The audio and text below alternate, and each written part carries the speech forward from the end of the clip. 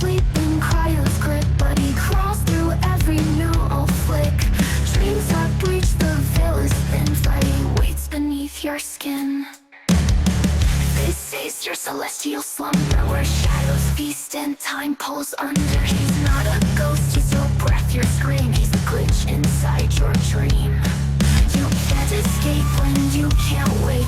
He's every fear your soul can't fake. From 1428 to deep space in. You close your eyes, he crawls right in. 1, 2, he's coming for you. 3, 4, can't wait no more. 5, 6, your brain he picks. 7, 8, your screams mutate. 9, 10, his evil knows no end. This is your celestial slumber.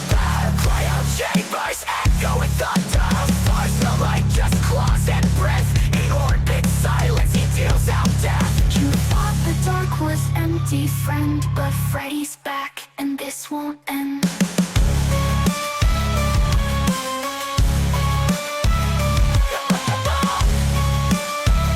His evil knows no end.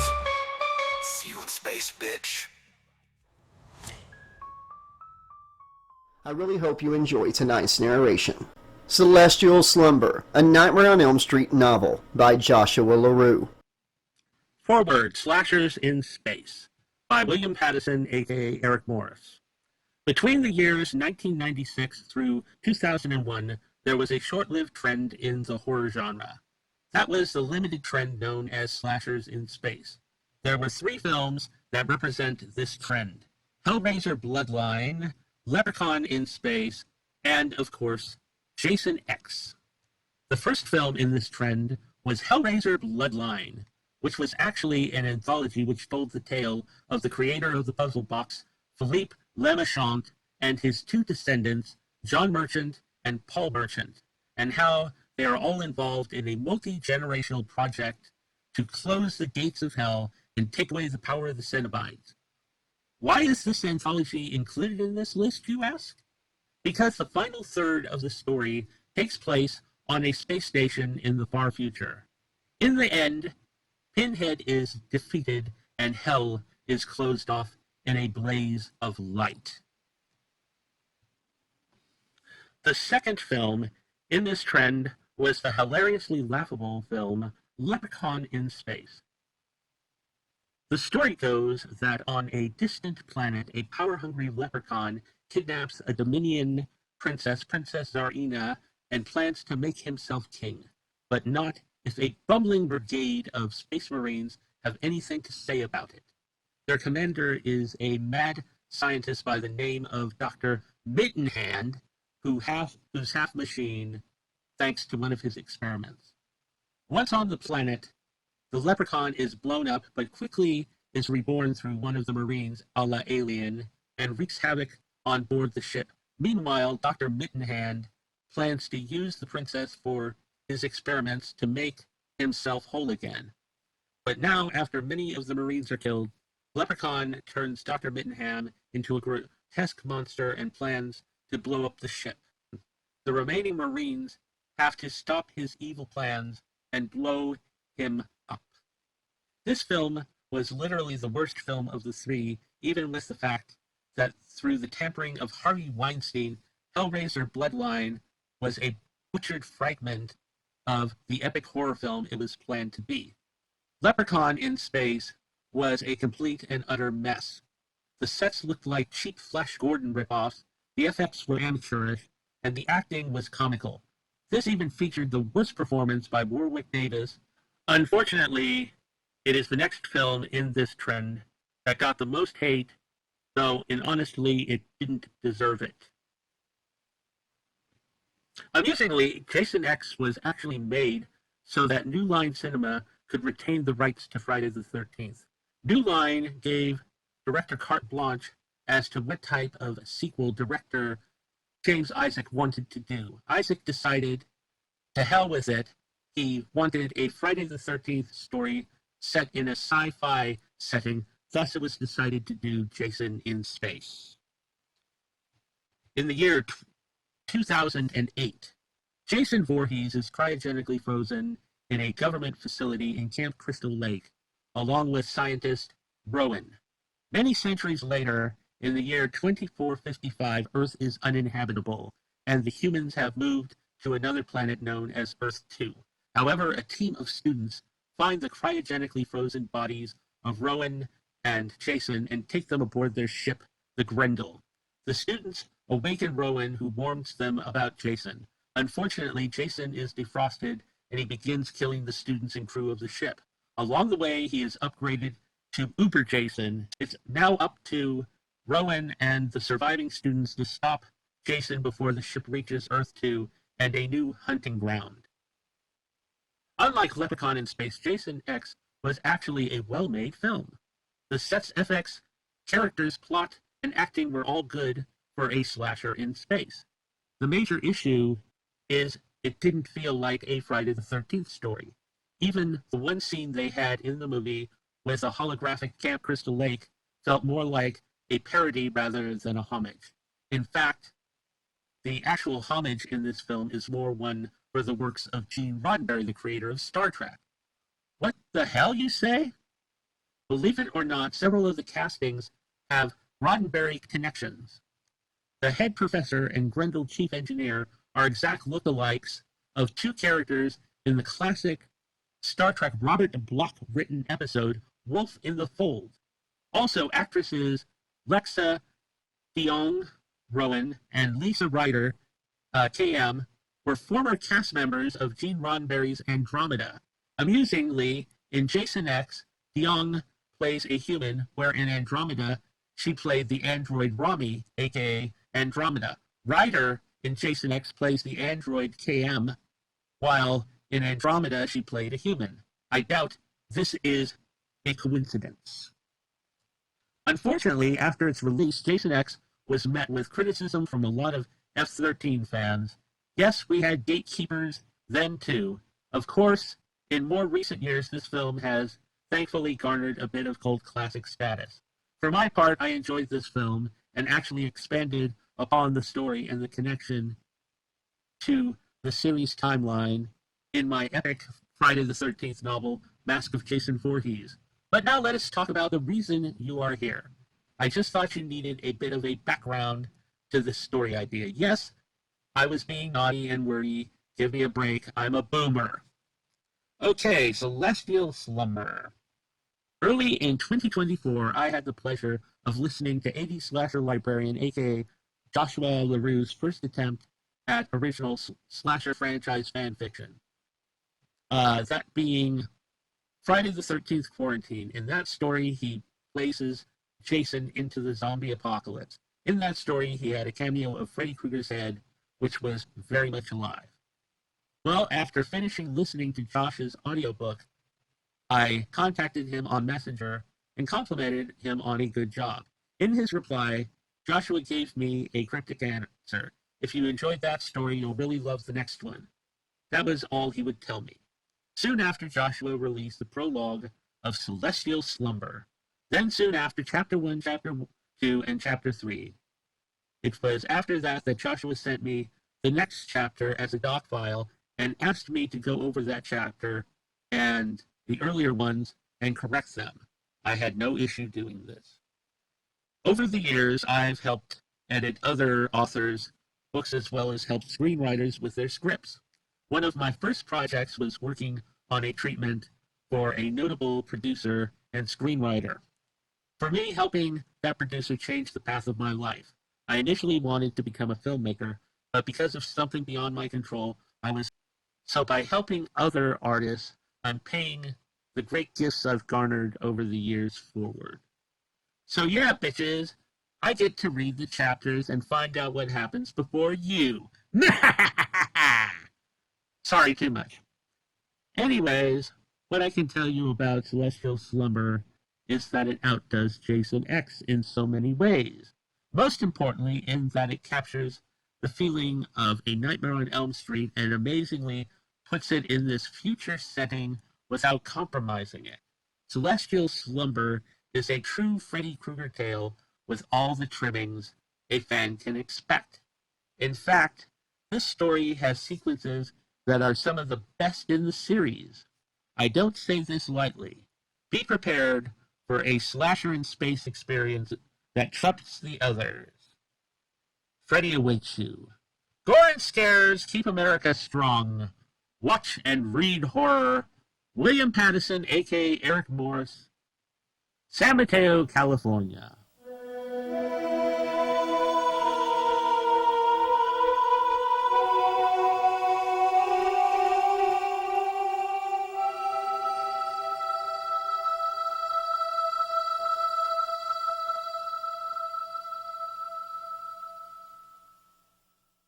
Prologue, dreaming your life away. Being forgotten, waiting in limbo, being remembered, coming back and claiming more sleeping souls, rinse and repeat. It seemed this cycle would go on forever. No matter how much time went by, somebody would always remember and spread the word of Freddy Krueger, and then he would get to come back for more fun. But as time went on, the time in between the fun got longer and longer. Freddy would seethe, grow angry, frustrated, and impatient, and then when he was able to come back, he would kill them all so fast he didn't get to savor it like he used to. He would always tell himself next time will be different. Next time he would take his time, really lean into the nightmares and get creative. But then something strange happened, something Freddy hadn't planned on. The world moved on. The world, in a sense, ended. At least life on Earth anyways. The living destroyed their world. Pollution, overpopulation, wars, and all that bullshit finally took its toll. Hell, I could have helped with overpopulation if they'd have just given me a call, Freddy pondered as he took a peek outside the dream realm. The dream people who had given him his powers long ago as he burned alive at the hands of the vigilante mob of townsfolk of Springwood, Ohio, had also given him the ability to see into the living world from time to time. It was never an exact science. Most of the time he couldn't make the connection long. But for the past couple centuries, why even bother? All he saw was desolation, dust bowls, empty streets, overgrown cities, lots of trash. All the little kiddies took their toys and flew off to a new playground, and I wasn't invited. He longed for days gone by. Days when he would slip into the dreams of teenagers on Elm Street, and one by one cut them down and consume their souls. Sure, sometimes they would fight back. Hell, sometimes they even killed him. Or so they thought. But Freddy was eternal. He had always looked at his immortality as a blessing. But these days, it felt like a curse. The boredom. The boredom. Now that's really a bitch. He had begun his journey to a life of desolation in a limbo made for one as a serial killer. His victims were children. Children. Yes, I know what you're thinking. Shut the fuck up. This is my story. The children represented everything that had been robbed from him in his own childhood. The neglect, the beatings, They get it. No need to spell it out, bitch. He grew up in Springwood, and the town knew what his father was. They knew what his father was doing to young Fred Krueger, and those townsfolk did nothing. The kids at school bullied Fred on a daily basis. You killed 2 measly class pets, and all of a sudden, you're a freak. God. The only thing that saved young Fred Krueger was time. But instead of trying to be a better person, he grew bitter and spiteful. His soul was gone, replaced by hate and evil. He decided he would show the townspeople what they had turned a blind eye to for far too long. Adult Fred Krueger began his work of preying on the innocents of Springwood, the small children. He took away from them everything that was taken away from him, and then he took their life. He enjoyed the showmanship of it all, lulling the children into a false sense of security. Sometimes he'd claim to be a detective sent to retrieve the children because their parents had been in an accident or died, or he'd say he was a friend of the family sent to pick them up. Whatever the role, he reveled in it before whisking them away to his boiler room. There he would taunt them, show them his favorite tool, his glove affixed with 4 razor-sharp blades. He would build up the fear by sharpening his blades in front of the children. He even let them run sometimes. It was a dark boiler room. Where the fuck were they gonna go? And of course, he really enjoyed when they'd scream for their parents and feel the helplessness he had felt his entire childhood. But the last part, the part he longed for, especially now in his solitude, was when he made his art, when his blade sang the song of blood, a macabre dance of death as he snuffed out the light from so many young eyes. Jesus Christ! What a description! And I'm the sicko? He continued his killings for a time afterwards, but then he got sloppy. Some snooping bitch got my license plate, you mean? They came for Freddy and arrested him. Some of the policemen and detectives were the same ones who had gone to school with Fred and called him a freak and pushed him around. But they were the ones getting laughed at this time. Freddy chuckled and grinned on his way out of the courtroom after his defense attorney was able to show a flaw in the arrest warrant that led to Kruger's release. Gotta love the judicial system!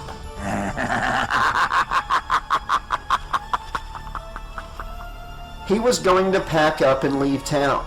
He would set up shop somewhere else. Every town has an Elm Street. He fled back to his quarters that winter's night, put on a warm red and green striped sweater and a fedora hat, and he collected a few necessities, like a certain leather glove affixed with a metal frame and 4 razor-sharp blades. But before he could make his break, they came for him, the parents of his victims, the vigilante mob. They would succeed where the legal system had failed, and they did. Multiple Molotov cocktails later, and Freddy was surrounded by flames on all sides. His fate was sealed. Death was imminent. That's when the Dream People arrived. They offered Freddy immortality. He would become a dream demon. He would continue his work. He would avenge his death at the hands of the parents of Elm Street in Springwood, Ohio. Even those who hadn't turned a blind eye to his own abuse, and even those who hadn't had a hand in burning him alive. They offered Freddy a chance to... I was about to burn alive. Does it matter what they offered? I said yes, bitch. Move on. Freddy accepted the terms of the Dream People and suffered the first of many deaths as he slowly burned alive that night in Springwood, despite the pain and suffering he experienced as the flames overtook him. After his death, that's when his fun really began, this time coming after the teenagers of Elm Street, the kids who he hadn't gotten around to killing yet when he was still alive. He would come after them in their dreams, and if they died in their dreams, they died for real, and their soul was Freddy's, and each soul gave him more power. Many would try to defeat him, even pulling him from the dream world back into the land of the living, turning their back on him, taking away his power by not fearing him. But that didn't last for long. He grew stronger and returned, this time using the physical world as a means of return, by possessing a young man who had moved into a certain house on Elm Street and found Freddy's glove. He used his new vessel out of the dream world to inflict pain and death upon several residents before being defeated by love. Do we really gotta talk about that particular time period? I was still a new immortal dream demon, was finding my groove. By the way, Jesse killed a lot of people with me at the wheel. Love may have saved his hide, but he still spent his entire life on the run, trying to avoid old Sparky. But again, Freddy grew stronger and returned, this time facing off against a team of Elm Street teens who discovered they had powers they could harness in their dreams. These dream warriors took the fight to Freddy. And how did that work out for most of them? Freddy would ultimately be defeated, but would always return stronger than before time and time again, even finding himself face to face with his grown daughter. As much as he tried to tempt her into going into the family business, she would end up being the one who came the closest to killing him for good. The Dream People even left him for a while. In that period, Freddy's soul languished in hell itself, trying to find a way back, a way to once again infect the living with fear. Fear of Freddy. Maybe then the Dream People would give him one more chance. And they did. He would use another undead serial killer as a means to be remembered.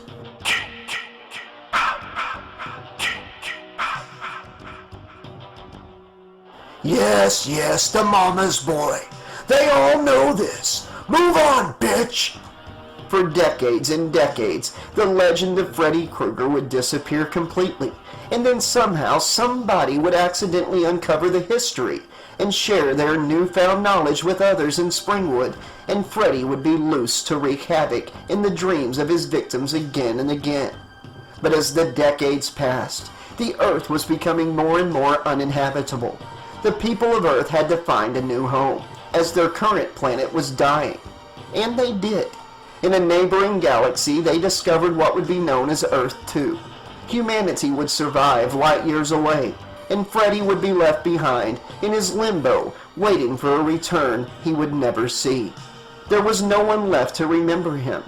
He would try to remain hopeful, and on those rare occasions when he would be able to lift the veil between his dream limbo and the waking world, he would hope and wish to see a new way to infect the minds of the living, a new way back to doing what he did best, hoping that this time he would see more than swirling dirt, decayed structures, desolate wastelands, and that he would actually see a real, living... Well, well, well, what do we have here? Looks like Casa Freddy has some visitors after all this time. I can't wait to greet them and welcome them to the neighborhood.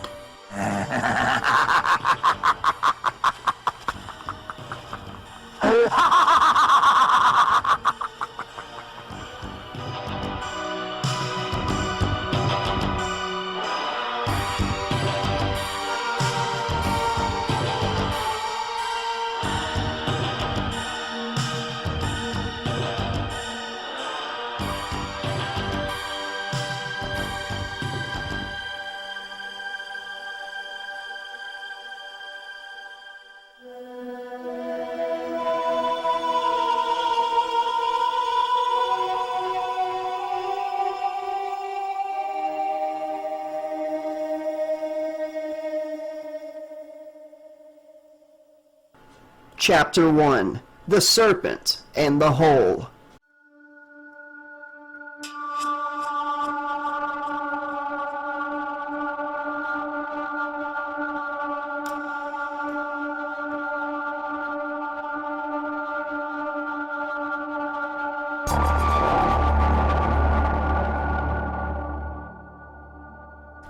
Dr. Verissa de Janeiro awoke suddenly with a start. The ship she was aboard, the Beowulf, rocked as if it was under fire from another ship. Verissa, a 30-year-old Italian-American archaeologist and college professor from Earth 2, jumped to her feet. She stood at 5'4", 130 pounds, and had an olive complexion, with long, dark brown hair that she wore in a ponytail, and she kept a vigorous workout regime.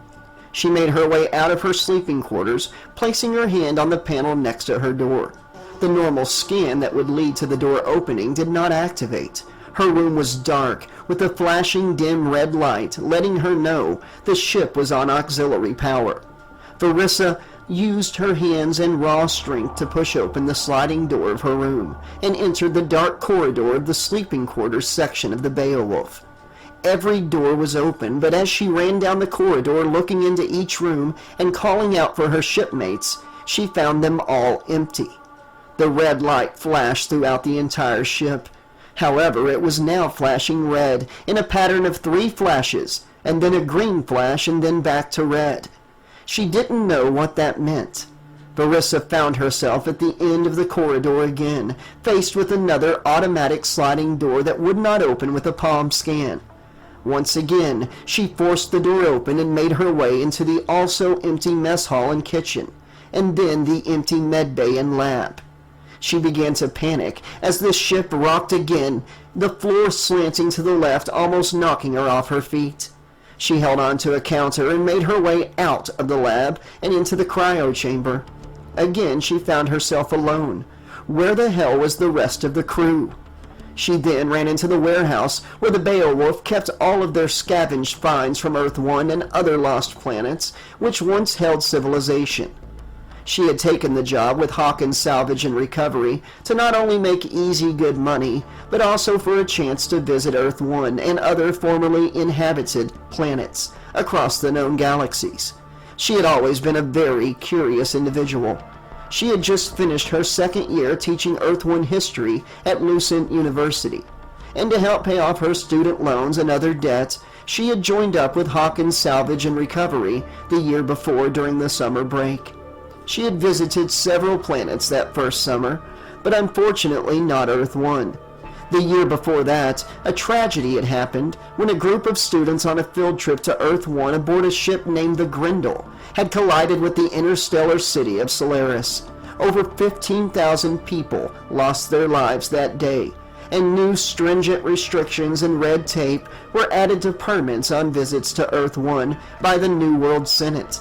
Because Hawkins Salvage and Recovery was ran by a couple that didn't like to always play by the rules and were always looking for loopholes, legal or otherwise, the Beowulf had avoided Earth-1 until said loopholes could be found and exploited, and this summer they had done just that.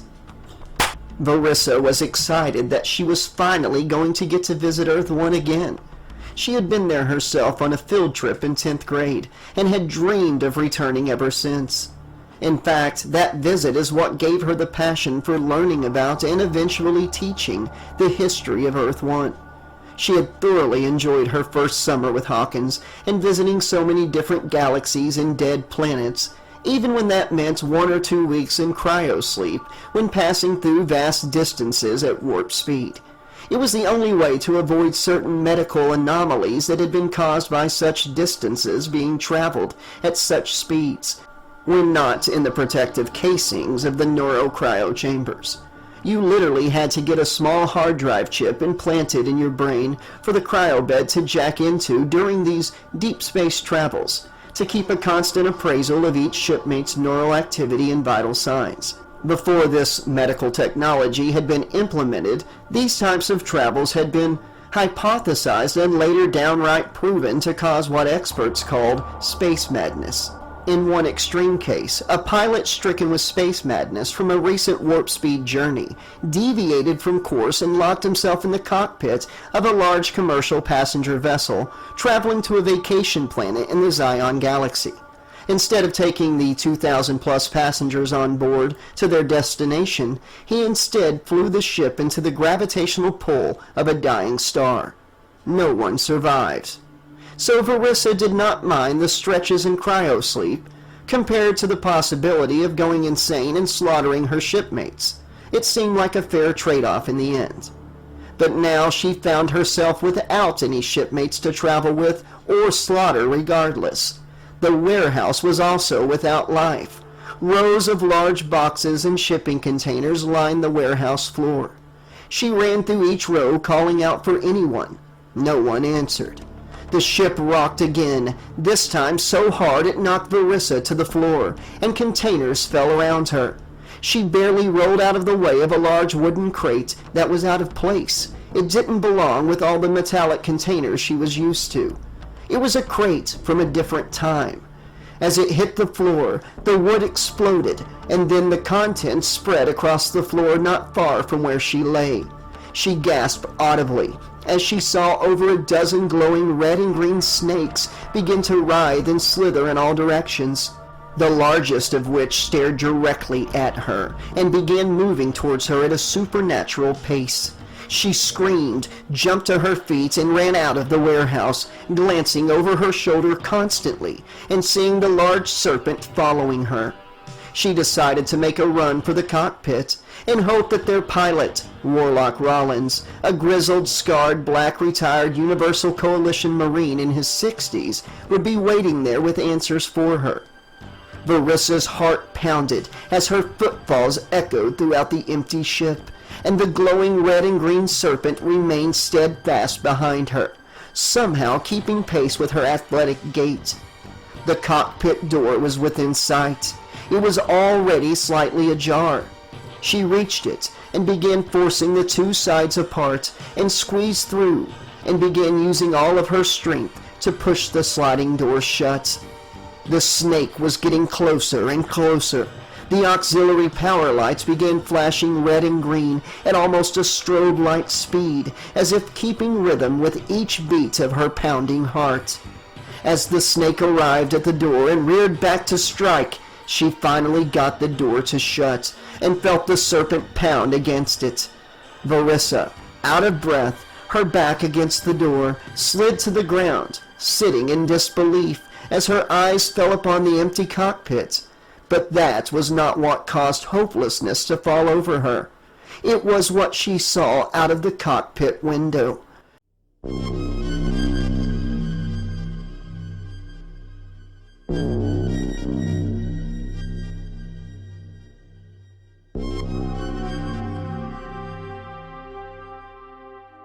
The Beowulf was being pulled into a black hole. She had only ever seen videos of one, and she couldn't deny the beauty of the total destruction she now faced. The controls were destroyed. Sparks flew from every panel. The entire command deck was in disarray. The pounding stopped.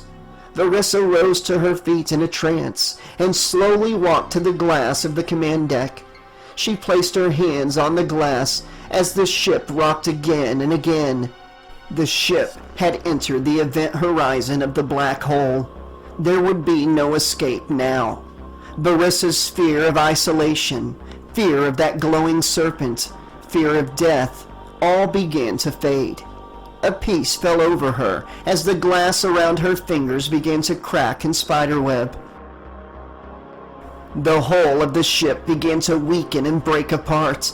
The air was being ripped from the ship. She saw in the reflection of the glass the door behind her open, and the giant serpent began to slither into the room behind her. But it wouldn't matter. She would be gone before it could even reach her. In an instant, the entire cockpit window exploded into 1,000,000 pieces, which were instantly sucked into the black hole's event horizon, as was Dr. Verissa de Janeiro. The world exploded into noise and chaos. Verissa felt her lungs being emptied. She was flipping over and over, and each time she flipped facing the ship, she saw the glowing snake somehow flying towards her. It opened its large mouth, large fangs flashing. She flipped again and faced the black hole, flipped again and faced the snake, which was almost upon her. Again she flipped and saw the black hole. She felt her life leaving her, but she flipped once more, and the snake was there, inches from her face. In an instant, it struck at Verissa.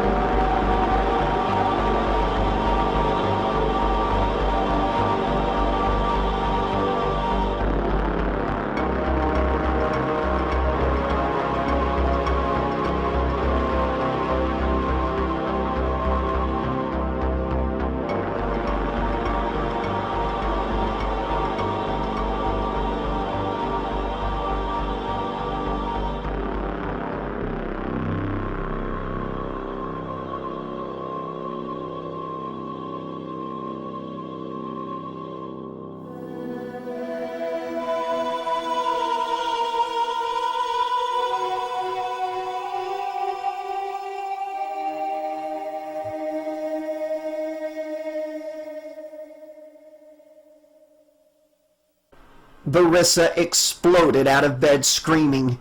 She heard a whoosh as her sleeping quarters door opened,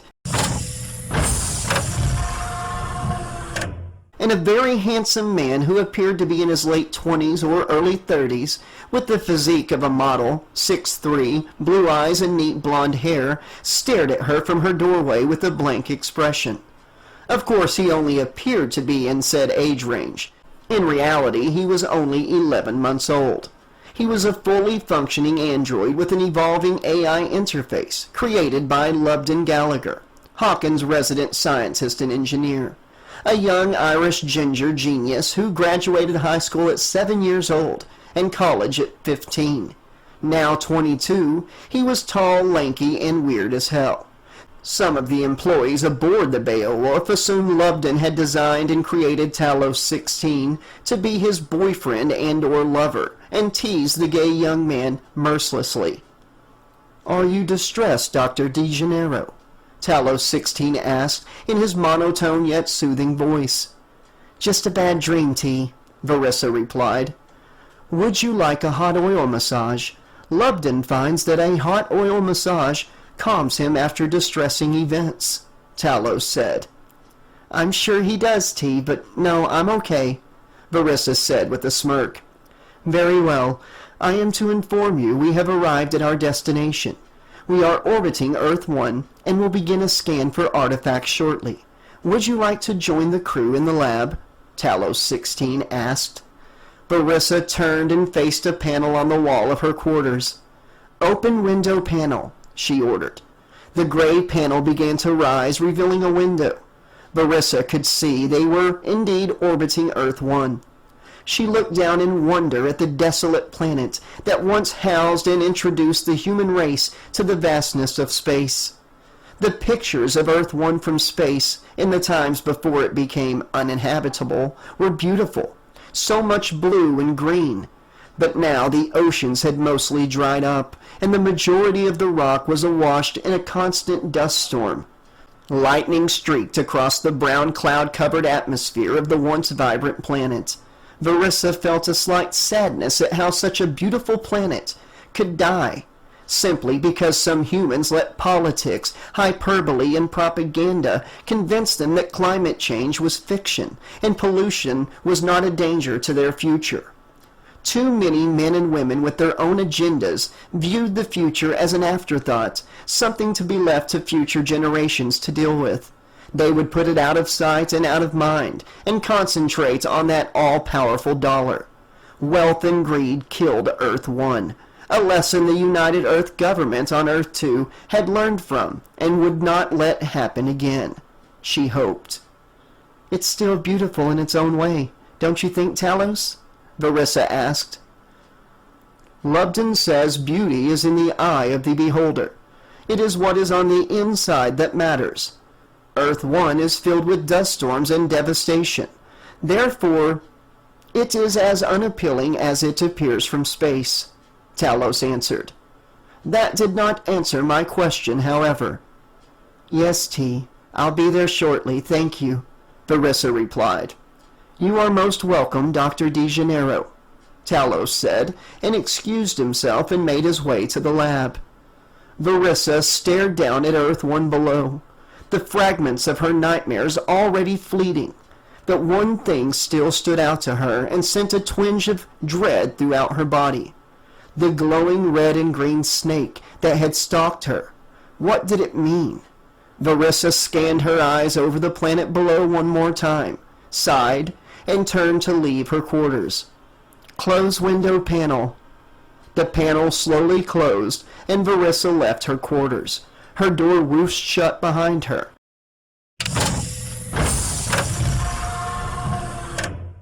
And she made her way towards the lab and her shipmates.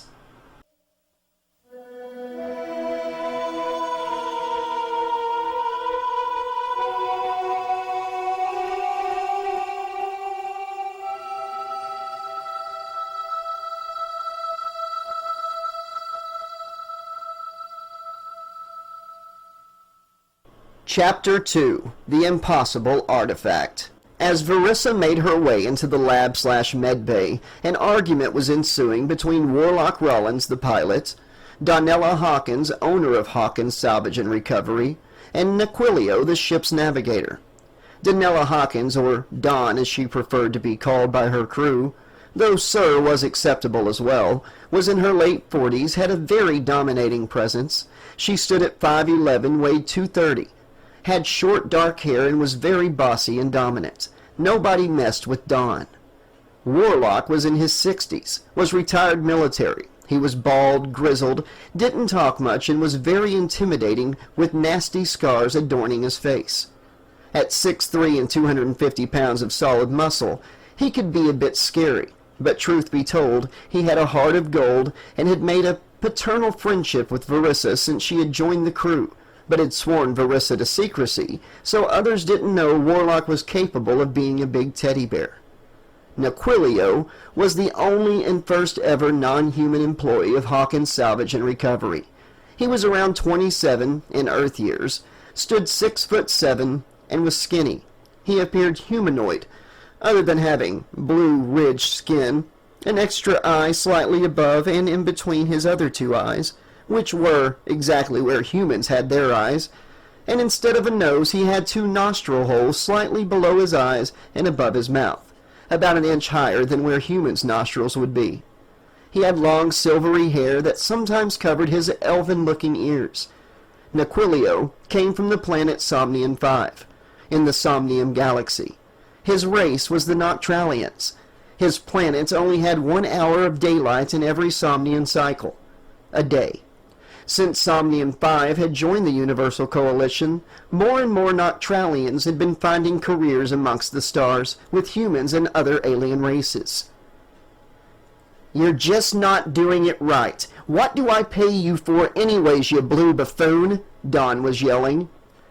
"First off, sir, that's racist as hell. And secondly, I have configured everything correctly. It's got to be some sort of issue with the Beowulf systems," Naquilio responded tersely. "This ship is in tip-top shape, one of the best salvage and recovery vessels in service for the past 20 years, Danella snapped back. "Maybe it was 20 years ago, sir, but you know how much tech has evolved in the past 2 decades. Naquilio took a breath through his nostrils and slowly exhaled out of his mouth. "Look, I'm not saying the Beowulf is a bad or old ship. I am simply saying that the navigation systems are not setting up a scan for the coordinates I am putting in. They seem to scramble and reassemble as completely different coordinates, no matter what I do," Naquilio said calmly, holding back his annoyance. "Look, I just need to know where I'm flying this shuttle to and how big the artifacts we're bringing back are. So will somebody just do the goddamn scan, see what we're looking at, and we can get this over with," Warlock said, jumping in. "Dawn, sir, what's going on?" Verissa asked as she pulled up a chair next to a nanobed control panel where Loveton was hard at work on something as Talos 16 stood next to him ready to help out at any moment. "Blue over here is wasting what little time we have on our permit for recovering possible political and religious artifacts from what was once the capital of a country called the United States of America. But when he sets the coordinates for Washington, D.C. to do a scan, it changes the coordinates to another part of the country entirely," Dawn said, frustrated. "I've never seen anything like this before, honestly," Naquilio said, turning to Verissa. "Are you okay? You look like shit." "I'm fine. I just had some bad dreams," Verissa replied. "I could help you sleep real good at night. Just let me know the time and place," came a voice behind her. Verissa turned to see Colin Stockard, a.k.a. Butch, sitting on a nearby counter smiling and giving her a wink. Butch was as thick-headed, one-track-minded, and as big a scumbag as they came. But he was also a very strong and experienced security officer that you could trust with your life when the shit hit the fan.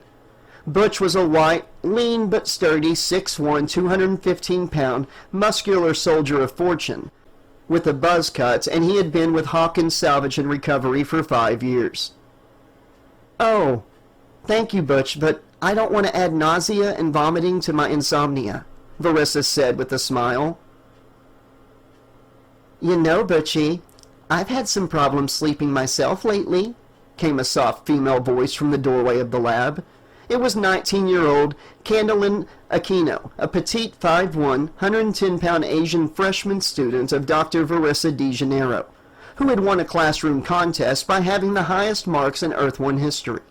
The prize was getting to visit Earth-1 by joining Verissa on her summer job with Hawkins Salvage and Recovery as an intern. Candy, for short, was indeed very smart, but also very promiscuous. Butch smiled big and was about to reply, but Verissa jumped in. You are here to see Earth 1 and be my intern for the summer. This isn't co-ed summer camp. You two keep your pants on. We have a job to do. Verissa chided, and then turned her attention back to Don, Naquilio, and Warlock. Behind her, Candy made her way to Butch and climbed up on the counter next to him, and the two began talking quietly. We need to figure this out. We don't have a lot of time, Don barked. Lubden, you're a fucking genius, right? Can you fix this? Lubden was snapped out of his concentration on his own current project and turned his head to Danella. Huh? Oh, sorry, not my field. Wouldn't know where to begin, he said absently, and then went back to working on the nanobed control panel with Talos by his side. Mom, you said I'd get to retrieve some religious artifacts this summer for my church. A young female voice spoke up from a chair on the far side of the lab. The voice belonged to Christina Hawkins, the 16-year-old daughter of Donella Hawkins, who, much to Don's chagrin, had been saved while staying with a friend over spring break, and was now an extreme devout Christian, and had made every aspect of her life about serving her Lord and Savior. Christina was 5'3", 130 pounds, pale-skinned, and had shoulder-length black hair. And she wore very conservative clothing. I told them I would bring something back in the fall. Christina, this isn't the time. The grown-ups are busy. You'll get your crosses or bunnies or whatever it is. Just be patient, Danella said. Look, I am sorry, sir. I can't fix this before our permitted time expires, because I honestly have no idea what the hell is going on. It makes zero sense. I did a quick diagnostic analysis of the GPS systems, and there is no issues whatsoever on our end. Perhaps the dust storms and the excessive lightning are causing some sort of deflection of our probing.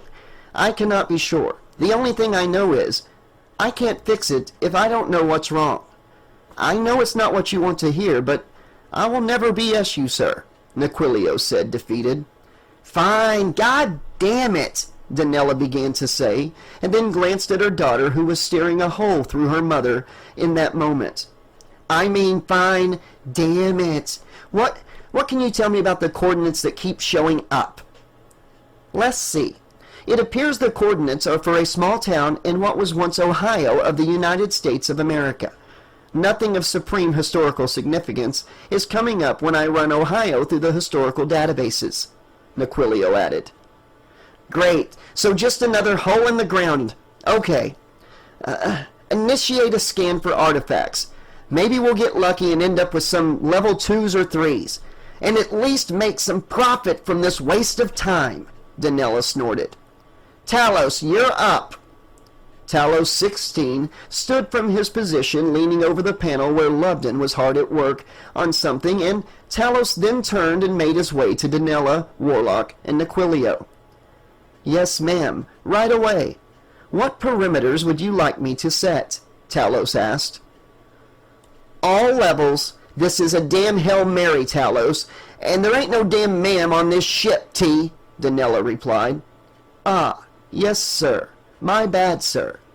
Excuse me, Mr. Rollins, Talos said as he stepped past Warlock and sat down at a screen next to Naquilio. Scanning coordinates, latitude 41, 15, 28, 80, north. Longitude, 81, 33, 20, 39, west. Location, Springwood, Ohio, Talos began. Danella held her breath as the scan began, and the screen flashed rapidly as Talos watched and absorbed it all. Within 10 seconds, the scan was over. Danella realized she hadn't been breathing and took a large, audible breath. I don't like suspense. Anything? And don't tell me about any damn level 1s. Because as my brother always says, Danella said, and pulled out a small square device and hit a small button which played a recording from her brother on a past trip. Sheesh! Don't bring back any more DVDs, Blu-rays, Digislides, or Transbox discs. I fucking told ya, I can't move 'em. His voice said. There are indeed many level 1 artifacts, sir, as well as many level 2s and 3s. but my scan has picked up the impossible. I believe the system may very well be in peril, Talos said. What? What is it? Donella demanded. Well, sir, it appears that our scans have detected something Talos began. Oh my God, spit it out! Donella shouted. Naquilio leaned his head over and looked at the scan results. Sir, it says there is a level 5 plus in the scanned area, Naquilio said in disbelief. Everyone in the room's attention was automatically drawn to the android, the boss, and the Noctralian. Even the quiet head of security Nero Ramos, a muscular 6'2", 230-pound Hispanic former soldier, snapped his head in the direction of the conversation about a level 5 plus artifact. Nero was 28 and had been a career soldier until he was honorably discharged after some palms were greased by his politician father, following an altercation where Nero had beaten a fellow soldier nearly to death because he had caught him sexually assaulting a female soldier in their barracks one night. The soldier he beat up was in such rough shape, not even nanotech was able to fully heal him, and he would forever have neurological problems. Level 5 plus? How is that possible? Nero spoke up from a corner of the room. He had been quietly surveying the crew the entire time. He was always alert, always ready. It's not possible. It has to be an error. Come on, people, Lubden interjected from his nanobed control panel. A level 5 artifact hasn't been recovered in forever. Hell, level 4s are just about obsolete. What kind of item could survive this long on that planet and be in level 5 plus condition? Verissa chimed in. A religious item that has been anointed by our Heavenly Father, Christina said. Everyone glanced at her, rolled their eyes, and turned back to Talos and Naquilio.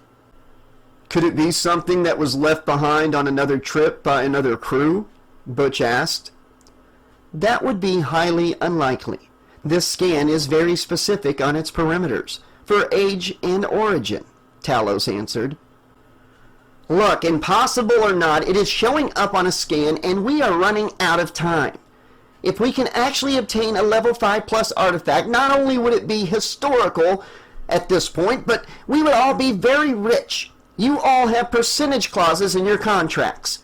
This could put Hawkins Salvage and Recovery on the map. We would be the top company, Donella said excitedly. Warlock, can you get us there? What is the current condition of the storms in that area? Warlock asked, a small tinge of worry in his voice. It looks like, Naquilio began. No time. It's now or never. Warlock, can you do it? I hired you because you were the best god... Donella glanced at her daughter again. Best damn pilot in the industry. Did I make a mistake? Donella asked. And Nero, can you handle going into an unknown area, or did I make a mistake hiring you as head of security? If Warlock can get us down there, then Butch and I can keep the crew safe. Right, Butch? Nero asked, turning to his first security officer and smiling. Hooah! Butch replied. I can do it. It may be spotty, but I'll get us down there, sir, Warlock finally answered as he left the room to prepare the shuttle for takeoff. Butch and Nero followed him. Great! Okay, Artifact team, prepare to load the shuttle. Lubden, you and Talos keep an eye on all systems, Donella ordered. Aye, sir, Lubden replied. Affirmative, sir, Talos 16 added. Naquilio, you ready to navigate us? Donella asked. Yes, sir. Connecting to shuttle GPS system now. Okay, crew. Look alive. We depart in 10 minutes. Begin boarding the shuttle, Donella ordered. Come on, dear. Perhaps this artifact is indeed religious and you can earn some brownie points with God or whatever. That's blasphemous, Mom, Christina chirped as she joined her mother and left the lab. Well, this is it, Candy. You get to visit Earth 1. Are you excited? Verissa asked her student. Very much so, and I feel really safe with Butch looking after us, Candy said with a slight blush. I bet you do. Come on, let's go load up, Verissa said, ushering Candy out the door in front of her. But before Verissa could follow, Lubden spoke up behind her. "Dr. DeGennaro, 1 second if you please," Lubden said. "Yes, Lubden?" "I've been working on something really cool. Check it out." Lubden lifted something off the nanobed and turned to face Verissa. She glanced at his hands, which were open in front of him, holding a silver ball about the size of a softball. "What is it?" Verissa asked. "Watch," Lubden said, as he let go of the ball. He seemed to be concentrating, and the ball floated before him and then floated across the room in front of Verissa. "Hold it," he added. Verissa took the ball and held it in her hands. "Okay, now what?" "Concentrate on something, pretty much anything that can be held, like if you were in a situation where you needed to defend yourself. Think of a melee weapon, like a bat," Lubden said excitedly. Verissa concentrated, and the ball began to morph, and within seconds had turned into a silver metallic baseball bat. "Try something with an edge? A sword?" Lubden said, as excited as a schoolchild. Verissa thought of an ancient double-edged sword and felt the handle of the bat she held turn into the hilt of a sword, and then the rest of the bat morphed into a sharp silver double-edged sword. "Wow, Lubden, that is impressive," Verissa said with genuine awe. "He had some assistance, Dr. DeGennaro," Talos interjected. "Of course. Great work, T. You two are a great team," Verissa said, walking towards the pair. She concentrated on the sword turning back into a ball, and it morphed back into the original softball-sized sphere, and she began to hand it back to Lubden. "No, go ahead, take it with you. We have no idea what the conditions are down there. Besides, I'm already working on a modified version that may be able to produce projectiles by using a nanoant reproduction system," Lubden insisted. "Well, thank you, Lubden. Keep up the good work. This is impressive," Verissa said as she smiled at Lubden and Talos and turned to leave the room. Lubden spun back around and went back to working on his new sphere. Before Verissa could leave the room, Talos turned back towards her and spoke up. "Have you tried cuddling Dr. DeGennaro?" Talos asked out of the blue. Verissa stopped in her tracks. "Excuse me, T?" she asked, a bit perturbed. "To help you sleep better.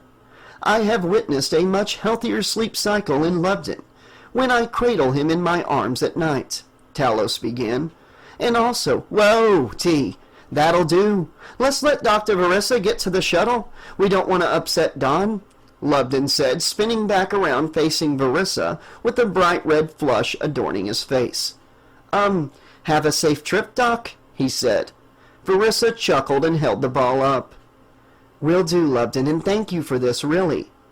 Lubden and Talos turned back around and got back to work as Verissa left the lab and made her way to the shuttle.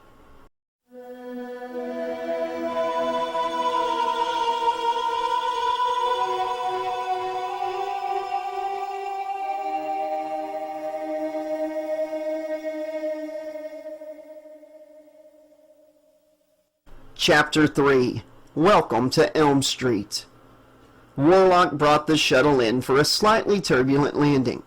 He would usually have a more clear landing plan, but the chaotic nature of this particular trip denied him that luxury.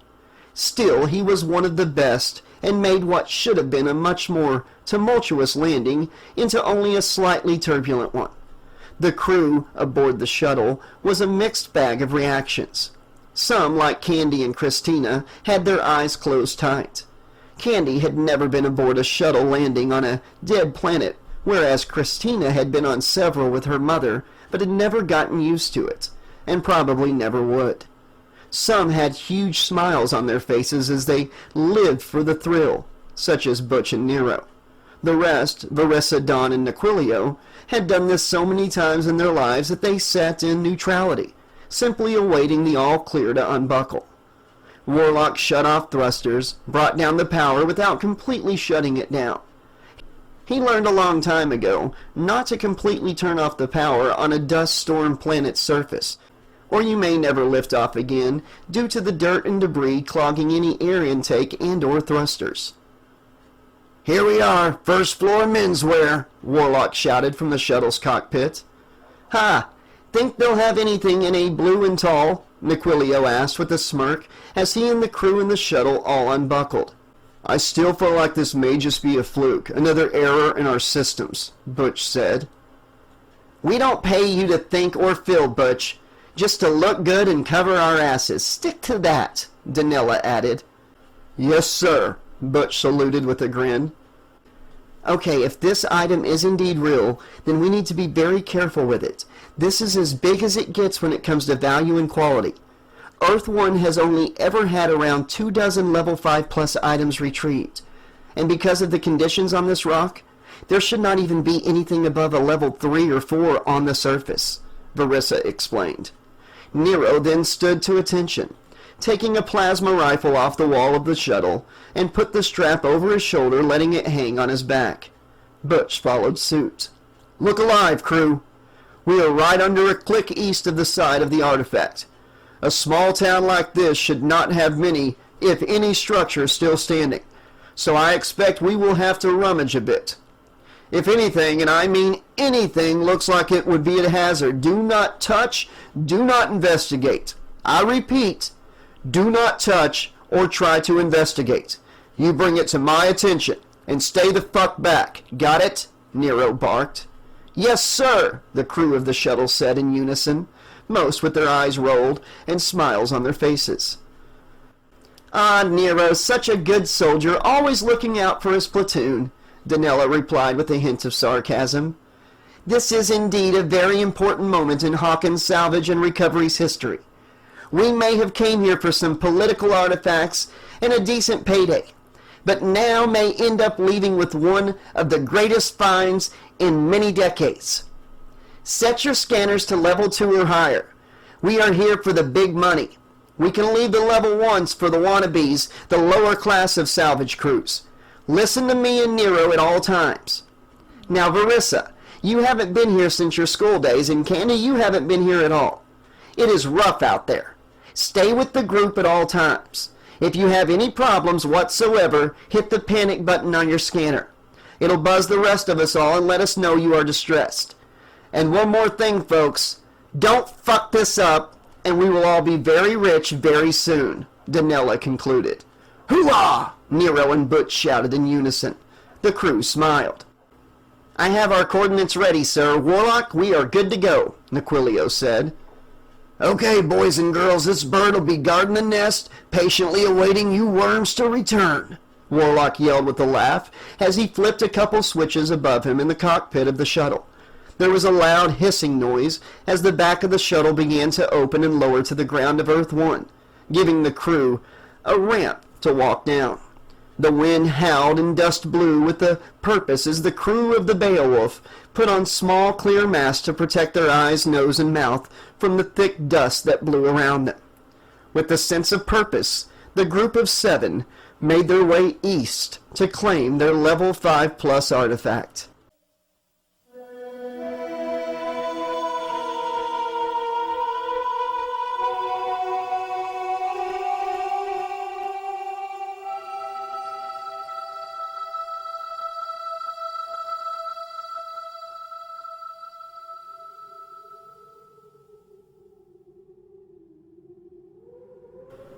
The town of Springwood was for the most part covered in a thick layer of dirt and debris. Most of what remained of the once vibrant, if not cursed town was long buried by time and the absence of humanity, which is why Nero was shocked as he followed the scanner in his palm and came upon something that should not exist. A small, faded, but still legible rectangular green sign with faded white lettering protruding a few feet out of the ground. The sign swayed slightly in the harsh wind and spiraling dust. Nero put a fist into the air, hailing the group that followed him to come to a stop. He pointed to the anomaly. Don, sir, are you seeing this? Nero asked in amazement. Don, Verissa, and Nequilio approached as Butch stayed back with Candy and Christina and talked and joked with the young women to try to calm their obvious nerves. What is it? Don asked, staring at the small sign. Beats me, sir, Nequilio answered. Oh, wow. I have only ever seen pictures of these, Verissa chimed in, stepping forward to get a better look through the swirling dust. This is a 20th century street sign, Elm Street. These were used for people to find locations or to receive deliveries way back before internal GPS and computer-piloted transportation. I'm shocked this is still standing. Many of these have been retrieved, but that was way before our time. They aren't worth much, barely a level 1, but still, this is spectacular. You can read it, Elm Street. And especially cool that it's still standing. I could go, "You lost me at less than level 1, sweetie, but thanks for the history lesson. Let's move it, folks. Not far now," Danella interrupted. "You heard the boss. Everybody together now. Quit flirting, Butch, and let's go," Nero ordered. Butch gave a perturbed look to his superior, then motioned Candy and Christina, and the three of them rejoined the others. Dawn was beginning to feel a sinking feeling in her gut. It was damn near impossible to see much through the constant dust storm, and so far, all she had seen was mostly buried rubble or just more dirt. Just as she was beginning to accept the fact that her systems had indeed tricked them, the group came upon a structure that seemed to come out of nowhere, as the dust storm subsided ever so slightly. Dawn looked up and gulped. Nero scanned what stood in front of them with a look of awe on his face as well. Naquilio put a hand on Dawn's shoulder and smiled.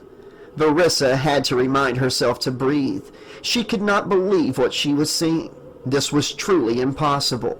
Butch stopped in his tracks as Christina sprinted to her mom's side, taking her hand, and Candy walked to stand beside Verissa. "I'll be damned," Dawn exclaimed.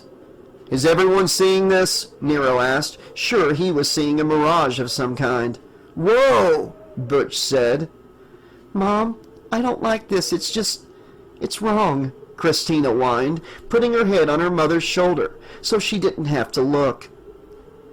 "Miss V, is this what I think it is? How is this possible?" Candy asked Verissa. This is, Verissa stammered. "Money!" Dawn interjected. "We are going to make so much money!" "How is this possible exactly?" Naquilio turned to Verissa and asked with genuine curiosity. The rest of the group turned their attention to the Earth 1 history teacher and awaited her reply. Verissa scanned what had stopped them all in their tracks, a dilapidated yet still standing, and appearing to be structurally sound, 2-story mid-late 20th century home.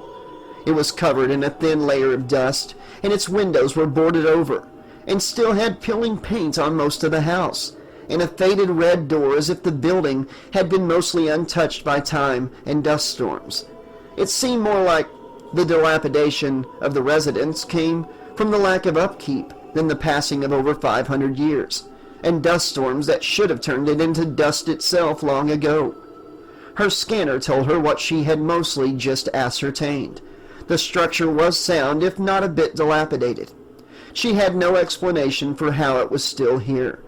She walked slowly towards the red door, stepping up 2 concrete steps that remained of an old front stoop. She stopped at the door and ran her hands over 4 dark metallic numbers affixed to the right of the front door frame.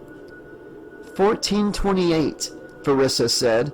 I really don't know. I mean, of course there are instances of scientists, archaeologists, and even other salvage crews coming across structural anomalies here on Earth 1, and it's been theorized that some places are possibly protected by gravitational anomalies and just great engineering and luck, but this is just a run-of-the-mill home unit from over 500 years ago. It's simply amazing. This is a great find. I never thought in a million years I'd get to see something from old Earth in this sort of condition. "Do you think the inside may be as untouched?" Dawn asked. Naquilio had been running a scan on the home, and as Donella finished asking her question, he smiled and turned to his boss and said, "Yes, sir, I am picking up several level 3 and up artifacts in this building, and it's still picking up the level 5+. Nero, are we clear to go in?" Donella asked, still staring at the house and all. "Yes, sir. My scan is showing it is structurally safe." I'm giving us the all clear to enter, and Nero began. Mom, no, it's wrong. The house is just wrong. There's something evil, something unnatural. We can't go in, Christina began to say in a panic, clutching her mom's hand in one of her own, while the other hand clutched a golden cross she wore on a chain around her neck. Please don't make me go in, Mom. Calm down, child. What's gotten into you? This is an amazing find. Quit letting all that God mumbo-jumbo work you up. I wish that God stuff had stayed behind on Earth 1 as well. It's nothing but trouble, Dawn chided. Christina began to cry and seemed to hyperventilate. Mom, please, I just want to go back to the shuttle, please. Danella tried to let go of her daughter's hand, but Christina had a death grip. Okay, shh. Breathe, Chrissy, it's okay. Butch, would you be so kind as to escort my daughter safely back to the shuttle? Butch seemed a bit disappointed at the prospect of not getting to go inside the home, but he felt bad for the teenage girl, who was in literal tears over her fear. Aye, sir, no problem, he said as he put an arm around Christina and slowly pulled her away from her mom, finally getting her to let go of the death grip she had on her mother's hand. Listen, Chrissy, I love you and I'll be there with you soon, okay? You listen to Butch and be safe, Danella said softly. Okay, Mom, I will. And Mom, Christina said. Yes, Dawn replied. Be safe. I really do have a bad feeling about this place, Christina said solemnly. I will, sweetie. And Butch, 2 things. She's my daughter and she's 16. Got it? Dawn asked sternly. Butch shot his hands up in the air in a "you got me" pose. Of course, boss, no worries. Butch looked to Nero and nodded. Nero nodded back, and Butch and Christina turned and began their trek back to the shuttle, where Warlock awaited the crew's return. Okay, should I knock first? Nero asked, winking at Verissa. Verissa smiled. I don't think anybody's home. Try the door, she replied. Nero reached for the doorknob and began to turn it. It didn't budge. He tried a little more forcefully, and the knob broke off in his hands and fell to the ground, breaking into several pieces. Careful with the merchandise, Nero, Danella barked. Sorry, he responded. Nero began running his hands over the faded red door and tried shouldering the door to no avail. Hey, try this, Verissa jumped in. She reached into a small pouch around her waist and produced the silver sphere Lubden had given her. She concentrated for a moment, and the ball morphed into a crowbar. She handed it to Nero. Okay, stand back, everyone, Nero ordered, and as they did what he asked, he began his attempt to pry the door open. It took a couple tries, but finally the door gave way with a loud crack as it slowly swung to the inside. Nero reached into a pocket and pulled out a handful of small BB-sized spheres. He tossed them through the doorway, and they floated in place for a moment, and then they lit up into vibrant light, and each glowing sphere flew into each room on the bottom floor, and other spheres shot upstairs, also finding their way into each room up there. The home was awash in light for the first time in centuries. Nero, Dawn, Naquilio, Candy, and Verissa took a deep breath, and they all made their way inside 1428 Elm Street.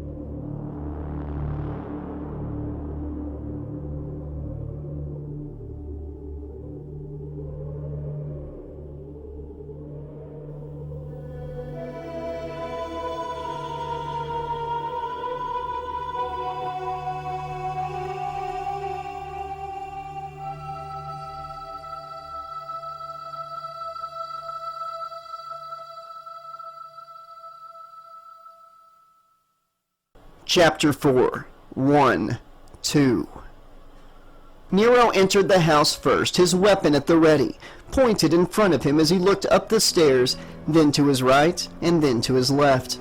The house was as run down on the inside as it was on the outside. Thick cobwebs and dust rested on every board, wall, and stair step. The floor creaked beneath his feet as he stepped in further. He pulled a small clear device from his pocket and studied it. The small spheres that were lighting up the house also scanned for any movement or life signs. The report came back negative, so Nero raised a hand up and motioned the others to follow into the threshold of 1428 Elm Street.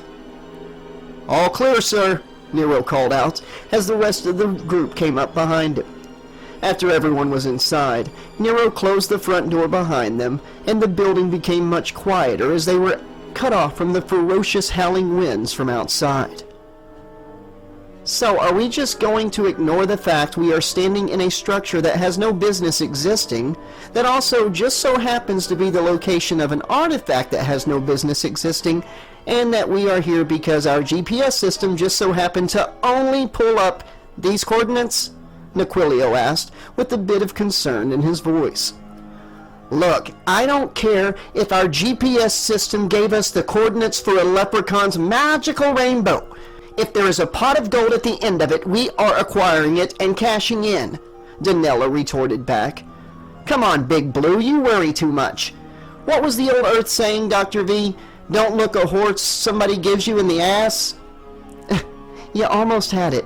It's don't look a gift horse in the mouth, but I get your point," Verissa said. She was about to add to her reply when her eyes fell upon something on the ground next to the staircase. "Oh my gosh! Dawn! Nero, look! I can't believe what I'm seeing!" "What is it?" Candy asked. Verissa dropped to her knees next to a rusted tricycle that sat next to the stairs.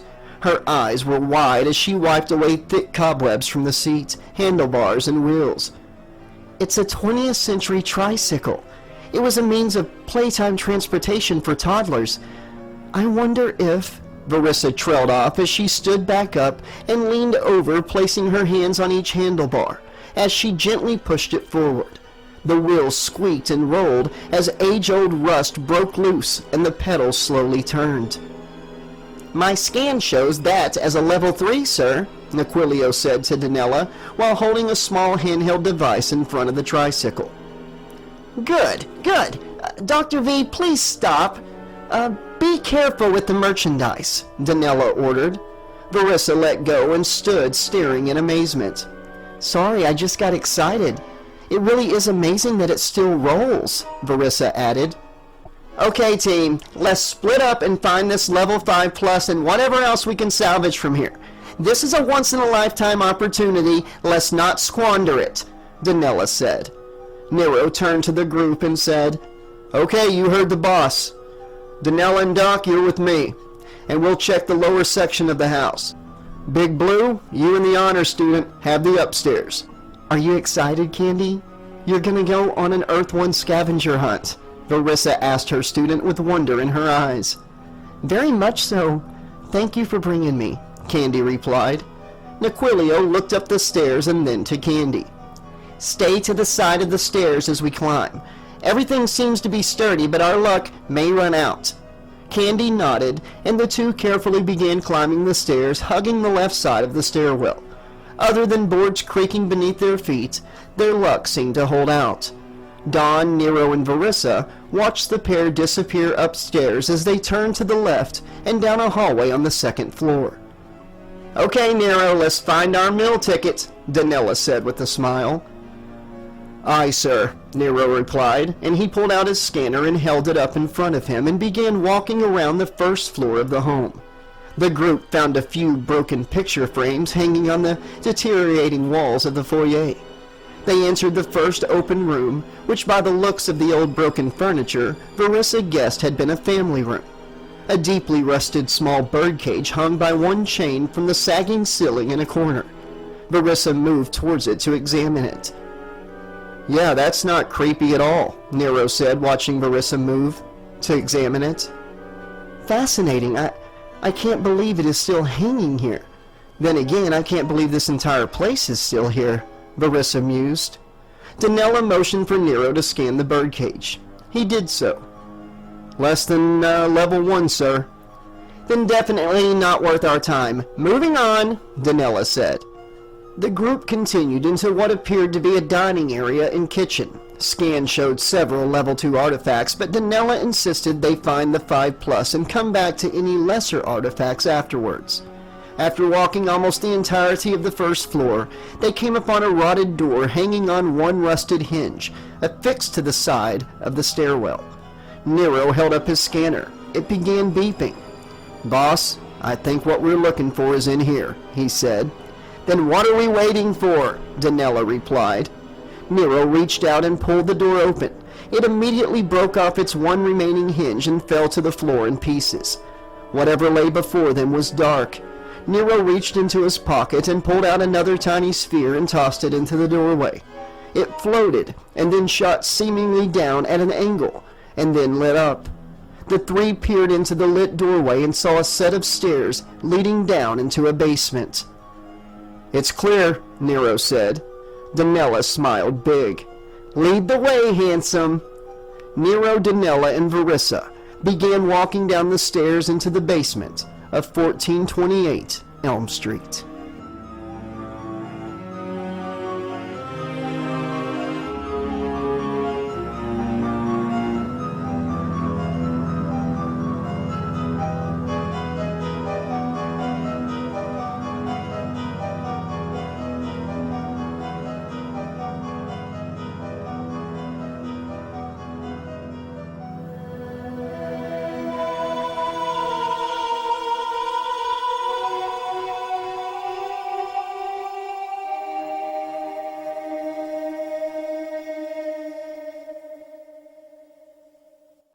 "So, is everything blue?" Candy asked, as she and Nequilio turned left at the top of the stairs.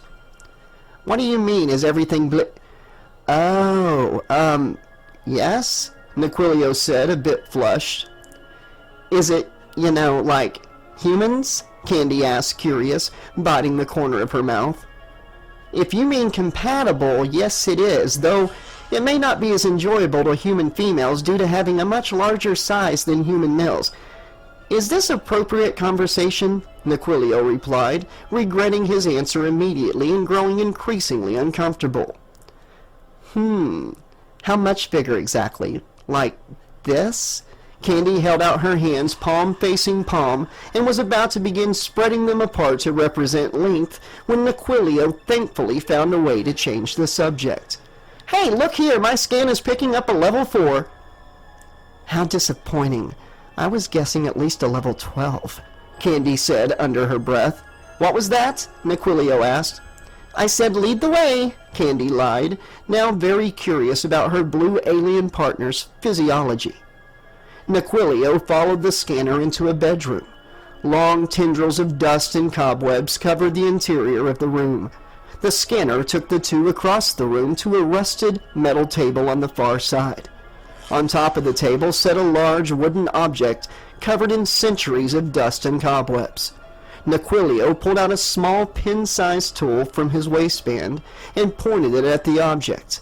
A strong stream of air shot out, and within seconds the object was clean and completely visible.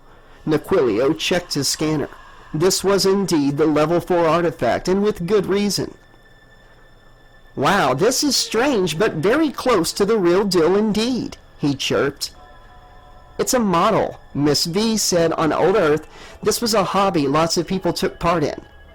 "Wow, it looks just like this house, like exactly like if it didn't have all the boarded up windows and damage and everything. It's very pretty, don't you think?" Candy asked in awe. "Indeed," Nequilio answered. "Whoever built this was truly talented.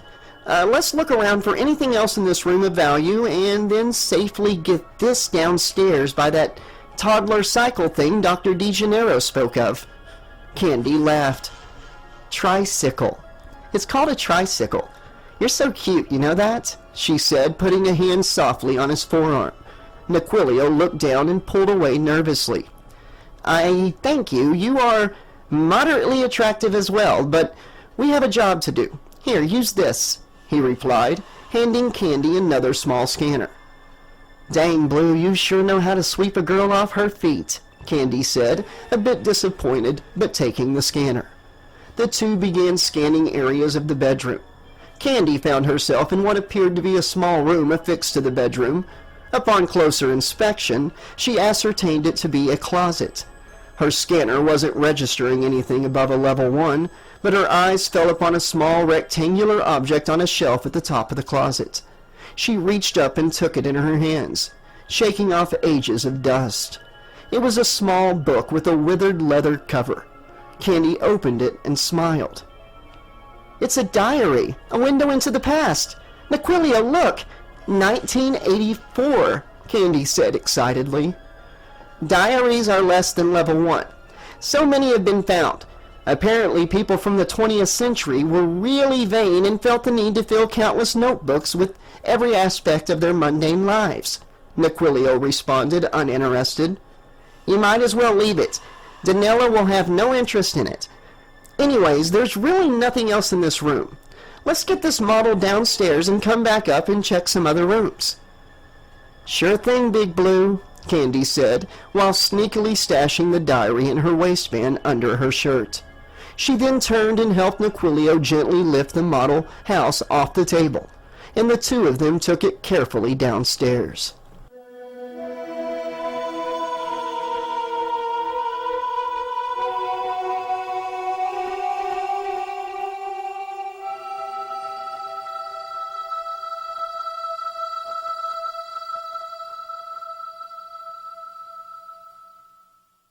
Danella, Nero, and Verissa came to the bottom of the stairs and stood in the completely empty basement. They stood in several inches of dust, detritus, and cobwebbing. Nero's scanner was still beeping rapidly, but there was nothing they could see in the room to be causing it. I'm sorry, sir, but this may actually be too good to be true. I'm not seeing anything but dirt, floors, walls, and an old rusted furnace, Nero said disappointedly. Well, shit. Let's do a full sweep of the room. Maybe we're missing something. As Danella rattled on, she noticed Verissa moving towards the furnace. Hey, Doc, what are you doing? Maybe we aren't missing it, Verissa answered as she stood before the furnace. She tried to open a small door on the front of the furnace, but it was stuck tight. She then reached into her pouch and again pulled out the sphere Loveton had given her. She held it and concentrated, and it morphed back into a crowbar-like shape. She began to try to pry the door open. Nero saw her struggling and stepped over. Hey, Doc, care if I give it a try? He asked. Verissa handed it over to him with a smile. My hero, she said in mock adulation with a smile on her face. Nero struggled for what seemed to Danella like an eternity. It seemed the door would not open. Come on, Nero, use those pythons. Make Mama rich, Danella shouted. I'm trying it. It's pretty damn stuck, and... Please don't call yourself Mama, that's just wrong, Nero said. Wait, I think I... Nero strained, giving it his all. Got it, yeah, hurrah! He barked as the small door swung open. He handed the bar back to Verissa. She concentrated for a moment, and it returned to being a metallic sphere, and she put it away. Danella rushed to stand with Nero and Verissa. The three looked into the furnace. Inside lay some sort of object wrapped in a thick cloth, with a withered, dried leather strap tied around it. It mostly appeared to be untouched by time, but Danella didn't stop to wonder why. She reached in and lifted it out, feeling a nice heft to its weight. As Nero and Verissa watched, Danella began unwrapping the item like an excited child on Christmas morning.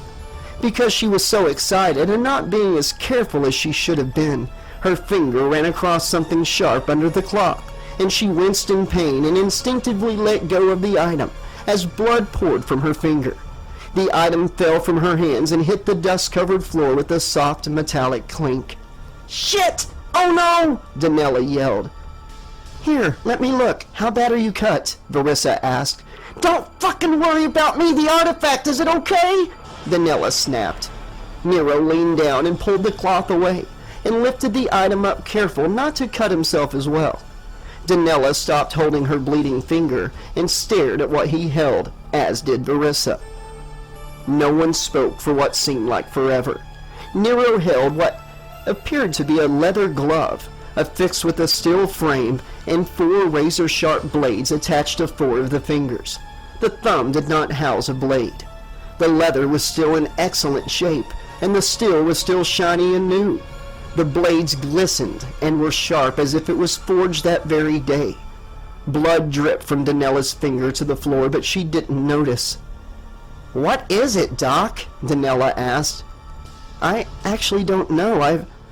I've never seen anything like it in my studies of Earth-1, but more importantly, how is it still in this kind of condition?" Verissa replied, perplexed. "This must be why it's registering as a level 5+. This condition is like nothing I've ever seen working in salvage and recovery," Nero said, awestruck. "We are going to be so rich," Danella swooned with dollar signs in her eyes. Verissa snapped out of her reverie and reached into her pouch and pulled out a small lipstick-sized device. She pressed a small button and held Danella's hand up and pointed the device at the cut on her finger. A holographic-looking light emitted from the device and shone on the wound. Within seconds, the wound was gone. Verissa put the small device away. "What now, boss?" Nero asked. "We have hit the mother lode with this place. There's no telling how many high-priced items are hidden in this house. We are going to take this glove back to the Beowulf and get Lubden and Talos on finding out exactly what we have, and then we're going to come back here and strip this place for every level 2, 3, and 4 we can find. This is why we do what we do, kiddos. After we cash in this find and everything else we rip out of this gold mine, the name Hawkins will be spoke of as the best in the business." Danella was going to keep rambling on, but in that moment, the ground beneath their feet began to softly shake, and then the shaking began to build in intensity. "Boss, we need to get out of here before this quake hits its crescendo. This place could be a hole in the ground in minutes," Nero barked. "No! We need this place! So many untouched artifacts! Let's try to get everything we can first!" Danella shouted. The quake began to get even worse. Nero could see the ceiling above them crack in places. "Sorry, sir, but there may not be a place to ransack in a minute. I apologize, but we gotta go," Nero argued, and grabbed his boss by the arm, dragging her behind him. Verissa didn't need any coaxing. She ran with Nero and Danella up the stairs and out the doorway and towards the front door of the house. As they came out of the basement doorway and rounded the main house stairwell, Naquilio and Candy had just made it to the bottom of the stairs, holding the model home. Before anyone could say anything else, the floor to the right of the stairs broke open as the earthquake continued to intensify, and the tricycle began to creak loudly as its rusted wheels rolled towards the new hole and fell through the broken floor. They could hear it crash to the basement below. "This earthquake is bringing down the house!" Naquillo yelled as the stairs behind them cracked down the middle and fell in completely, and the second-floor landing gave way and fell around them. "Let's go!" Nero yelled as he swung the front door open. "God damn it!" Danella yelled. Naquilio and Candy rushed out the front door, almost dropping the model home. Verissa followed, and then Nero had to forcefully push his boss through the door and pull her away from the house. The ground beneath their feet shook like it was going to open up and swallow them whole. The group moved fast away from the house and heard an ungodly groan, almost like a guttural growl that made the hair on the back of Verissa's neck stand on end, followed by a thundering creaking and cracking noise, and the 5 watched in dismay as the house at 1428 Elm Street in Springwood, Ohio, collapsed and fell to ruin in a thundering boom. The dust and debris of the destruction joining the dust storm that blew perpetually on the planet. Almost immediately, the ground stopped shaking. Danella tried to run back towards the debris of what was once a house full of promise of huge paydays for Danella. Nero grabbed her arm again, stopping her in her tracks. "It's not safe, sir. It's gone. I'm sorry. It's gone. But look, I got the glove. We have the 5+. At least we got that, right?" Nero asked, trying to bring his boss back to reality. The quake may have stopped, but we don't know for how long. We need to get off this rock before we get stranded here. But, Danella began. Sir, we also found a very interesting artifact. It is a level 4, Naquilio added, trying to help calm his boss down. Yeah, Miss V, check it out, Candy chimed in. Verissa walked over and looked at the model of the house that had just collapsed before her eyes. It was an almost perfect replica of what the house probably once looked like centuries ago. Verissa could not wait to further examine it back on the ship. Extraordinary. But Nero is right. We need to go, she said. Fine, Danella snapped. Fuck this miserable shithole of a planet! The group of 5 began their half-mile trek back to the shuttle where Warlock, Butch, and Christina waited. After a few minutes, the group passed the street sign that read Elm Street. Nobody looked back. They were mostly all thankful to still be breathing. Had they looked back, though, they would have seen the sign seemingly be swallowed slowly into the earth, and the ground fill in the hole entirely, as if the sign had never stood there at all. Christina embraced her mother as they reached the shuttle and began buckling in. Did the quake hurt the shuttle at all, Warlock? Nero called to the pilot. Quake? We didn't experience any quakes here. Just run-of-the-mill Earth 1 dust storm, Warlock answered back. Oh, Nero thought that was strange considering they were only half a mile away, but had much bigger things on his mind. Well, that's good. Would have sucked if you had to leave us here, Nero laughed. All clear on the home front, soldier, Warlock chuckled back. Christina was happy her mother had come back from the place that she could feel was evil. Butch got a full report from his boss Nero, and the two helped Naquilio and Candy secure the model house and glove in a separate small storage section of the shuttle for the flight back. Christina couldn't look at the small model house or the glove without her skin popping into goose flesh. She leaned her head on her mother's shoulder as Warlock closed the shuttle, awaited everyone getting buckled in, and then he began their flight back to the Beowulf. In the dark storage section of the shuttle, the model house sat strapped against a wall, the glove placed in a protective case next to it. As the shuttle cleared the atmosphere of Earth 1, a small window of the model house lit up, casting a small light into the dark storage room.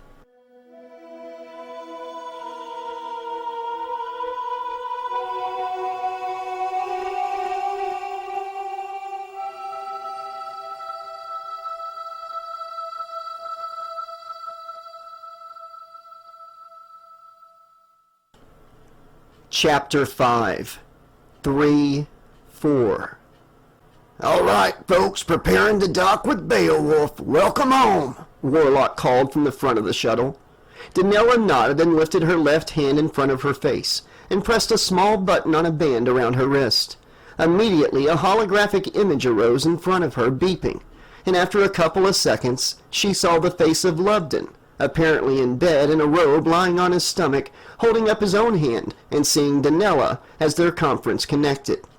Aye, sir? Is everything okay? I didn't expect to hear from you so soon, Loveton said, a bit taken aback. We ran into some Earth 1 problems, and our trip to Ohio got cut short. But we are all in one piece, Danella said. Ah, saints be praised. Did you get the 5+? Loveton asked nervously, glancing over his shoulder. We did. That's why I'm hailing you. We are docking with the Beowulf. I need you and Talos to meet us in the lab so we can analyze our finds. I was hoping to go back and bring back more, but that option is out the window now. But we got a level 4 and the 5+. But that 5+ is not something even Dr. DeJaneiro has experience with. That's why we need you to research it, Danella explained. Aye, sir, we are happy to help, Loveton said. As he reached to his wrist to end the conference, Talos could be heard somewhere behind him. Are you requesting a happy ending, Loveton? Loveton immediately looked mortified and quickly ended the conference. I knew it!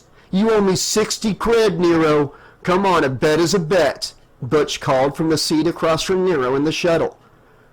Well, I never actually thought there were any happy endings being given out, but okay, I am a man of my word, Nero said with a smile as he pulled out a small scanner and pointed at Butch and pressed a button, automatically transferring the funds to Butch's account from his own. But hey, as long as the little lab rat's happy. Mazel tov, Nero responded. I think it's adorable, Verissa chimed in, smiling at Nero. He smiled back with a slight blush.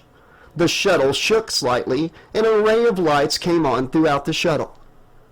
We are attached. You are clear to disembark. Congratulations, Worms. Another safe excavation of Earth 1. Dust storm weather report from inside the Beowulf says 0% chance of getting dirt in your butt cracks. Warlock chimed in with a laugh over the PA system from the front of the shuttle. Everyone began unbuckling and standing as a side hatch slid open, revealing a accordion-type purplish corridor leading into the Beowulf from the shuttle. Christina shuddered as she watched Nero and Butch retrieve the two artifacts and carry them past the crew into the corridor first. All right, ladies and gentlemen, let's go find out exactly how rich we're going to be, Danella said with a smile. Things are looking up for Hawkins. Hear, hear, the crew shouted. As Warlock shut down the shuttle and the crew departed, Candy stayed behind everyone in the shuttle and pulled the diary from her waistband and opened it and began to read, as she absent-mindedly stood and slowly followed a bit behind the crew, back onto the Beowulf.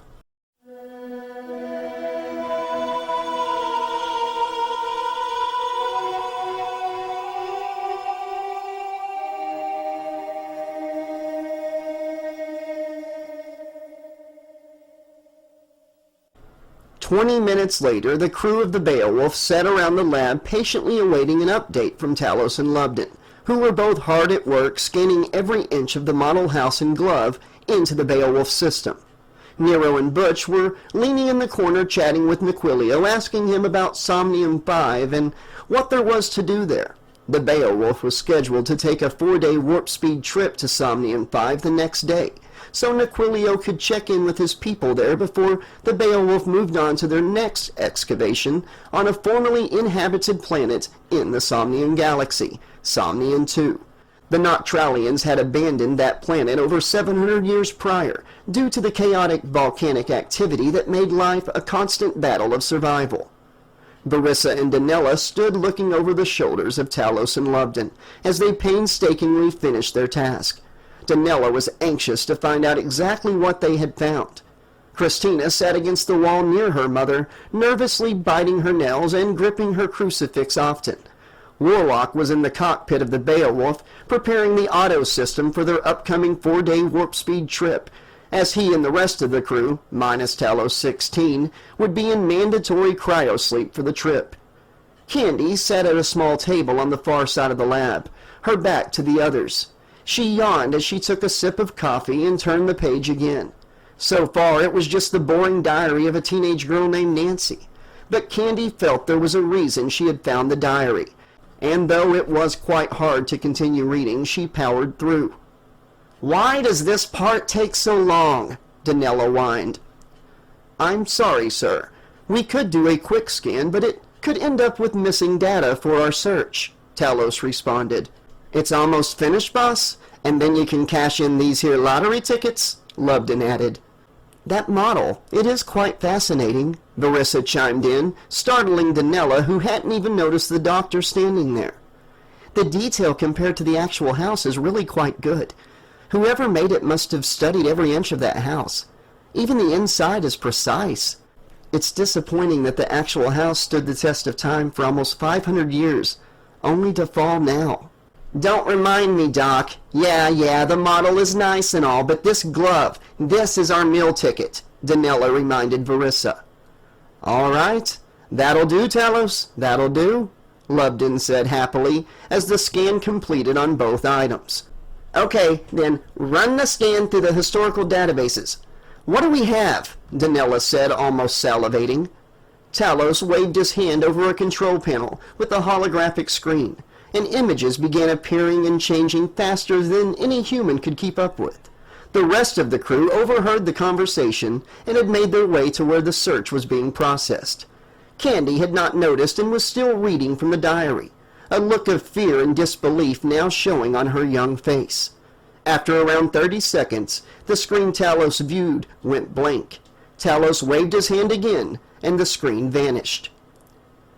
Sir, the model house is not registering as anything other than an old Earth hobby art.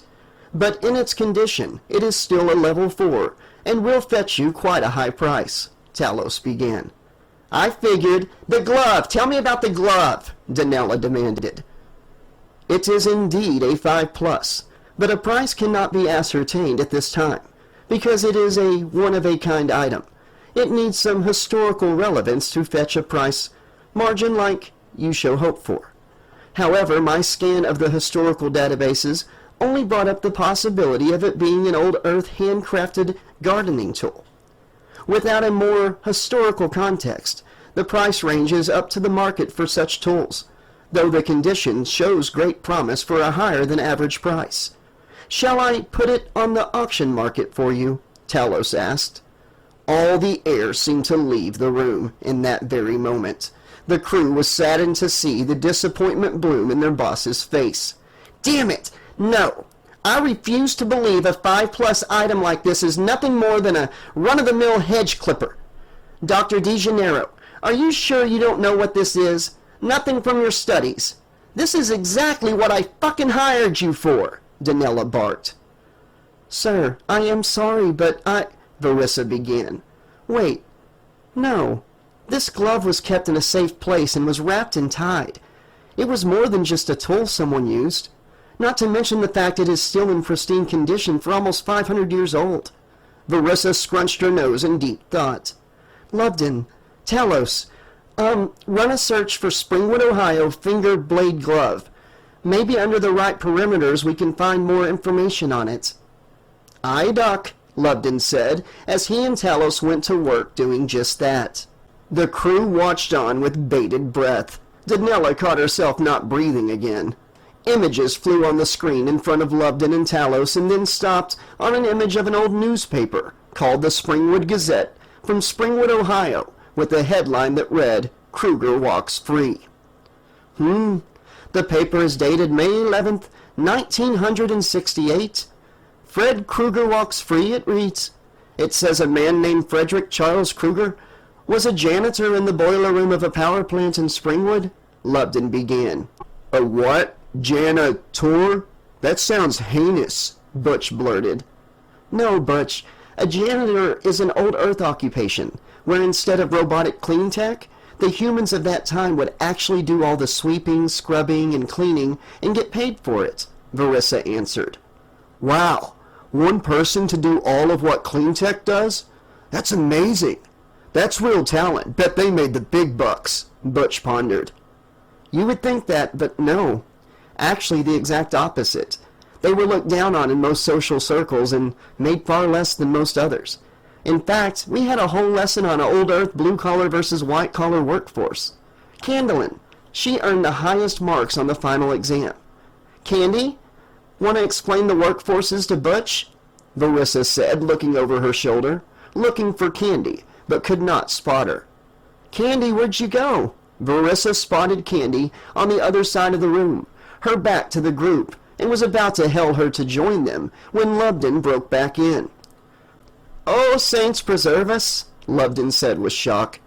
It says he was a serial killer called the Springwood Slasher, and he preyed on the wee ones, and that our treasured Artifact 5 here be exhibit number 1, his weapon of choice? Lovedon gulped. The crew leaned in closer, murmuring amongst themselves. Hush, the lot of you! Let the boy read, Danella barked. The crew became quiet. It looks like the Earth One authorities came for the monster and took him down, but in the heat of the moment certain important processes weren't followed, and a judge ended up having to let him walk from the charges of free man, Lovedon finished. Wait, really? Is there not more? I've never heard of this serial killer in my studies, Verissa asked. Under those search parameters, that is all, Talos chimed in. Try digging deeper, Danella barked. I'll do a scan for Frederick Charles Krueger, Springwood, Ohio, Lubden offered with hesitance. Dozens of newspaper articles and police reports and court papers flashed across the screen. Lubden and Talos began going through them. The crew waited patiently. Frederick was born in May 1942 to an Amanda Krueger, but from what I gather, he was raised by a foster family in Springwood, Ohio at... Lubden paused. What? What is it? Danella begged. He grew up at 1428 Elm Street, sir, Lubden answered reluctantly. Oh my, it says there was a small fire in the home in 1960. Frederick wasn't home at the time, but his foster mother and father and a wee 5-year-old foster sibling didn't survive. After the fire, Frederick Krueger was suspected by some to have started it, but it could not be proven. Frederick repaired the home and lived there alone until his death in May 1968. Talos continued, taking over for Lubden. Twice this man gets away with his crimes? Verissa muttered bitterly. This is bad, Mom. I told you that house was evil, Christina said shakily. Chrissy, not right now, Danella said, turning to face her daughter, who was almost in tears. You humans and your history of violence. No offense, but if the Noctralians had met the human race on old Earth, I'm not sure we would have joined the Alliance, Naquilio piped in. And honestly, I wouldn't have blamed you at all, Verissa replied. Wait, you said his death in May 1968? Nero asked. Yes, May 1968? Why do you... Lubden began. Oh, yes. The newspaper article about him walking free was also May 1968. Let me see.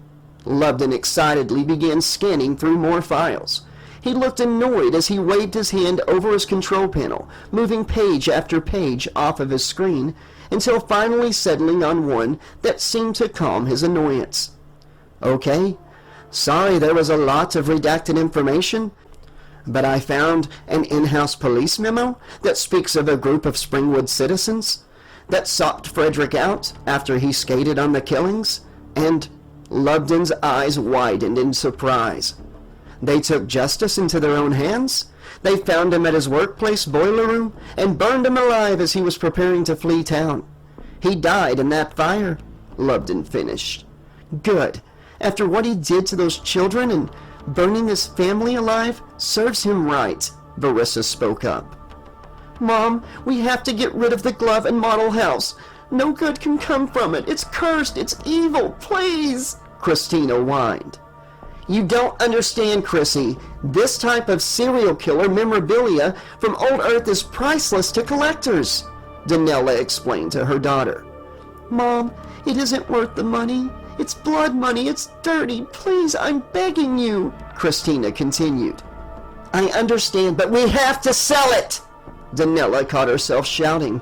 Christina shrunk back from her mother. I'm sorry. I didn't mean to yell, Danella continued. I didn't want to say anything, but Hawkins isn't doing great right now. Ever since that damn Solaris fiasco and all the added protocols, permits, and red tape, we haven't been able to secure the sort of finds we did using backdoor channels and the like. Danella turned to the crew. Truth be told, without this 5+ popping up, I was truly depending on a miracle this summer to pull us back into the black. I will protect my family, this business, and your jobs at all costs. And if that means selling this here blood diamond to the highest bidder, then so be it. I am as sickened as the rest of you at the history of this item, but the fact is it will save us all, Danella finished, looking at her daughter and crew, awaiting their response. Mom, I'm sorry that things are that bad, but this isn't the way, Christina said, turning and running out of the lab. Chrissy, come back, Danella yelled. I'll go talk to her and bring her back, Verissa offered. No, it's okay. Let her get it out. It's this religious kick she's on. She will come around to understanding why this is so important. You all understand, right? Danella asked her crew. I got your back, boss, Butch spoke up. Thanks, Butchie. Doc? Naquilio? Nero? You understand, right? Danella asked. The quicker we get rid of this thing, the better. And if it can help the company, then fine by me, as long as it's gone, Nero answered. It does have a nasty history, sir. It was part of something unspeakable.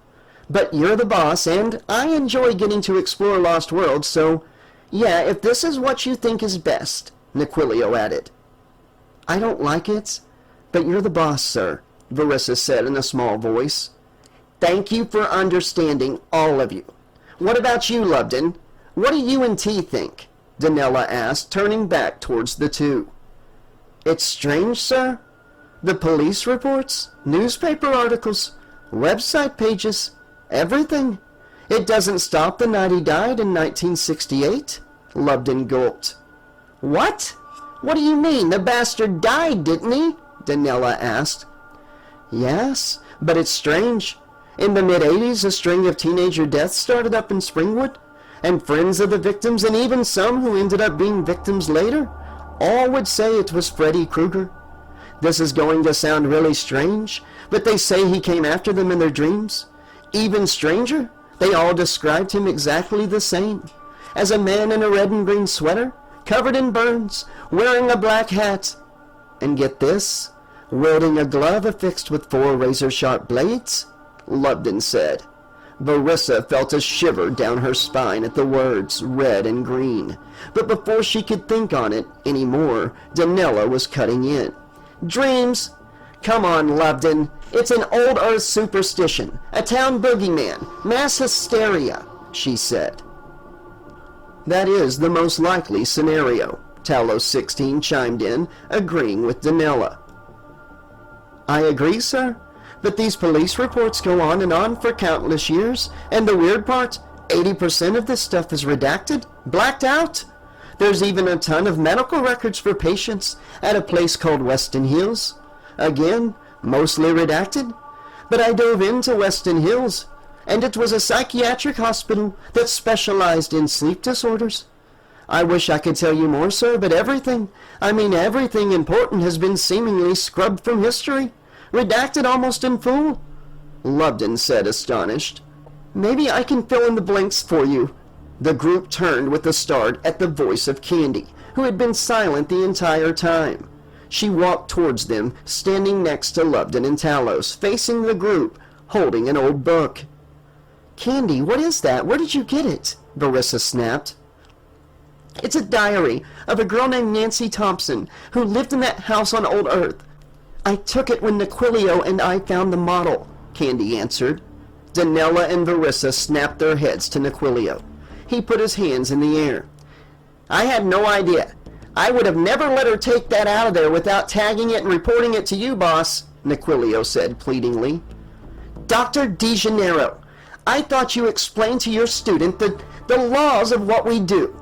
This could have been bad if the wrong people had found out, Danella said, chastising Verissa. Give us the book, Candy, so we can scan it in. What value you thought would be in a level 0 Old Earth diary is beyond me. No, listen to me, please, Candy began. Nancy was one of the teens you spoke of that Freddy came after in her dreams. It wasn't mass hysteria. It wasn't an urban legend. I don't know how, but it's true. She documented it all. The nightmares she had. The smell of his breath, seeing sleeping friends lifted by unseen forces. If he killed them in their dreams, they died for real. He was getting revenge on the people of Springwood for killing him. He came after the teenage kids of the mob who killed him. Don't you see? Christina was right. These items are evil. Nancy thought she defeated him, but apparently she was wrong. And he kept coming back, Candy pleaded. I did actually see the name Nancy Thompson pop up several times in the files. Her father was with the police in Springwood when the mob killed Freddy. I also came across her death certificate. She passed away while working at Weston Hills. But again, all the pertinent information is redacted, Lubden said. What? He got her? No! Candy began as she looked down at the diary in her hands and began frantically flipping through the pages, hoping to find something, anything to prove what Lubden had said wrong. But instead, she made it 3/4 of the way through the diary and found nothing but empty pages. Tears began to well in her eyes, when suddenly she gasped as large, scratchy characters began to form on the page before her eyes. First the number 1, followed by the number 2, and then the words, "Freddy's coming for you." And then blood began to ooze out of the passage on the page in front of her, causing her to scream and throw the diary across the room. "What's gotten into you, young lady?" Danella shouted. Everybody snapped their heads to the diary on the floor across the lab from them, then back to Candy, who was almost hysterical. "The page! It was empty, and then it said, 1, 2, Freddy's coming for you, and it started to bleed," Candy yelled out, her hands held up over her mouth defensively. Verissa automatically put her arm around Candy, and then Verissa looked at and nodded at Nero, jerking her eyes towards the book on the ground. Nero understood and strode across the room, picking up the diary. "It's okay. Shh, Candlin. You're just upset from the history of this item and the stuff in that diary. That diary is just that, an old diary. Freddy Krueger is long gone. Nancy has been gone for almost 500 years.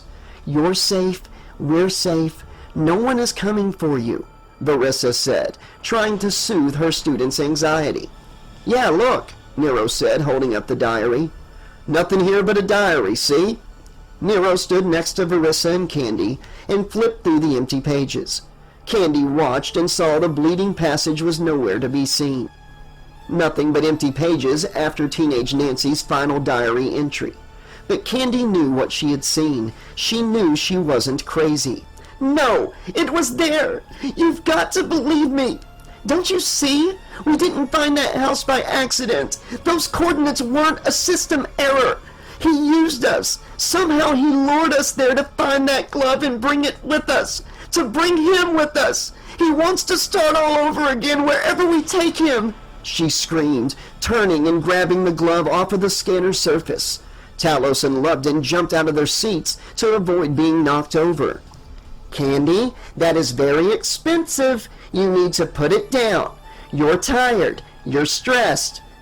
Doc, please tell your student to put down the artifact," Danella said, as calm as she could muster. "Candlin, please put it down. I believe you think you saw something. No one is calling you a liar, but this isn't the way," Verissa said, trying to reason with her distraught student. "Hey, beautiful, come on. Take a breath, okay?" Butch tried to chime in to assist. "Candy, I believe you. I saw how you reacted. Give the boss back her artifact, and I'll make sure we lock all this stuff up in the most secure farthest part of the ship. We can talk more about my planet, and I'll answer any strange questions you have about my physique." Everybody snapped their heads towards Naquilio with a million new questions for him as he spoke to Candy, not exactly sure how to talk down a distressed young adult human female. "I know what you are all trying to do. If you don't get rid of it, then I'll damage it. I'll make it worthless. Then you'll throw it out. We can't let him win. I'm sorry, Miss V, but it's the only—" Candy stopped talking mid-sentence and collapsed into the waiting arms of Lubden. Standing next to Lubden was Talos 16, holding a tiny empty syringe. Candy's hands went limp, and the glove threatened to slip from her unconscious grip, but Nero was fast and took hold of the glove before it could fall to the ground. "Here, I'll take her to her quarters," Butch stepped forward and offered. "Take her straight there, and Butch? Do I even gotta ask?" Danella said. "Ha, ha. I'm not a creepo like Krueger. I'll drop her off in her bed, and I'll hit the mess hall," Butch said. "Thank you, Butch," Verissa said as Butch lifted Candy to her feet, taking her from Lubden's arms, and draping her arm over his shoulder as he carried her out of the lab. "And thank you, Talos, and thank you, Lubden. That was some fast thinking," Danella said, smiling at the odd pair. "Aye, sir," Lubden said. Candlin was in distress and was not thinking or acting rationally. Lubden and I decided an old-fashioned sedative injection was the best tactic to help her calm before she hurt herself or the artifact, Talos added. Good work, all of you. I do have some questions about the whole talking about your physique with her thing, Naquilio, but I'll save that for later. In fact, let's table all this Freddy and artifact talk for after our trip to Somnium 5. Everybody head to the mess hall and have some dinner. We got a 4-day cryo sleep to prep for. Everyone is to report to the cryo chamber room at 0100 to be jacked in for the trip, Danella ordered. And Talos? She asked. Yes, sir, Talos responded. I want you to do a deep dive into all this Glove and Kruger business. See if you can find out anything more.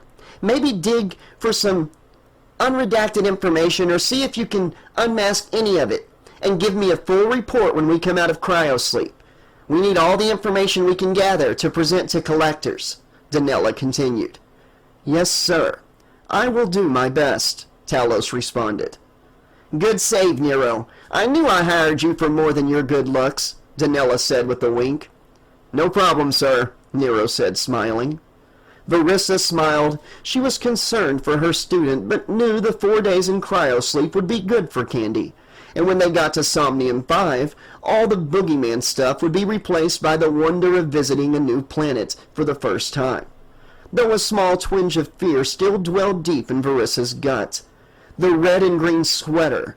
The red and green snake. She began to ponder on the two more, but was snapped out of it again by her boss's finger. Sir, Verissa spoke up as Danella was beginning to leave the lab. What is it, Doc? Danella asked, turning to Verissa. Your finger, sir. It's bleeding again, she answered. Huh? Danella said, lifting her finger, and seeing it was in fact dripping blood from where the glove's blade had cut her on Earth 1 earlier. You must not have done a full heel scan. Here, allow me, Talos said, walking to Danella and holding up a small gun-shaped device and scanning the finger. Danella wiped away the blood, revealing a normal finger with no wound. Thanks, T. See, good as new. All right, enjoy dinner, folks. See you at 0100. I'll tell you a bedtime story, Danella said with a laugh, leaving the room. Verissa, Nero, Lubden, and Naquilio all made their way to the mess hall, but none of them ate much that evening. Talos stayed behind, hard at work digging for more information to present to Danella.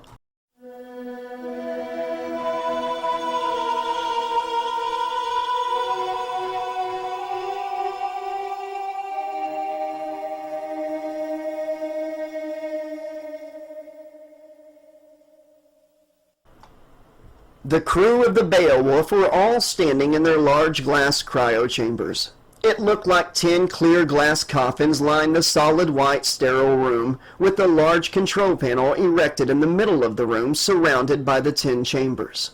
A crewmate stood in each chamber, and electrodes and IVs were attached to their bodies. And Talos was making his rounds, jacking in the cryosleep system to each of their neural implants. Candy was still unconscious, but Verissa and Nero teamed up to make sure she was prepped and jacked in. Talos made his way to the final crew member to assist. See you in 4 days, Lubden. I will miss you and look after you, Talos said to his creator and friend. I'll miss you too, Talos. I'll see you soon, okay? Lubden said with a hint of sadness. He gave a quick hug to his android. Oh, get a room, Butch called from his cryo chamber. Ha ha, ya arsehole, get a room with this, Lubden called back, flipping Butch off playfully. Okay, ladies and gentlemen, it's bedtime. Close your eyes, say your prayers, and in the blink of an eye you'll be waking up in the Somnian galaxy, Danella called out to her crew. Mom, please think about what we talked about, Christina said, looking over to her mother's chamber. Yes, sweetie, when we wake up we will talk about it more. I love you, Chrissy, Danella said. Love you too, Mom, Christina said tersely, not thinking her mom was taking her serious. See you on the other side. Maybe we could grab a coffee or whatever they drink on Somnium 5, Nero said, looking over to the chamber next to him where Verissa stood. "Sure, why not?" Verissa responded with a smile. "It's called Yarvestic, and it really is quite good, but we have a higher metabolism and require a much higher dose of caffeine than humans, so might I suggest you take it slow at first, and I think you'll enjoy it," Naquilio began, as he looked back and forth at Verissa and Nero, and saw the smile on Nero's face and the slight blush on Verissa's cheeks. "But then again, perhaps you'll be more interested in something other than the beverage." Auto warp is set.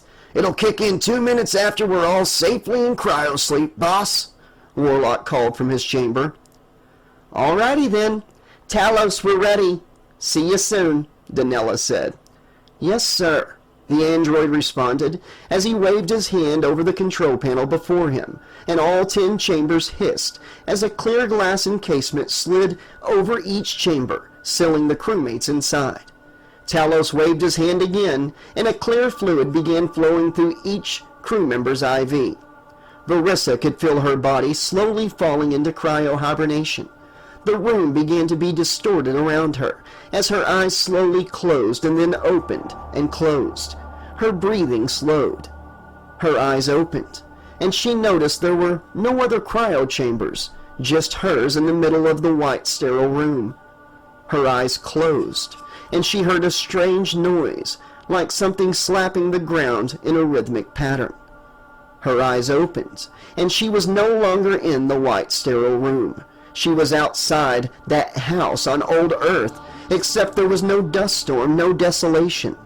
The house still looked run down and boarded up, but now there was grass on the ground in areas, patches of pavement with drawings in chalk.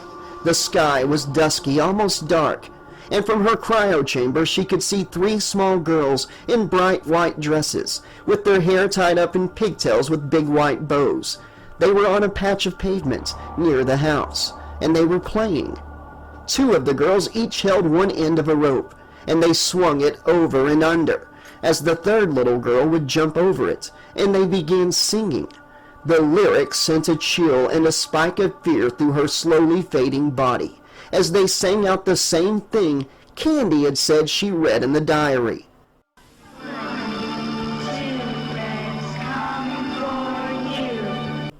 Her eyes closed again, and she still heard the slapping of the rope. Her eyes opened once more, and they were still there. They continued their song. 3, 4, then lock your door. Verissa tried her best to not fall into cryosleep. She fought the undefeatable urge to fall into unconsciousness with everything she had. But the last thing she saw was the front door to the house at 1428 Elm Street slowly creak open. And then Dr. Verissa De Janeiro's eyes closed one final time, and cryosleep took her, and all she saw was blackness.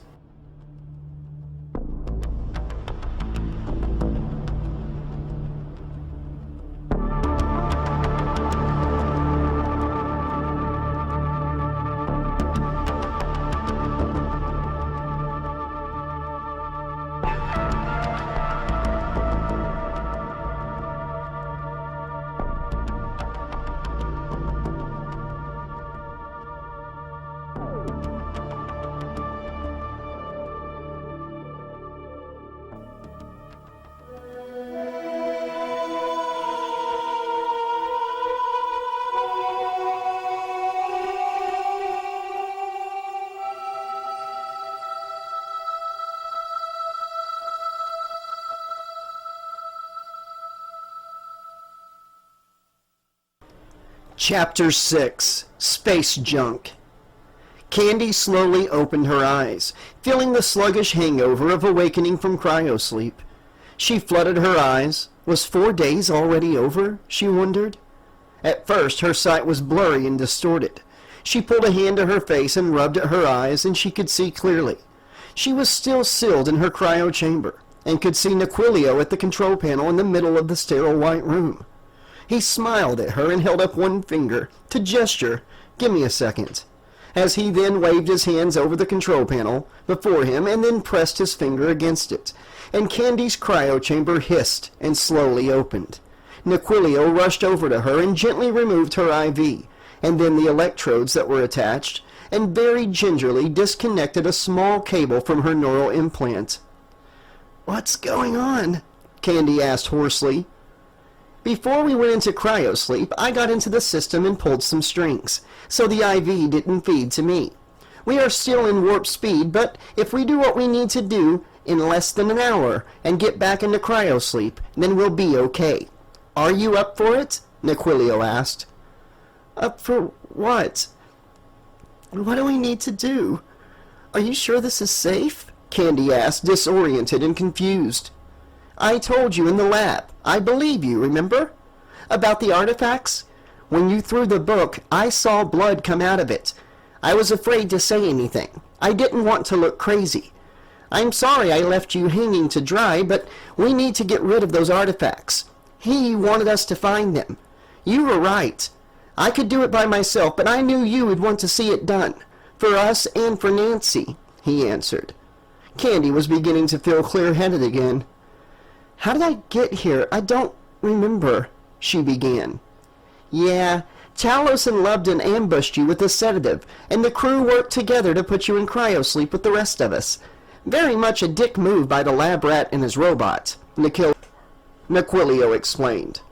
"Oh, but how did you wake me from cryosleep? The drugs, they're measured out for the exact amount of time that we were put into hibernation. How did you manipulate that?" Candy asked. "I made sure you only received a weak sedative instead. I waited for you to wake up. It didn't take long, but we don't have much time. We need to move if we are going to do this," he answered. "You know if anyone finds out you'll be fired, right? We could face charges," Candy began. "I've manipulated the security feeds for the next hour. It's on a loop from shortly after cryosleep initiated. There's no way they will find out who's to blame. Besides, I don't care. We can't let these artifacts make it to Somnium 5 or Earth 2. Will you do this with me?" Naquilio asked. "Of course I will. Thank you for believing me. Everybody seems blinded by greed. Freddy is real. I wouldn't believe it myself if I hadn't seen the words form in the diary, but seeing the words and the blood, it has to be true. If we let them sell these things, then we are giving him a whole new playing field," Candy said, feeling the anxiety rise inside her gut. "What's your plan?" "The airlock. We put the glove, the house, and even the diary in the airlock and launch them into space.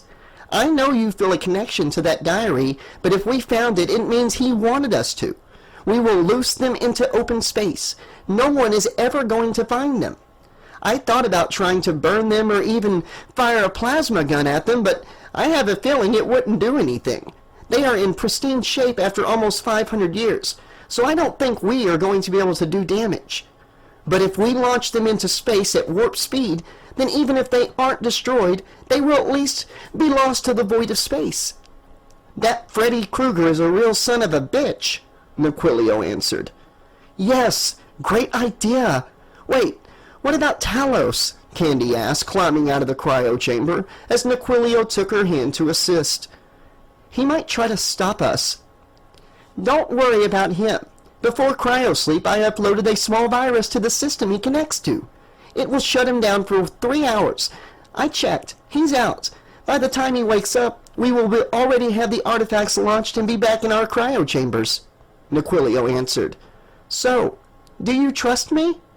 "Yes," Candy answered. "We're doing the right thing." "Good. Let's go. We don't have a lot of time," Naquilio said, taking Candy's hand. Naquilio and Candy exited the cryo chamber room, which brought them to a long corridor that ran horizontally, the end of each side represented by airlock number 1 to their left and the shuttle bay to their right. 5 doorways adorned the walls of the corridor. One door was the one they were using to exit the cryo chamber room. Another door on the same side of the corridor as the cryo chamber room was the lift to the bottom floor or top floor. The 3 doors on the opposite side of the corridor were the Nanomed lab, the kitchen and mess hall, and restrooms. The bottom floor of the ship held the cockpit and the cargo bay, and the uppermost floor was the recreational lobby, sleeping quarters, and offices. The room they needed now was the Nanomed lab. Talos 16 had been ordered by Danila to continue examining the artifacts from Earth-1, so Naquilio and Candy intended to check there first. Naquilio, still holding Candy's hand tight, moved quickly through the hallway. He stood at 6 foot and 7 inches, so his stride was much longer than Candy's, who stood at 5 foot 1 inch. His grip was very tight, and it felt as if he was dragging her. He moved so fast. "Ow, Naquilio, you're hurting my hand. Please slow down," Candy pleaded. "My apologies, Candlin. I am just concerned about time," he said, releasing his tight grip on her hand and slowing to her pace as they approached the Nanomed lab. "Okay, here we are," Naquilio said, placing his hand on the scanner next to the door. A beep could be heard, followed by the door whooshing open.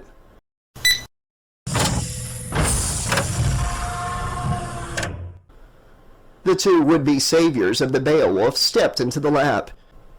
Directly in front of them were the 4 nano-med beds and control panels spread from one side of the room to the other on the far side of the lab. To their left was some cabinets and a counter and a table with 4 chairs. Candy had been sitting there earlier reading from the diary. To their right was the large control panel where Talos and Lubden had pulled up the history of the Springwood slasher Freddy Krueger. The glove, house, and diary sat on a table that had been placed next to the control panel to be scanned earlier that day. Candy gasped when she saw directly in front of the pair on the ground lay Talos 16. His legs were bent at the wrong angle, and if he had been human, she would assume he was very, very dead. "Oh my God! Talos! Is he okay? Are you sure that virus didn't kill him? We need to set him up or something," Candy said. He's just a robot, Candy. He will be fine. Once we're done with everything and enough time passes, he will be up and running good as new," Naquilio responded. "Naquilio, he's our friend. We can't just leave him like this," Candy retorted. Of course he is. Yes, you are right. Sorry, I'm just concerned about getting this done before too much time passes. Let's set him up at the control panel," Naquilio agreed. Naquilio and Candy each put one of Talos's arms around their shoulder and hefted him up. He weighed much more than Candy had expected, but thankfully Naquilio took on most of the burden of lifting. They walked to the control panel. Talos's feet drug across the floor, making an annoying squeaking noise all the way. After setting Talos in a chair at the large control panel, Naquilio pulled a shiny silver bag from a pocket of his pants, and he quickly went to work placing the diary and the glove inside the bag and tying it to the side of his waistband. He then took hold of one side of the model house as Candy followed suit and took the other side.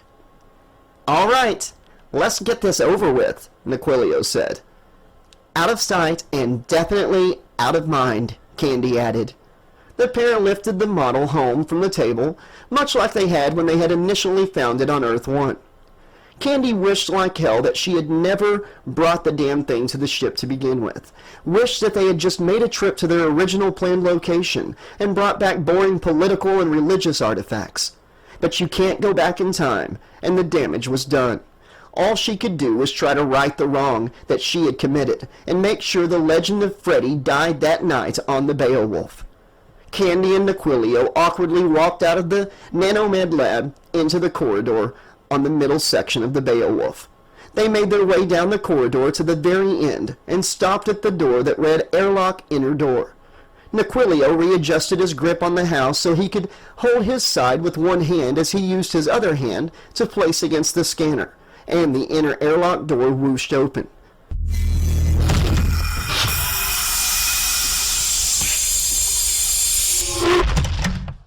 He again took the side of the model in both hands, and the pair carried it into the airlock and set it down.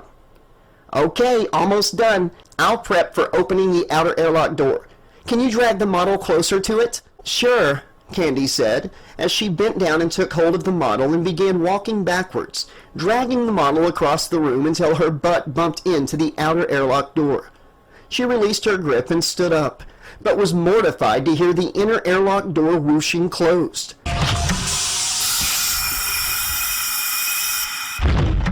She ran back across the room to the inner door, and Naquilio stood on the other side looking through at Candy, through a small glass of observation window affixed in the door.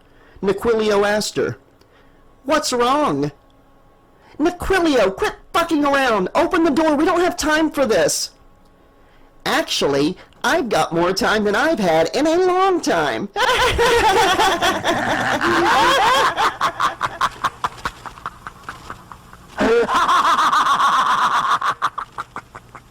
Naquilio began laughing, and as he laughed, his voice began to deepen into a guttural, deep, sinister laugh.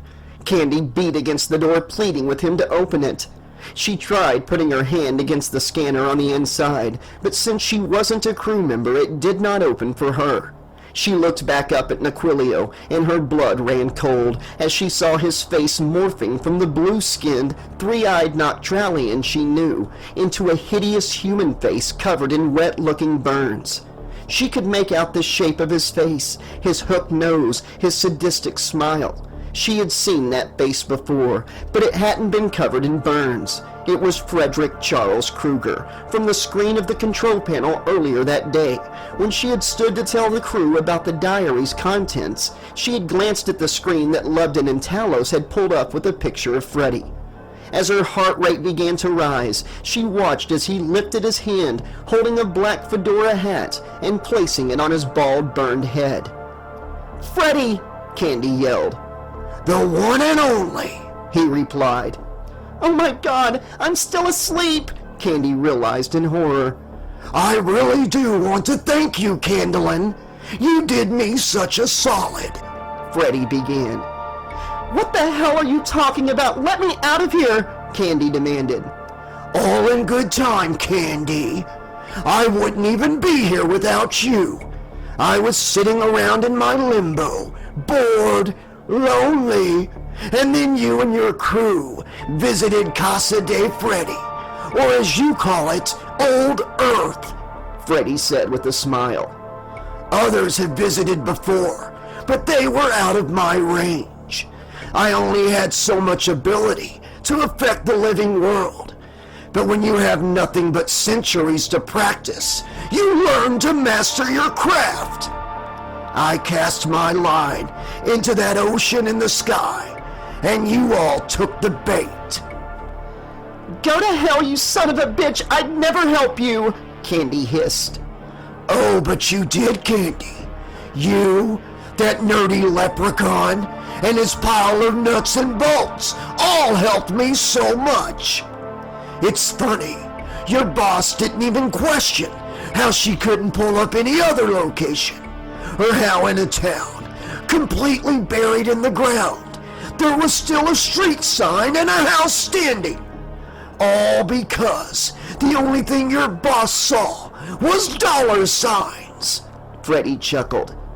"Your crew brought me to your ship, but it was Lupton, the robots, and you that gave me life again. They found the stories, and you filled in the blanks with that diary you just so happened to find. You three spread me like a virus to your crew, and I'm back, baby.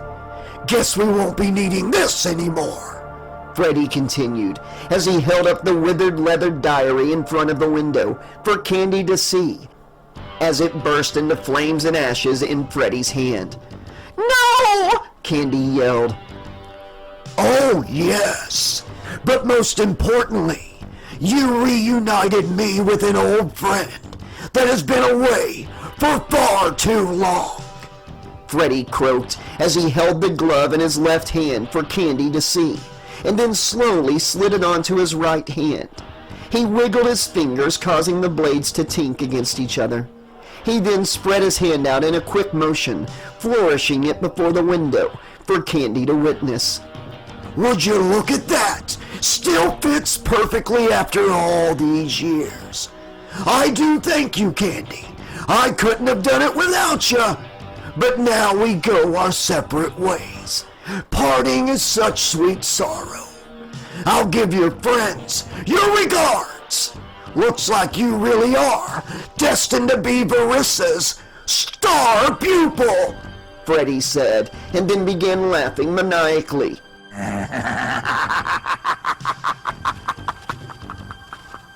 Reaching for the control panel to open the outer airlock door, but before he could, Candy yelled out, "No! You may have put the diary there, but I read it all. I know your weakness. Nancy knew it too." Oh, is that so? Freddy said, a bit amused, staying his hand for the moment. "You only have power if we give it to you," Candy said sternly. "I know the secret, Kruger. This is just a dream. You're not alive. I take back the fear and energy I gave you. You're nothing," she finished as she turned her back to Freddy. No! Freddy yelled behind her with extreme fear and pain in his voice. Candy held her breath. The outer door did not open. Freddy didn't speak again. She turned back around to see the observation window was empty. She smiled and took a deep, calming breath. Just then, a teenage female face appeared standing at the door, looking through the window. She had curly dark hair and a pretty face and was smiling. "You did it, Candy, just like I did," the girl said. "Nancy?" Candy asked. "Yes, thank you. He almost got out. But Candy, you have to remember one important thing," Nancy said with a deadly serious tone. "What?" Candy asked. Candy let out a small squeal as Nancy went to talk, but instead of words forming, Candy saw blood pour from Nancy's mouth, and Nancy's face went slack. The lights in her eyes went out, and her head slowly began to rise up, revealing it to be a bloody, decapitated head, being held by a gnarled, burned hand. The hand tossed the head behind it, and Freddy's face was once again looking through the window at Candy. "You gotta remember, I killed the bitch!" Freddy said, and began laughing as he reached over and placed his hands on the control panel next to him. Behind Candy, the outer airlock door began to slowly open. She frantically tried to open the inner door with the control panel, but her hand was not recognized. She beat on the inner door, but Freddy just laughed harder. She looked to her left and noticed a handle on the wall.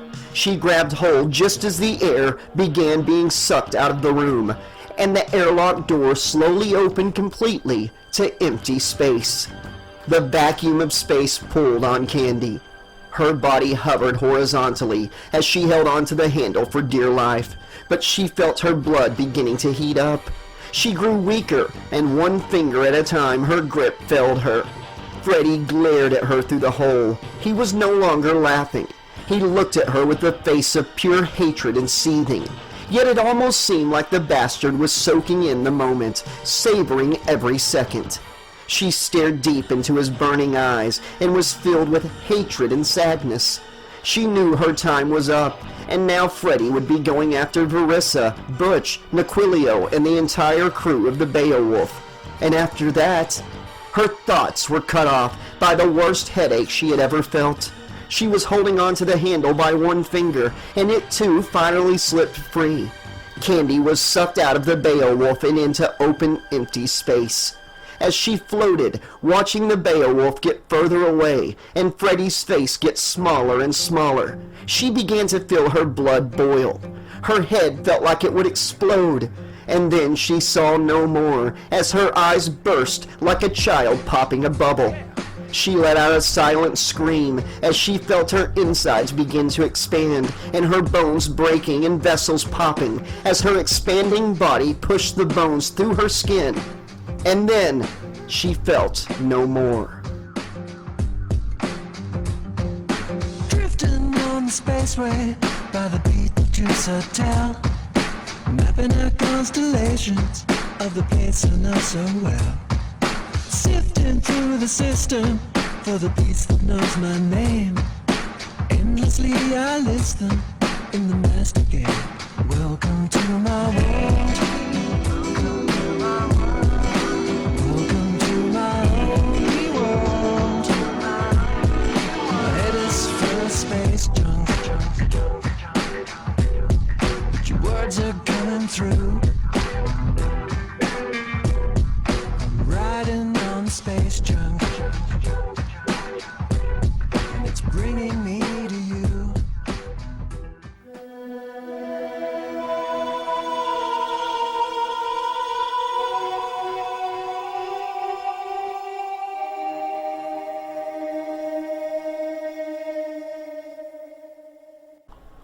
Gallagher Sphere 2.0 update, Talos 16 said out loud in the Nanomed lab of the Beowulf, as he recorded his progress working on Lubden's upgraded sphere.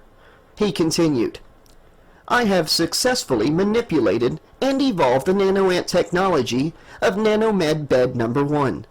The nanoants are now able to reproduce, allowing for the upgrade of the Gallagher Sphere to produce projectiles. Said projectiles will deactivate and completely deteriorate after 60 seconds, and will be reproduced within the sphere by new ants. In a surprise development, not only is the Gallagher Sphere 2.0 now completely self-sustaining, but is now capable of powering any object formed by the wielder's control. Lubden will be pleased. I am also continuing research on the artifacts from Earth-1.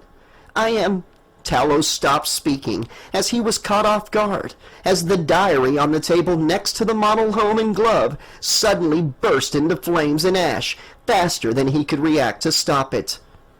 Strange, Talos said to himself. As he leaned in to examine the ashes, an alarm on the screen of the control panel to his right began sounding.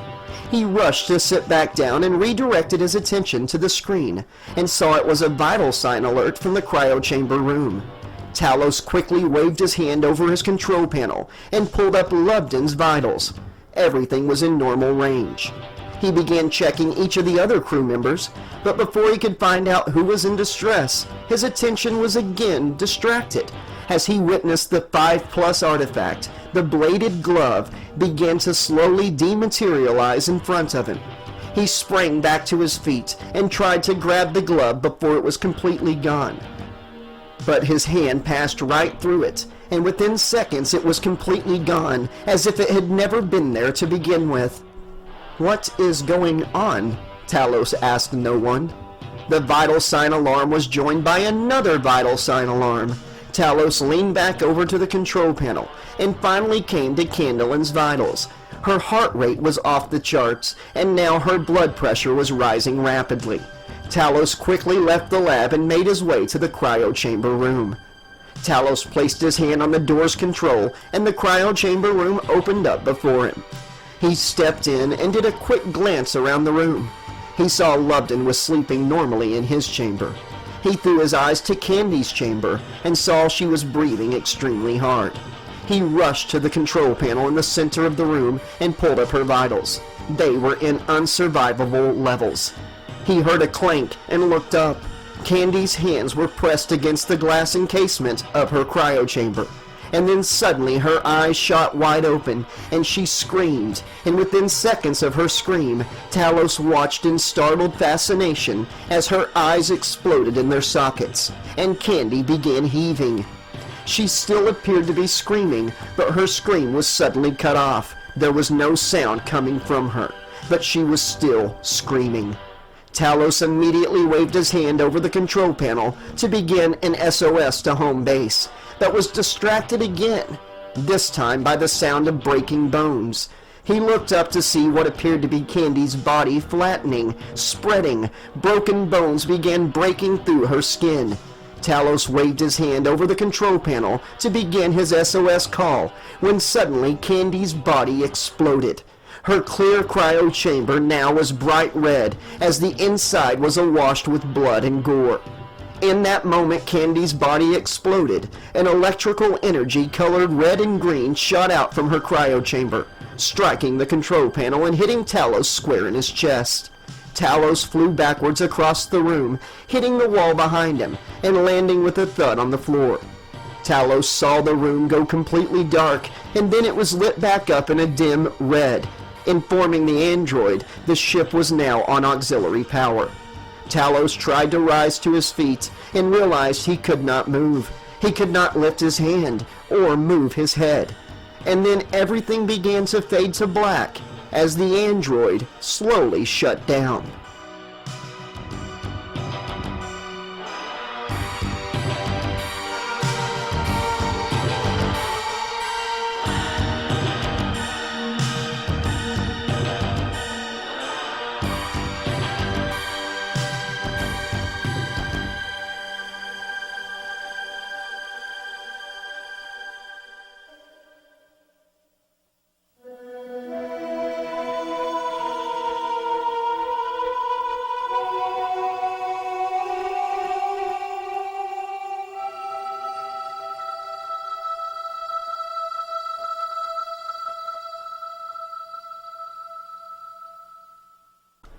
Barissa found herself suddenly standing in a street. She couldn't remember how she had gotten there. The last thing she remembered was seeing the door to the house on Earth 1 slowly opening and the girls jump roping and singing. She looked up and saw she was standing in front of a white building on the corner of a street. She could tell from her studies of Earth 1 she was somehow standing on a street sometime in the distant past on old Earth. Barissa read the sign on the building in front of her. It read, "The Crave Inn," and to the left of that sign was another that read "Soda Fountain." She looked around her. There were streetlights, buildings, and parked old Earth vehicles, but no people. She was completely alone and couldn't remember how she had even gotten there. It was late in the evening, almost dark. She stepped up to the door of the Crave Inn and pulled on the handle. As the door opened, she could hear a small bell jingle. She stepped through the door and looked around. She was standing in what appeared to be a 20th century small-town diner. Empty booths ran along the wall. The front of the diner had large windows in lieu of a wall, and a counter ran sideways with stools in front, and behind that counter stood a young woman with reddish-brown hair wearing a light pink uniform with a strange small white hat sporting a blue border resting on her head, and a white apron also sporting a blue border around her waist. "Come in, have a seat," the girl said. "Where am I?" Barissa asked slowly, walking up to the counter and sitting at a stool. "Springwood, we don't have much time," the girl continued. "Wait, Springwood, Ohio? What year is it? Who are you?" Barissa asked. "My name is Alice. Listen, you're not safe here. He knows you're here and he's coming for you," Alice began. Her eyes widened as she looked behind Barissa out the large windows of the diner's face. Alice returned her gaze to Barissa and shouted, "He's here! I'll find you again, but you need to run!" Barissa saw the light in the room begin to dim and turned to face outside. There was no daylight left at all now. It was completely dark. And right outside the window, the three girls were back. They were again singing while jump roping. 5, 6, grab your crucifix. They sang. "Go!" Barissa heard Alice yell behind her. Barissa stood and turned to ask Alice a question, but Alice was gone. Barissa was alone in the diner. She could hear a maniacal laugh somewhere in the distance, and heard the girls still singing. 7, 8, gonna stay up late. Barissa ran and pushed open the diner's door and ran away from the playing girls, the diner, and the laughter that was getting much closer. She heard the girls finish their song as she ran into the night. 9, 10. Never sleep again.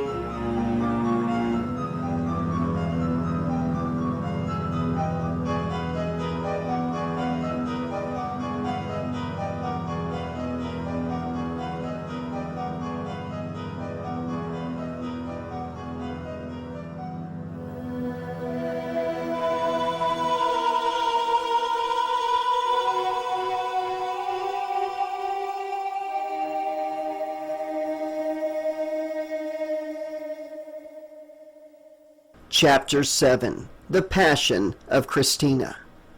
Christina opened her eyes and panicked. She looked around. She was in a strange place. A strong smell of animal dung hung in the air, burning her nose. She was laying in the dirt with hay sticking to her clothes and palms as she pushed herself off the ground. A cold chill ran through the air. She looked around and saw she was in a small barn-like room with animals bleeding nearby. And a few feet away, she saw and heard a woman breathing hard and screaming, and a man trying his best to calm her. They were dressed in what appeared to be simple fabrics. The woman laid on her back, her legs spread. She was obviously in childbirth. "It's okay, Mary. God will protect us," the man said. Christina felt a chill run down her spine. Mary? The barn? A baby was on the way? Was she seeing the birth of Jesus? How did she get here? A time vortex? Did the Beowulf pass through a portal of some kind? She was very disoriented and confused. She couldn't remember how she had gotten here. The last thing she remembered was preparing for cryo sleep, and the woman screamed again, louder.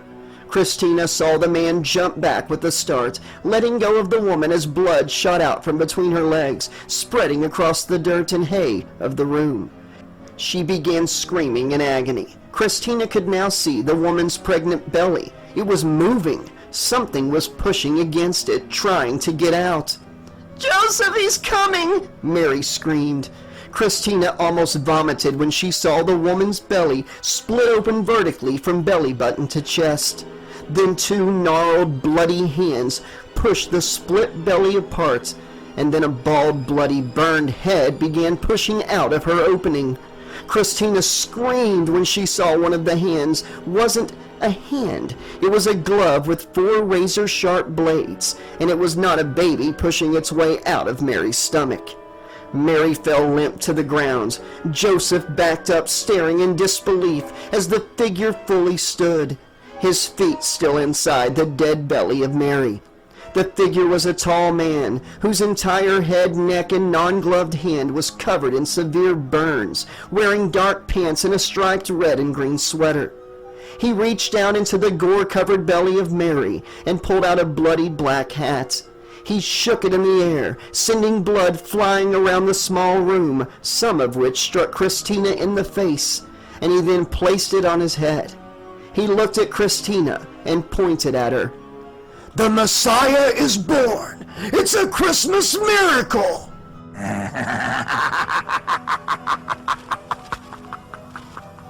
He laughed maniacally, and then turned his attention to Joseph, who had closed his eyes and began muttering an inaudible prayer to himself.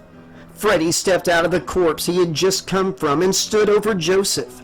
He reached down with his non-gloved hand and grabbed Joseph by his neck, lifting him to his feet. Joseph continued to mutter in prayer, eyes closed. "The Father?" Freddy yelled, stabbing Joseph on the left side of his upper chest with one finger blade. Joseph screamed in agony. "The Son!" Freddy stabbed Joseph in the right side of his upper chest with one blade. Joseph finally opened his eyes in agony as Freddy smiled. "And the Holy Spirit!" Freddy growled as he pulled back his bladed hand and drove it forward into Joseph's face, 2 blades going into each of Joseph's eyes. Freddy let go of Joseph and he fell to the floor with a limp thud. The room began to change around Christina as she watched in paralyzed horror. The barn faded away, revealing the burned man and Christina to be standing in a dark room. There were pipes and boilers and stairs leading up to an upstairs grated walkway. Christina realized it was Freddy Krueger, and she was somehow in his boiler room. "Little Chrissy, you were right. Those artifacts were evil.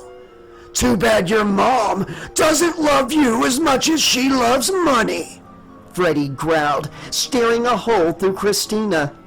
"Freddy?"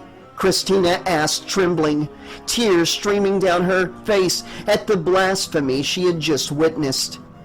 Freddy removed his hat and crossed one leg in front of the other and took a bow, before putting the hat back on his head and smiling. "This is a dream.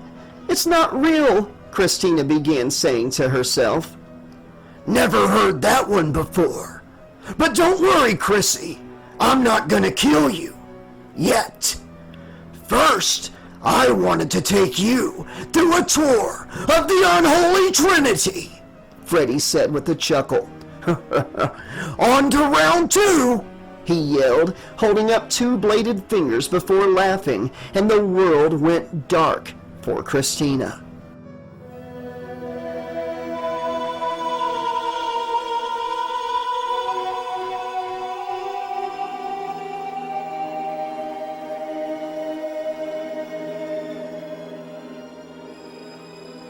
When light returned to the world around Christina, she thought she was floating until she then felt the grip of hands squeezing each of her upper arms. She looked down and saw she was wearing a filthy brown piece of fabric that barely covered her body. Her arms and legs covered in filth, a rope tied far too tight around her ankles, one ankle laying over the other. She then glanced to her right and saw a man wearing shiny armor, bright fabric, and a shiny metal helmet, and he was holding her around her upper arm. She looked to her other side and saw another man dressed identically doing the same. They faced forward as they walked and carried Christina, with her back facing in the direction they walked. Then Christina realized she could hear many voices screaming and yelling. She couldn't make it out, there were far too many. Christina tried to struggle, but it was futile. The 2 men came to an abrupt stop. "Lay the bitch down," came a voice behind her that she instantly recognized as Freddy. She felt the men lay her down on what felt like a narrow slab. It was wholly uncomfortable. She glanced down and saw her tied feet and legs rested against a wooden beam of some kind, and another soldier appeared standing at her feet. He reached down and tied the rope binding her feet onto the beam that she lay on. She began to try to break free again, and the men at her side pulled with great force on her wrist and held the back of her hand against another wooden beam that ran horizontally beneath her shoulder blades to each side. Christina looked on in terror as Freddy stood over her looking down. He was dressed like the other soldiers, except his fabric and armor were striped red and green. She looked again down to her feet, then to each side at her arms, and at the soldiers who held her hands against the object she now knew with terror was a crucifix, and she screamed. She looked back up and saw in one of Freddy's hands was 2 large iron nails, and in his gloved hand he held a large ancient hammer. The son of a bitch was humming and then whistling an old earth hymnal that she knew all too well, Amazing Grace. As he sauntered to her right side and kneeled to one knee and placed the point of one of the large nails against the palm of her right hand. She tried to close her fingers, but the soldiers held firm. "For Dawn so loved her cash, she gave her only begotten daughter to die for her sins," Freddy growled as he held up the large hammer and brought it down with inhuman force, and the large nail was driven through Christina's hand and deep into the crucifix. Freddy stood as the crowd cheered. He then slowly walked to Christina's left side as she screamed and blood poured from her right hand. She tried again in vain to free her left hand from the grip of the soldiers, but it was no use. Freddy would have his way. Freddy kneeled to one knee and placed the remaining nail against the palm of her left hand. "That her kid shall die, so she can enjoy everlasting wealth," Freddy began laughing maniacally as he lifted the large hammer and brought it down again with inhuman force, and it drove through her left hand into the crucifix. Freddy looked down at Christina, whose scream was now a hoarse croak. Snot poured from her nose, blood poured from her hands, and Freddy smiled. "Oh, I almost forgot! The icing on the cake!" He laughed, and seemingly out of nowhere, a wreath of large thorny vines appeared in his hands. The thorns looked like they were several inches long. Freddy bent again and placed it on her head. The thorns pressed against her forehead, temples, and the back of her head, and she felt them slowly push through her skin. The agony was unbearable. As Freddy and the soldiers pulled the cross to a standing position, the last thing Christina saw was the enormous crowd below her, screaming at her to die. They seemed so far away, as if the crucifix she hung from was 50 foot tall. As Freddy laughed below her, looking up, Christina passed out. The world again went black.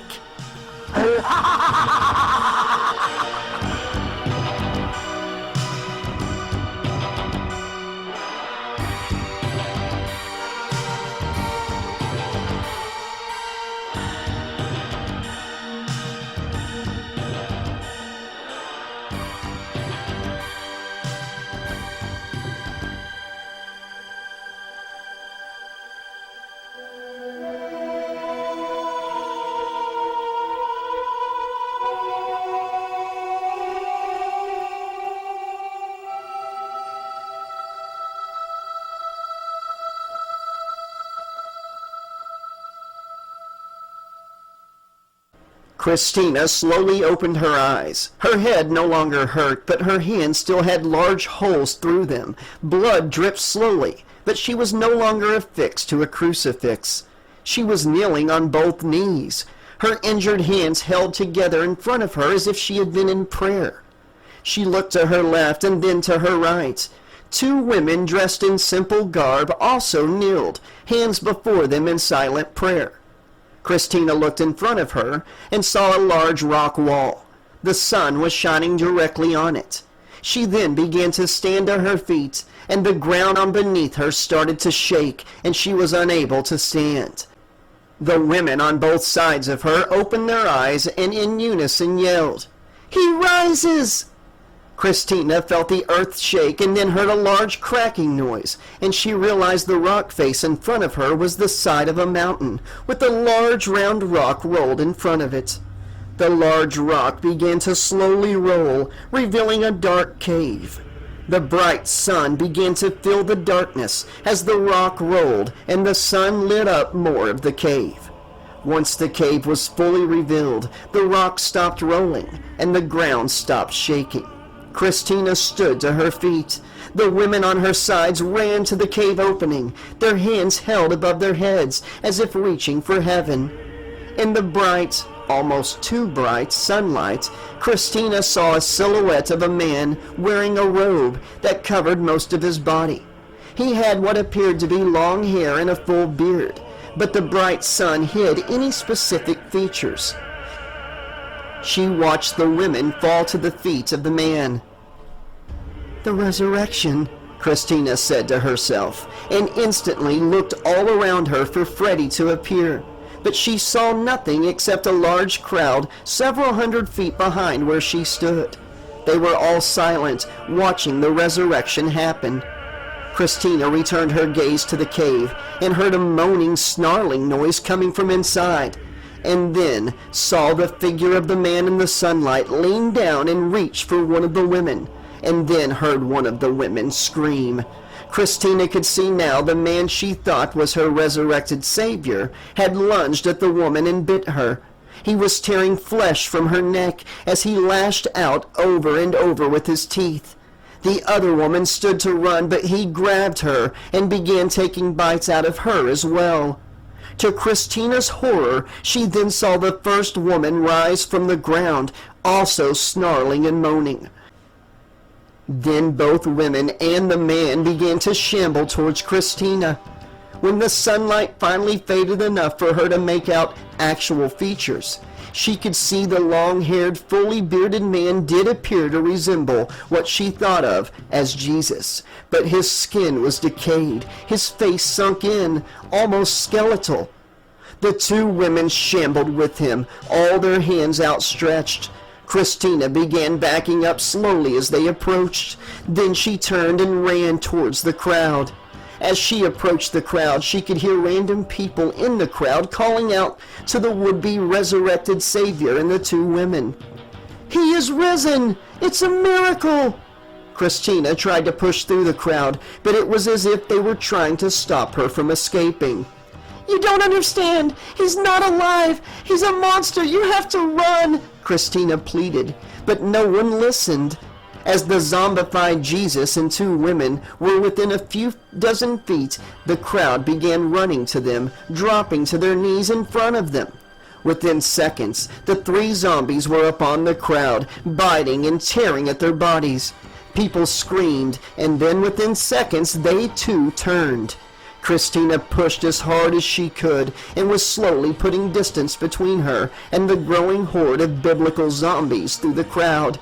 As she pushed and slowly moved forward, the screams began to fade, replaced by an ominous collection of moaning, growling, snarling walking dead.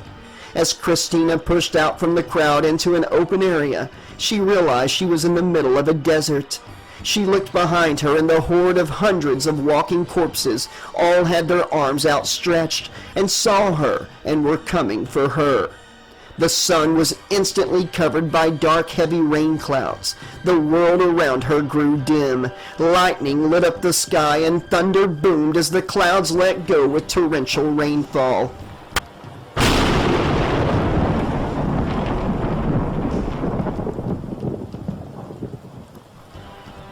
She could hear the hungry horde's feet sliding through the mud over the growing storm, their growls and snarls growing louder and louder. Then she heard a voice. "You better run, Chrissy! It's the Zekant coming!" Freddy laughed, putting an emphasis on the Z in Zekant. His voice seeming to come from everywhere and nowhere at the same time. The horde was probably 20 feet away and coming quickly. Christina tried to run, but it was like her legs weighed 100 pounds each. It took all of her strength just to lift her feet and take a step. She knew she should be running. She was telling her brain to run, but her feet weren't listening to it. She was taking terribly slow steps, yet her heart was racing as if she was moving as fast as she could. The sounds of the horde was deafening now. She chanced to glance over her shoulder, but when she did, she saw the horde was on her. Hundreds of the undead surrounded her, grabbed her, and pulled her to the ground. Christina screamed, knowing her time was up. She prepared to be eaten alive. And then the noise of the horde was gone. She didn't feel the weight of the undead holding her down. She felt the heavy rain pelt her body, and she opened her tight-shut eyes and realized she was lying on hard pavement. She was no longer in the desert. The sky lit up with eerie streaks of lightning, and she heard thunder crash, resembling the roar of a giant monster as the wind howled. Her hands still ached and still slowly bled, large holes still in both of them. She pushed herself carefully to her feet, trying not to put weight on the injured hands, and she looked around. She couldn't make out anything through the torrent of rain, except directly in front of her was a house with a porch light that flickered. A house she wished she didn't recognize. It was the house from old Earth, the one she refused to enter. The evil house, its windows boarded shut, paint peeling on its face, and its faded red door slowly creaked open. Christina shook her head. "No, I won't go in, Kruger!" she yelled. "Is that so?" Freddy's voice called from somewhere behind her. She then heard a sound rising through the heavy rain, wind, and thunder. It came from the darkness behind her and to her sides. At first it sounded like a soft buzzing, but then it was unmistakable. The horde of the undead was back. As if out of thin air, they broke from the darkness to her sides and behind her, and they were closing in fast. "Better run! I ring the dinner bell, Chrissy!"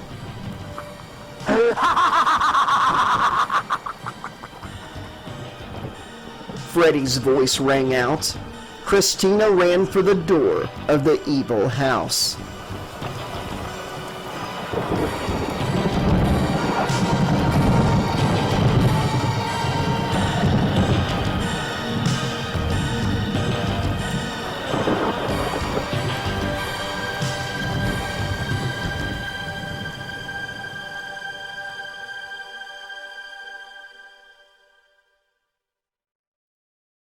Talos slowly opened his eyes with a slight click. He was still functional. He wasn't sure what exactly had happened, but he knew Candolin was surely dead. He looked in the direction of her cryo chamber and confirmed it to be true when he saw it was still filled with blood and gore. The room was still awash in a dim red light. How long had he been down? He had to reset the system. He wasn't sure how much time was left before auxiliary power would not be able to power the cryo chambers, and the crew would be lost. He tried to stand, but his legs still would not work. Luckily, he did find that his arms did work, however.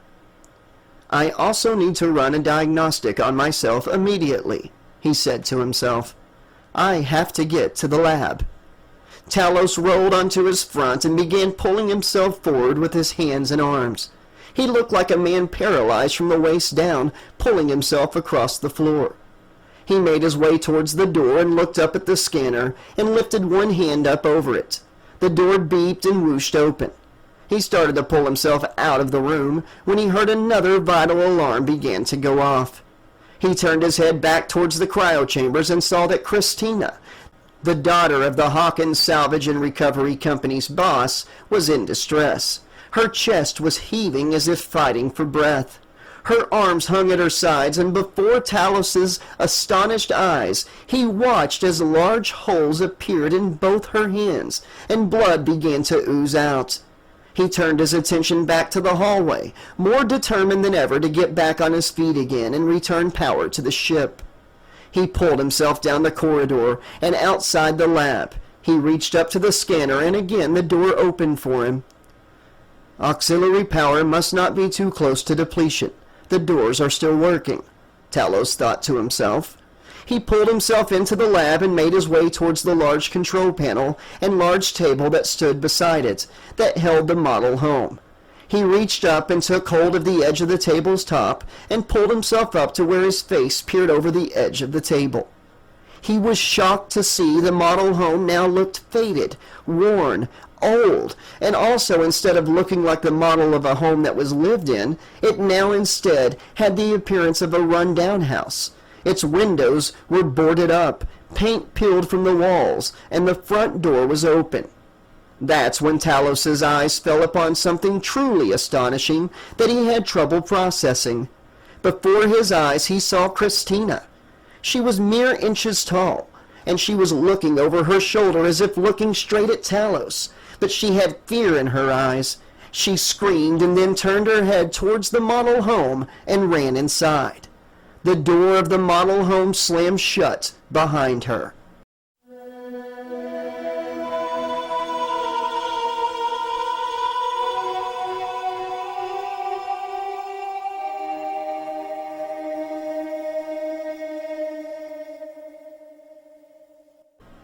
As soon as Christina escaped the onslaught of the undead and ran into the evil house, she stopped in her tracks as the front door slammed shut behind her.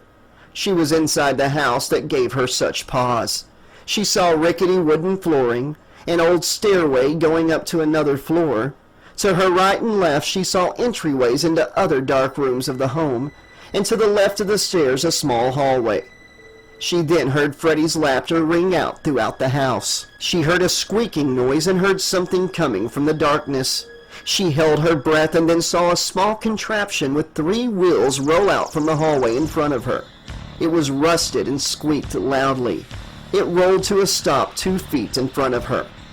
She began to back up to the door. When her back touched it, the horde outside began beating against the door. She felt it giving way to their force. In a panic, she ran to the stairs and ran up them 2 steps at a time, tripping over the last step and falling to her face upstairs. She placed her injured hands flat on the floor, trying to ignore the pain with determination, and lifted her head to begin standing, and saw 2 black boots step in front of her. Her eyes scanned up, seeing dark pants and then a red and green striped sweater, and Freddy's hideous face looking down at her smiling. She scooted backwards against the door of a bedroom. It fell open behind her and she scrambled to her feet. Freddy's laugh echoed all around her.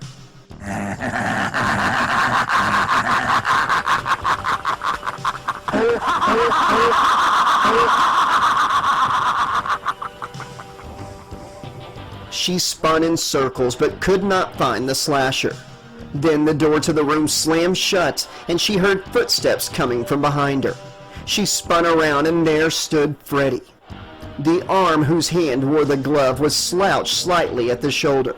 He glared at her. Christina turned and reached for the door, but it was gone. It was just a wall now. "Time's up, Chrissy," Freddy growled behind her. "But thanks for the fun. I needed it. It's been a long time since I was able to let it all hang out like that." Christina turned to face Freddy and closed her eyes as she reached and took hold of the golden crucifix she still wore around her neck. She began praying. "Lord, give me your protection. Forgive me for my sins. Put your protective forces around me," she began. Freddy began to shrink back from her, and the house rumbled beneath their feet. "Stop it! Stop it!" Freddy growled. "Please stop this evil. Only your saving grace can cast a light over this darkness." Christina prayed on. She heard a loud cracking noise and opened her eyes and looked up at the ceiling. It had broken open, and a bright light shot down through the hole directly onto Freddy. He fell to his knees and then over onto his side. "Please, stop!" Freddy croaked. "Thank you, Lord. Let your protection see me from this evil place," she begged. She heard a creaking behind her and turned to see the bedroom door was back and was wide open. Christina didn't hesitate. She let go of her crucifix and ran to the stairs and began running down them. As her right foot struck the floor at the bottom of the stairs, her left foot became stuck in place. She looked over and down and saw the bottom stair was no longer a stair. It was a thick black liquid, and her left foot was submerged in it, and no matter how hard she pulled, it would not come free. She looked back in front of her to see the front door of the house was wide open, and on the outside was the cryo chamber room, and she saw herself asleep in a cryo chamber. She reached and pulled with everything she had. She felt her foot start to pull free, and she looked down and gave every last bit of energy she had in one final tug, and watched her trapped foot break free from the step. She pulled it next to her right foot and turned back to the door and ran for the opening. Right as she reached its threshold, it slammed shut. She pulled and pulled on the doorknob, but it to no avail. She beat her hands against it, tears beginning to stream down her cheeks.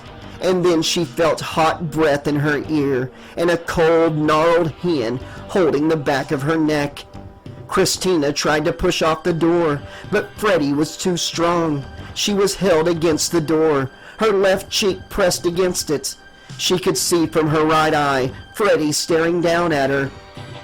"You didn't say amen." Christina tried to reach for her crucifix, but Freddy pushed against her harder and leaned in, his mouth against her ear. He licked it slightly. She felt his disgusting, slimy saliva, and she could feel his hot breath blow into her ear as he spoke low and deep. "That's not gonna help you, little girl." Christina let out an audible gasp as she felt Freddy take hold of the chain that her crucifix was attached to and yank it so hard it snapped, and he let it fall to the floor at her feet. "Your God is dead, Chrissy. This," he said, flourishing his glove next to her face. "This is God." He growled into her ear, and he stepped back. She felt the pressure release her from the door, but before she could move, Freddy yelled, "Testify!" And then a fiery pain erupted in her back, and then a cold sensation ran through her chest as Freddy drove his bladed glove through her back. And Christina looked down in horror at her chest, where 4 bloody dripping blades now protruded. Christina tried to speak, to be defiant in death, and tell the bastard to rot in hell, but all that came out was an airy gurgle, and blood poured from her mouth as all strength left her, and she fell to her knees. The last thing Christina heard before death took her to an empty void was a promise from her killer, Freddy. "I'll reunite you with your mother very soon," he said with a snarl. I want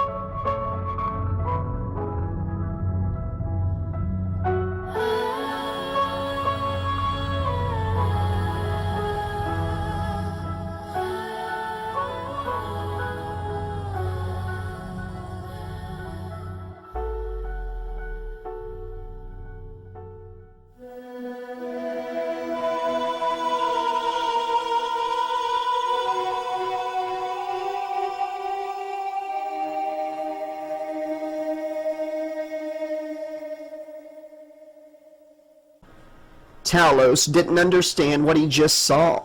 A tiny version of Christina stood on the table and ran into the now vastly different-looking model home. Was his system completely damaged beyond repair? Was he really seeing the things he had been witnessing? He didn't have time to investigate more. He could feel himself trying to shut down again. Talos turned to the large control panel to his right and held up his hand. His index finger opened at the tip and a small cable slithered out and snaked its way to the control panel and connected. Talos closed his eyes and began his diagnostic, saw raw data flash in the darkness, and then a whirring noise from inside of him as he was returned to full power. He opened his eyes and finally was able to stand. He immediately sat down at the control panel and waved his hand over it. A screen appeared before him and Talos began going through the system to see exactly what had happened. A surge had caused severe damage to the comms, autopiloting systems, and the ship's energy cell. He did not have the equipment to fix the first two, but he was capable of resetting the ship's power cell, and he did it immediately. For less than a second, the entire ship went black, and then life returned to the Beowulf. The dim red light was replaced with the vibrant white light he was accustomed to on the ship. Talos almost smiled at the small success, but the knowledge of having no comms and a damaged autopiloting system reminded him they were not out of the woods yet. He would need Warlock to override the autopiloting system manually when he awoke from cryosleep in... Talos looked at the time. 16 hours had passed since the crew had gone into 4-day hibernation. That left 3 days and 8 hours until the autopiloting system could be corrected by Warlock. There would not be much time to spare either. Even 5 extra minutes could overshoot them past their warp speed destination. Not to mention, they would be flying blind after passing the intended moment of coming out of warp speed. They could collide with a planet, a moon, another ship, or anything that might be in their path. Of course, first he had to figure out what happened to Candlin, and if it was an isolated incident. Not to mention the diary that had burned and the 5+ artifact disappearing. And seeing and witnessing his boss's daughter, the size of a bug, running into the model home. How would he explain it all to Danella when she awoke? Would she also suffer a fatality like Candlin? Talos needed to process the events of the past 16 hours. Just then Talos was taken aback as he heard a liquid noise to his left. He looked back at the model home and saw a red substance filling up inside it and pouring out the cracks of the boarded windows and the door. It sounded like something was pouring into the model home from underneath. Talos looked under the table. There was nothing. He returned his gaze to the model home and saw the wood begin to crack, and the windows broke open, and the red liquid that appeared to be blood oozed out of the openings. It seemed the house would burst apart from the pressure, but before it could, it erupted in flames. Talos jumped to his feet as flames engulfed the only remaining artifact brought back from Earth-1. He lifted his hand again, and his thumb opened at the tip, and he pointed it at the model, and a white gaseous substance sprayed out and covered the model home. As it cleared, Talos could not believe what he was seeing. The model home was gone. All that remained was a few tendrils of smoke rising off the table, and then soon they disappeared as well.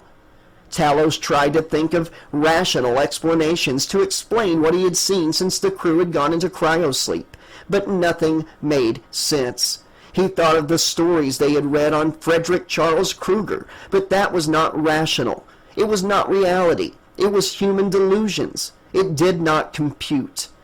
Talos was pulled out of his thoughts by the vital sign alarm that had been going off before, being joined by the secondary emergency alarm of the same crewmate. He sprang to his feet and returned to the lab, remembering the injuries that had appeared on Christina's hands.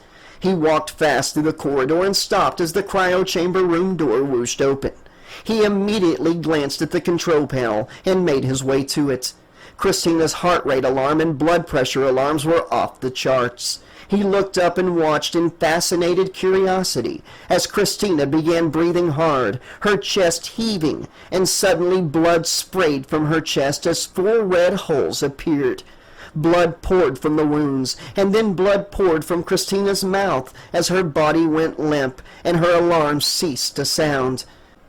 Even if Talos took her immediately to the nanolab, it would be futile. She was dead. The cryosleep process didn't freeze crew members in a covered in ice, frozen stiff kind of way. They were given an IV medication that would cool their bodies for a set amount of time, depending on their dose, and the crew had been given a 4-day dose this particular time.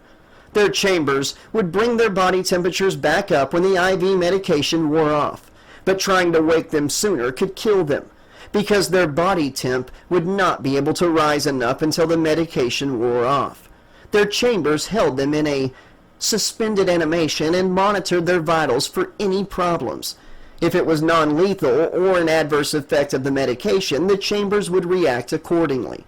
But bringing someone back from the dead was more than the technology could do. Talos may have been an android, but he had been with this crew his entire 11 months as an active, evolving AI android. He had made friendships, learned loyalty. He felt the closest thing he could to sadness and concern with the events that had transpired since cryosleep had begun for the crew. Talos wrestled with logic. He was not designed to believe in the boogeyman, but he had seen the diary burst into flames, the glove disappear before his eyes, the model bleed and burn. 2 crewmates died horribly in their cryo chamber. Still, there had to be a rational explanation. The cryo chambers malfunctioning, holograms. He had a system virus and was having the android equivalent of hallucinations. Talos quickly processed through every possible explanation and still could not arrive at an answer that was logically sound. Every time something unexplainable happened, he was not given ample time to process it. So far, with each occurrence, he was either distracted by another emergency or impossible thing happening, or he was having to repair himself, or put out a fire, or reset the power.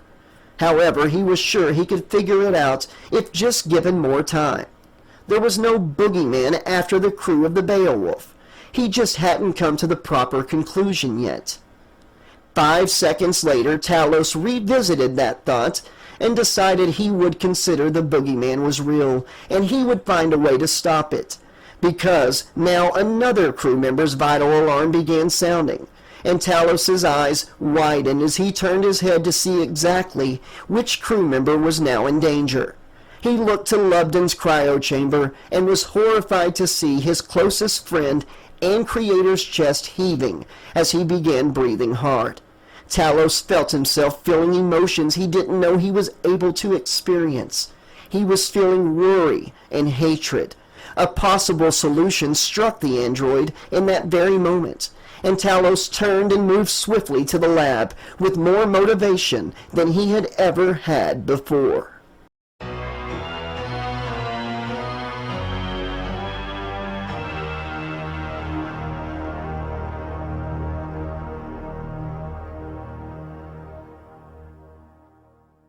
Chapter 8. Interloper.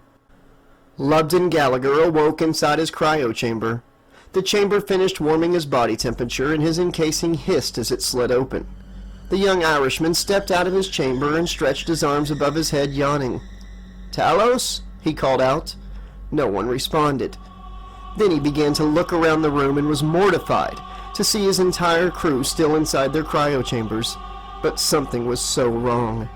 Every crewmate's chamber had been opened sometime earlier. Butch and Nero were very dead. They each had dried blood from their nose and from the corners of their mouth. Their skin was very pale, and each of their chests were broken up in the very middle, as if something burst through their chest from the inside. The rest of the crew were all breathing, and their vital alarms were not sounding, but where their face should be, Lubden instead saw some sort of creature wrapped around their faces. It looked as if its skin was completely burned. It had 4 appendages, two on each side that wrapped around each crewmate's head. The appendages looked like metallic blades, yet wrapped around as if made of a softer tissue. The creatures each had a tail as well, and their tails were wrapped 3 times around each crewmate's neck. Lubden rushed to Danella's chamber and grabbed hold of the tail of the creature hugging her face, and he tried to pull. As soon as he touched the tail, it tightened even more around his boss's neck, causing her heart rate alarm to beep loudly. Lubden immediately let go. "Saints preserve us, I'm sorry, sir," he said to Danella's unconscious body. Lubden scanned the rest of the room. The control panel in the center of the room was destroyed. Sparks jetted out of it, and the door that led to the corridor was smoking, and a large hole had been seemingly melted into it. He called out for Talos again. "Talos, where are you, my friend?" Still no reply. He was terrified about what may have happened to his close friend. Lubden ran through the melted door and headed down the corridor to the Nanomed lab, and found its door was also slightly smoking, and a large round hole had been melted in it as well. He ran inside and saw the lab was in disarray, and to his right, next to the main control panel and access screen, Talos laid on the ground. He had ran wires out of his index finger into the control panel and appeared to be running a diagnostic on himself. Talos's right leg was missing from above the knee down, and sparks shot from it. "Talos!" Lubden called out and ran to his friend's side, pulled him up, sat him at one of the 2 seats at the control panel. "Are you okay?" he asked. "Diagnostic complete. Repairing 17 errors," Talos 16 replied. There were a few audible clicks, and Talos's head jerked twice and his eyes closed and opened rapidly, followed by a loud beep, and the cable running from Talos's finger disconnected from the control panel and returned back into Talos's finger as the tip closed. "Hello, Lubden. I am fine, but will require repair on my right leg. I am glad to see you are okay. When those creatures began attaching to the crew, one tried to attach to me, but I assume it realized I was not human and went for you. I stunned it, and it withered and melted. It was a very strange thing to observe, but I could not stop the rest of them from attaching to the crew. I am sorry, I failed them," Talos continued. "No, Talos, you saved me. We can work together to save them," Lubden said optimistically. "I am sorry, Lubden. I have tried to remove the creature, but failed. An alien creature has attached itself to them, and it's gestating in their chests. Their vitals are still very much in healthy ranges, but when I try to remove the creature, it tightens its hold and causes their vitals to spike. I was researching what they were and how I may be able to remove them when I was attacked by a larger creature. I was able to give it an electronic shock and it ran off. I believe what I fought off was what came from and killed Butch and Nero. These creatures have an acidic spray of some kind. I ascertained they used it to escape the cryo chamber room and to gain entry to the lab, here, and also to destroy my leg. If we do not find a way to remove the creatures soon, then the rest of the crew will suffer similar fates. We will need a way to defend ourselves. There are 2 alien creatures that came from Nero and Butch, and I believe they have grown rapidly since I fought one off," Talos explained. "Plasma rifles in the cargo bay. I can go get them?" Lubden said, a newfound courage building in his gut. "First, let's take care of that leg," he continued. Lubden glanced at the nano beds and saw they were all destroyed, their control panels sparking and smoking. "I assume all of our work on Gallagher Sphere 2.0 is toast?" he asked. "Yes, Lubden. I am sorry," Talos answered. "It's okay. Looks like we got lucky," Lubden said, as he walked to the counter on the far left side of the lab and retrieved a small leather pouch that had been left there by Verissa before the crew went into cryosleep. Lubden opened it and retrieved the Gallagher Sphere 1.0 he had given her before their trip to Earth 1. Lubden returned to Talos and held the sphere to where the android's knee hinge once was and concentrated. The sphere turned into a bright silver metallic knee and lower leg and foot and attached itself to the android. "There, just like new, old friend," Lubden said with a smile. "Thank you. I will communicate with you through your neural implants comm, as I keep an eye on the Beowulf security systems. Please be careful, friend," Talos said. "I will, Talos. I'm so glad you're okay," Lubden replied, as he embraced his android in a tight hug and then headed for the door. Lubden walked down the corridor towards the lift. He passed the cryo chamber room and saw his crewmates still had the creatures around their faces. Lubden prayed he would be able to save them before anyone else suffered the fate of Nero and Butch. He also prayed he got to a gun before a creature got to him. Lubden scanned his hand on the lift and the door slowly opened. He entered the lift and selected the floor to access the cargo bay. "How's it look, friend?" "I am picking up one of the creatures in the sleeping quarters. I am not seeing the other one. I will continue to scan," Talos answered through Lubden's neural implant comm. "Aye, Talos, thank you," he said back. As the lift began to move, everything went dark, and the red auxiliary power light came on. It flashed red and then green in a slow pattern. Lubden wasn't sure what the green light meant. "Talos, what's going on?" Lubden asked, concerned. "Something has depleted main power. We are on auxiliary at the moment. I will see if I can divert power from..." Talos began, and then suddenly went silent. "Lubden, are you alone in the lift?" he asked. Yes, why?" Lubden asked. "Sensors state one of the creatures is in the room with you," Talos explained. "Must be a glitch from power loss, friend. I am definitely all by myself." Lubden's eyes grew large as he heard a sizzling noise and saw a whiff of smoke coming from the floor to his left in the red and green light. He followed his gaze from the floor to the ceiling and saw a small hose sizzling above him as well. Before he had time to react, the ceiling of the lift broke open and a large slimy hand and arm covered with burns with razor-sharp fingers shot through the hole and grabbed him by the bicep. The blade-like claws sliced into Lubden's upper arm, sending pain radiating through his body, and blood began to ooze from the wounds. He was able to jerk free before the creature had a full grasp on him. The lift was opening. Lubden sprang through the opening and began scanning his hand on the outside to close the lift door. He watched in fascinated horror as a large alien creature dropped from the ceiling of the lift and landed in the lift facing him. The creature stood about 2 meters tall with a long, strong-looking tail, 4 razor-sharp claws on its 2 hands, with an elongated head. The skin of the creature was like the smaller ones. It seemed to be covered in wet burns, as if it had once had human skin that was seared off in an extreme fire. Lubden's thoughts went to Freddy Krueger, the fire, what the diary had said he looked like in dreams. But he didn't have time to figure it out right now. He needed a gun. The lift door closed before the creature could escape, but it began beating against the door.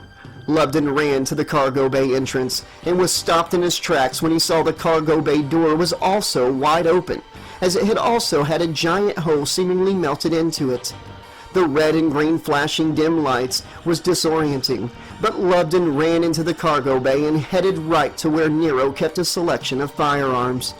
As Lubden ran, he almost slipped and fell. He stopped and glanced down and saw what appeared to be 9 or more red and green striped eggs that seemed to have split open at some point. They were open on top and folded over on the sides. They were covered in slime. Lubden stared in shock and amazement. What the hell had happened while they were in cryosleep? How in the bloody fuck did alien eggs get aboard the Beowulf? Lubden took too long contemplating an explanation. Before he could even snap out of his reverie, the alien creature from the lift had him. It grabbed him by his arms and lifted Lubden over its head and threw him across the room. It gave a monstrous screech as it did so.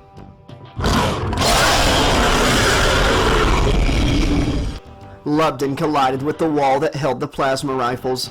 It felt like every bone in his body was hit with the sledgehammer as he struck the wall and fell to the floor. He sat up and backed up against the wall, wincing, trying to gain his breath. He was filled with a new dread as he heard a rapid clicking noise on the floor coming towards him. Through the dim red and green light, Lubden saw the alien creature running at full speed right towards him. Lubden looked around, taking inventory of his surroundings, and saw a plasma rifle to his right that had been knocked off the wall when he struck it. It was mere inches outside his reach.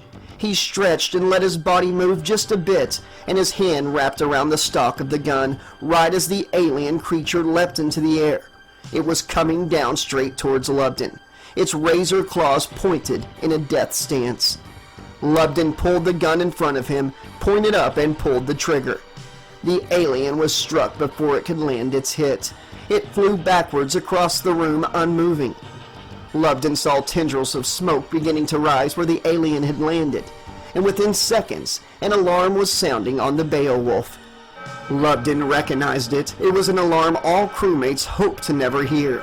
It only sounded when the hull had been compromised. The alien's fucking blood was acidic and was eating through the ship. "Holy Jesus, Mary, and fucking Joseph!" Lubden yelled, and sprang to his feet with a new sense of purpose, running for the lift. Luckily, the alien had not used its acid attack to eat through the lift door and had somehow opened it instead. Lubden ran into the lift and scanned his hand to take him to the corridor housing the nanolab and the shuttle. He would try one more time to save the crew, but if he failed, he and Talos would have to leave regardless or stay behind and die as well. "Talos, I'm coming up. Please prep the shuttle," Lubden begged. He got no response. "Talos?" Lubden asked again. Still, all he heard back was silence. The alarm blared loudly as the dim red and green light continued to flash. The lift opened, and Lubden ran for the nanolab. His heart sank as he passed the cryo chamber room and saw every single crewmate's face was visible again, with fresh blood trickling from their noses and their mouths. He watched in horror as all their chests began to pulsate at the same time, as if something was trying to get out. "I'm too bloody late, god damn it, I'm too fucking late!" he cried. Lubden ran into the lab and fell to his knees at what he saw. Talos was in several pieces, smoke rising off his severed limbs and headless torso, as sparks shot from all the pieces of his beloved android that lay on the lab floor before him. Tears began to fall down Lubden's cheeks as he crawled to where Talos's head lay. He picked it up and saw Talos was completely shut down. Lubden held his forehead to the forehead of his friend, and more. He kissed the inactive android's forehead and set the head down, wiped the tears from his eyes, and stood back up holding the rifle at the ready, and ran for the corridor and towards the shuttle bay. As he ran out of the lab and into the corridor, he heard a shriek from behind him, followed by a choir of shrieks.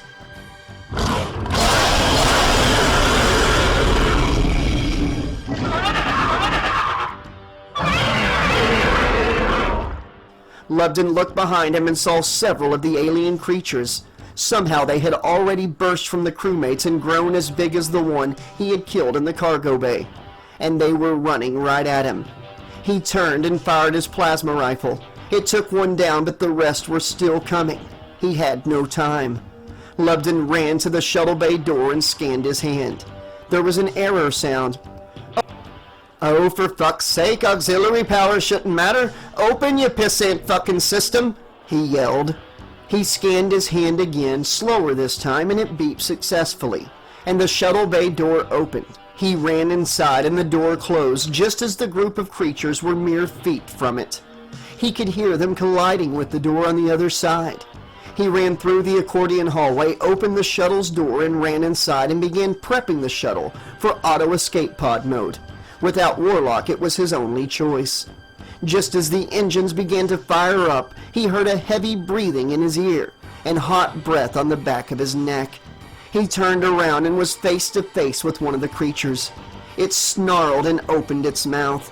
A much smaller mouth, like an inner jaw, came out and snapped at him. He jumped back just in time. Then the creature began making a strange noise that seemed completely insane, coming from such a freak of nature. It was a low, guttural laugh coming from the tiny mouth.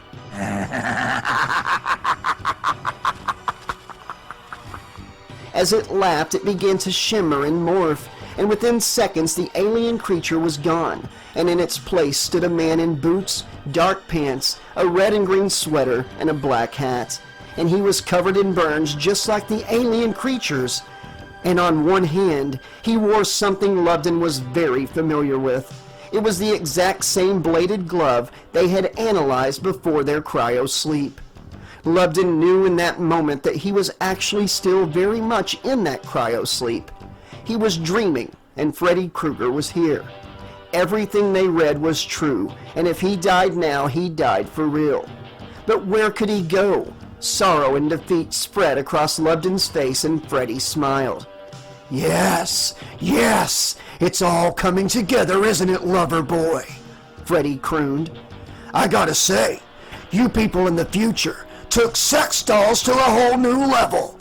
Freddy continued, laughing maniacally. It's not like that, you arsehole. Do your worst, Frederick. You don't scare me, Lubden said defiantly. I think I'll make it slow, just for you calling me that fucking name, Freddy growled and lifted his bladed gloved hand above his head. He was just about to bring the blades down on Lubden when the shuttle door opened with a whoosh behind Freddy. Yo, ballsack head, came the voice of Talos. What the fuck? Freddy said, perplexed, as he turned to face the real Talos 16. That's right, I'm not one of your deceptive illusions. Now leave my friend alone, Talos barked at Freddy in his android voice. How the fuck did you get here, Robo-Boy? Freddy growled. Oh well, now you can watch me kill your little boyfriend. Before Freddy could finish his threat, Talos grabbed Freddy by the neck, turned and threw him down the corridor, launching him with a powerful speed, and Freddy slammed into the inner airlock door on the opposite end of the corridor, and fell to a crumpled heap on the floor. Talos turned to Lubden and handed him a small bracelet that had a timer on the face. It was counting down.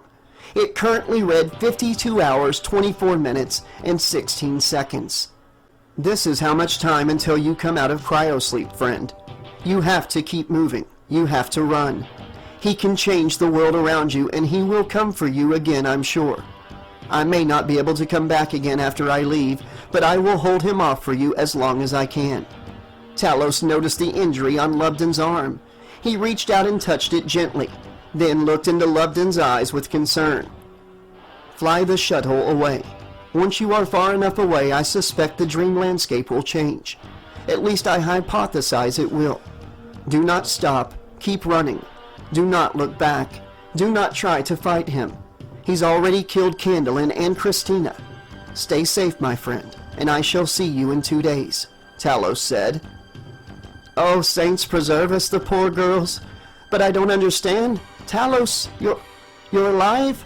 Lubden said with a smile of wonder on his face. I saw you in pieces? That was not me. That was a deception by Freddy Krueger. I did not believe it logical that he could be real, but I was incorrect. I saw you were in distress. And though it took me longer than I'd hoped, I used the neural implant tech to upload my program into your consciousness. Thank you, Talos. You are a true friend. But one question. Ballsack head? Lubden asked with a grin. I needed to get his attention, and desired to insult him, and his burned epidermis does resemble the human scrotum, Talos responded. A look of humorous pride showed on Lubden's face. There will be time to talk at a later time, my friend. I will try to visit all the crew to give them the countdown device as well. I will also continue to monitor you all from the Beowulf, Talos continued, but stopped when he heard Freddy somewhere behind him getting up. Go, friend. Survive. And I will see you soon, Talos said, putting his hand over the scanner, and the door whooshed shut. No! Wait! Lubden yelled, and looked through a small window on the shuttle door. He saw Freddy running towards Talos. Talos turned to face the Dream Demon, and as Freddy was close enough, he swung a punch, but Freddy's claws came down on the android's hand. But instead of sparks, Lubden saw blood shooting from the stump where his android's right hand had been seconds before. Talos shrieked in pain, realizing in the dreamscape he was no longer an android. He knew Lubden would be concerned for him. Talos turned to Lubden. I will be okay. Trust me and run, friend. Lubden did as his friend asked him. He activated the escape pod mode, wincing at the pain in his still bleeding arm. and the shuttle took off into deep space within the dreamscape. He put the countdown bracelet around his wrist. It now read 51 hours and 50 minutes and 22 seconds. He guessed time moved differently in the dream. It had only felt like no more than a couple minutes since Talos handed him the bracelet, but the countdown showed over 30 minutes had passed. He had a little over 2 days to try to survive, but he knew now, with Freddy Krueger on his heels, the odds were stacked against him.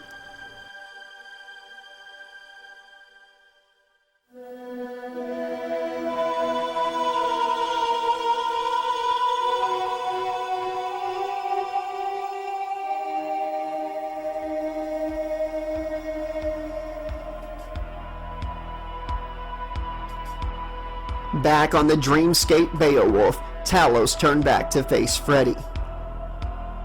You know, I'm gonna catch him, don't you? They're all gonna die, and I'll make your little boyfriend suffer most, Freddy snarled. I'll make sure you get a show back on your ship when he dies in his tube. You talk too much, Talos said as he swung out with his left hand, but again Freddy deflected it, this time by completely disappearing. Talos looked to his left and right to try to see where Freddy had went, and then for the first time since his creation, he felt real pain as Freddy appeared behind him, tapped him on his shoulder, and then drove his blades through Talos's lower back and moved them around. In the dreamscape, Freddy could control everything, and he had chosen to make his uninvited interloper know what it was like to be human, to feel pain, and to die. Talos fell to his knees, blood began bubbling out of his mouth, and Freddy yanked his blades from his lower back and walked around and stood above Talos in front of him and smiled. I won't let you come back, Johnny Five. I hope your trip was worth it, because now I think it's time I turn the heat up a bit.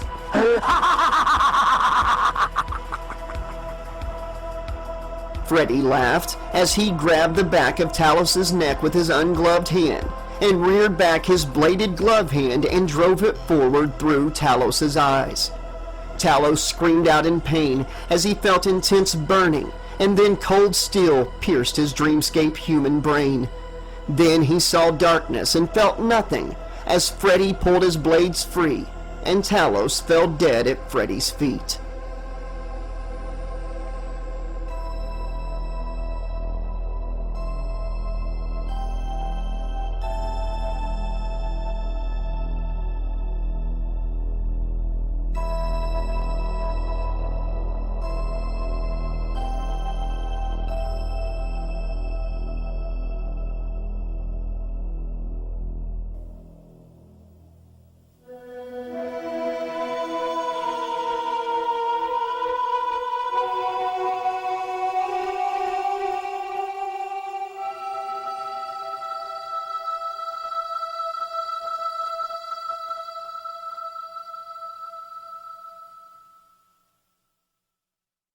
Talos's eyes snapped open at the control panel in the Nanomed lab. He was out of the dreamscape and back in the actual Beowulf Nanomed lab. There was no destroyed beds. The Gallagher Sphere 2.0 was still there at the control panel of Nanobed number 1. He still had both his actual legs, and the pouch holding Gallagher Sphere 1.0 was still on the counter on the far left of the lab where Dr. DeGennaro had placed it before heading to be put in cryo sleep. Talos felt immense relief. It was not a nice feeling finding out what pain and death felt like, but it was an interesting experience. However, he was glad to be back in the real world. Talos retracted the cords from his index finger that he had affixed to the control panel to access the neural implant of Lupton Gallagher, to enter his consciousness and access his friend's sleeping and dreaming mind. He may have been cast out by Freddy, but not before he gave his friend a fighting chance and a means of knowing how much time he had left to keep running. He hoped the time he had bought Lupton was enough to give him an edge going forward. The idea had struck him when he had seen Lupton's vitals hitting critical levels in the cryo chamber room earlier. Talos had felt something he didn't know he could feel until that moment. He felt panic, anger, fear and sadness. It drove him to concentrate like never before. And he had looked at his friend in the cryo chamber, and by chance his eyes had fallen on the jack that connected to Lubden's neural implant. Talos had rushed to the Nanomed lab and connected to the Beowulf system, and had spent hours creating a program that let him connect his AI interface to the neural jack monitoring system of the crew, and it had worked. Shortly after Lubden's emergency level alarm joined the first alarm, Talos had implemented the program in the nick of time. But now, Talos looked at the screen in front of him. The program data that was there before was now gone, and replaced by the image of a giant middle finger surrounded by the words, "Get fucked, robo-bitch." Talos tried to re-access the program, but every attempt was met with the program resetting and giving a message of corrupt program data. Talos would have to build a new program if he wanted to reach the other crew members and give them a way to keep track of how much time they had left as well. Another thought hit Talos. What had Freddy meant by, "I think it's time I turn the heat up a bit"? Talos felt a sense as close to dread as he was capable of feeling, and he tried to process an answer to that, to what Freddy had meant. At that moment, the answer came to him, not from inside his own systems or by process of elimination, but instead the answer came to him in the form of 3 crewmates' vital alarms beginning to sound from the cryo chamber room. Talos moved swiftly to investigate.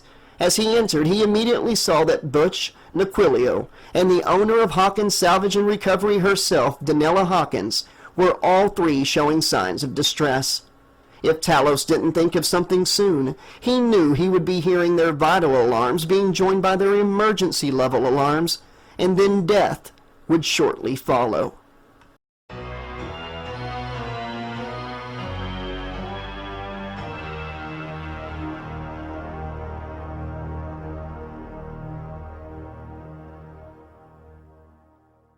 Chapter 9. One-Way Ticket.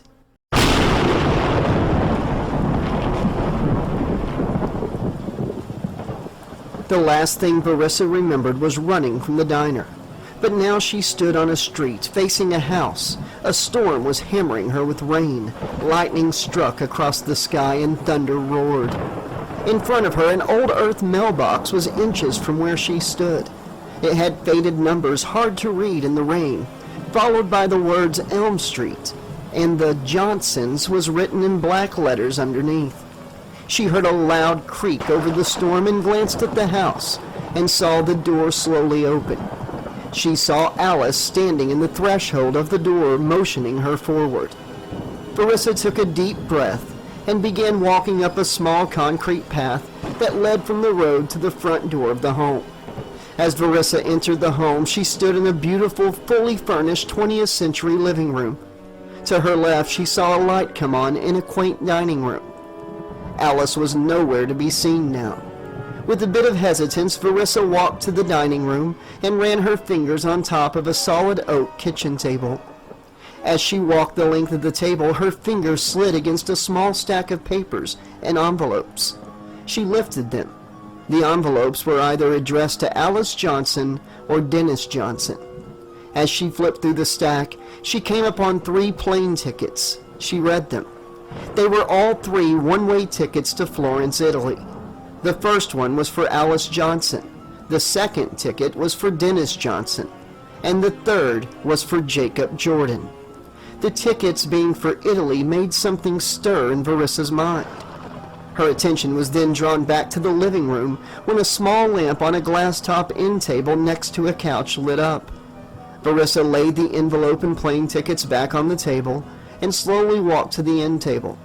The only thing on the small end table was a framed picture of Alice and a handsome man with a similar olive complexion to Verissa. She lifted the picture to take a better look. They were dressed in wedding attire. The 2 were in an embrace, their arms wrapped around each other, and were kissing. Verissa heard a rustling to her side and glanced over. From her studies of Earth 1, she knew the item she was seeing was a newspaper. It was open on a coffee table placed in front of the couch. She turned and stood over the newspaper. She reached down and held it up in front of her eyes and read. It was an engagement announcement dated July 1992. It was written in Italian.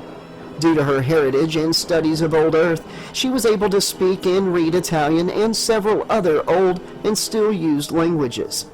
The paper read, Alessandro Dante Di Gennaro and Alice Elizabeth Johnson announced their engagement. Varissa's heart felt like it skipped a beat as her eyes fell on the last name Di Gennaro. She was going to keep reading, but was interrupted by a voice behind her. It took a long time to move on after Dan. He was my high school love and much more. He was also the biological father of my son Jacob.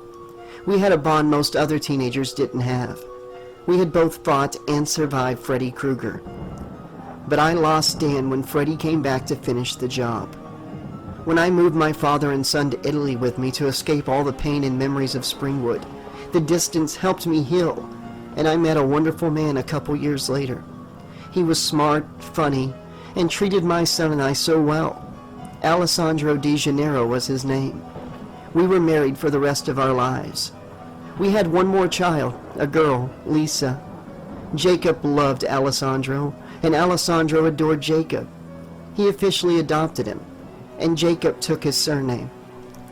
Lisa didn't have any children of her own, but Jacob had 4, and his 4 collectively had 8, and the Di Gennaro name continued even after Earth 1 was evacuated, Alice explained. You mean? Varissa asked. Yes, we are connected by blood, Alice answered. The odds, though, how is this even possible? Varissa was perplexed. Fate, destiny. I have asked myself so many times why certain things happen to me, but there is never a good enough answer. They just happen, and they make us who we are. Your familial connection to me is how I was able to try to warn you about Freddy, about the danger ahead. My powers get weaker the more time that passes, but I projected everything I had, Alice continued. I tried to fully enter your dream to tell you and your crew to turn around before it was too late. I knew Freddy had his sights on you, all of you, and he was finally powerful enough to set his trap successfully.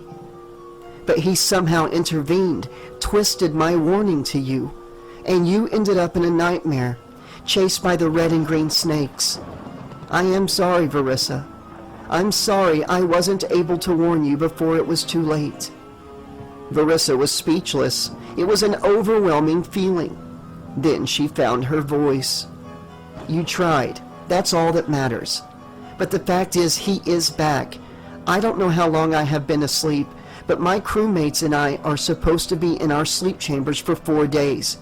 That's a long time when a supernatural killer is after us. We're sitting ducks. Are my friends okay?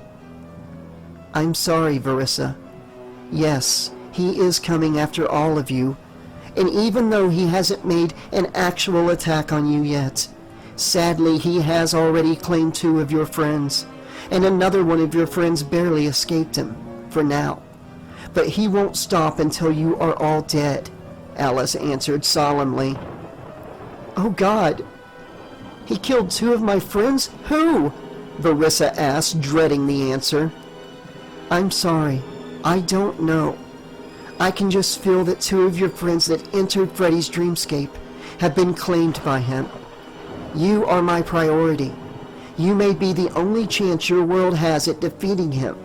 So I have been keeping my eye on you and waiting for my chance to fill you in on how to stop him. But he has been hot on your heels.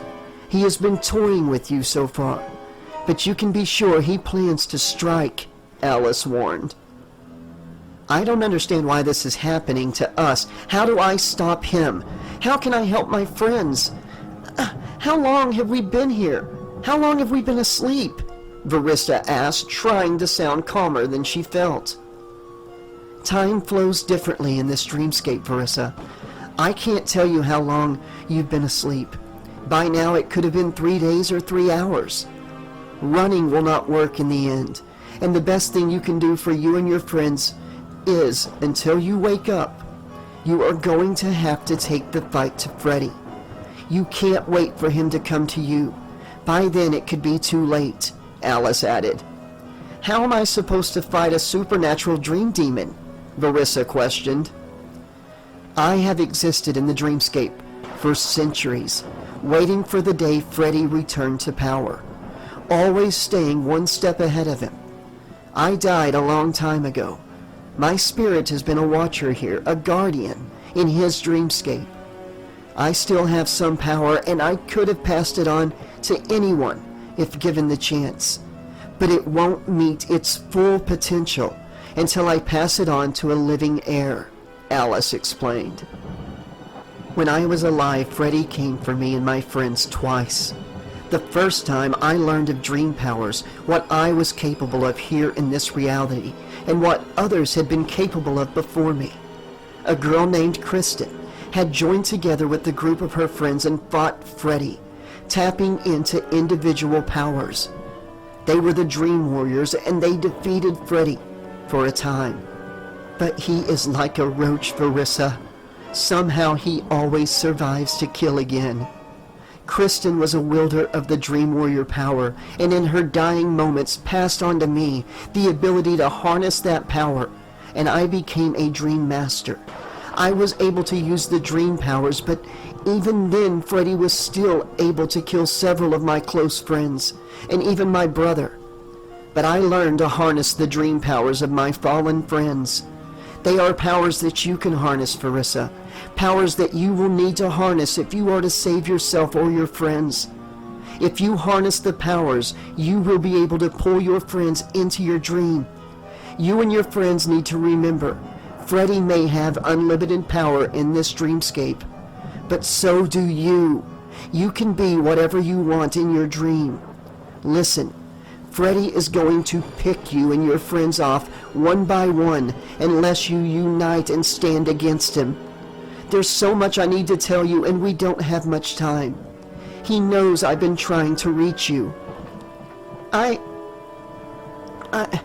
Why is he doing this? My friends have nothing to do with what happened to him, Verissa interjected. It doesn't matter.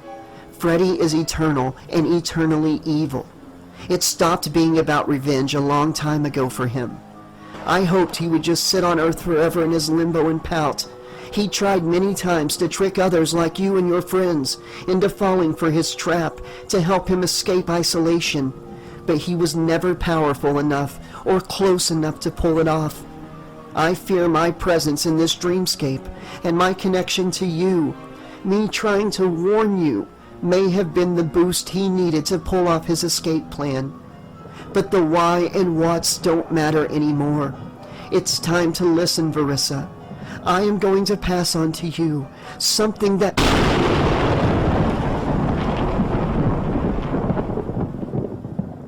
Alice was cut off by a warbling noise that reverberated the walls and floor the women stood on. Large cracks broke horizontally on the walls around them. The ceiling above them broke open and flew away, and the walls around them crumbled to dust, and they found themselves standing in a dim, hot boiler room.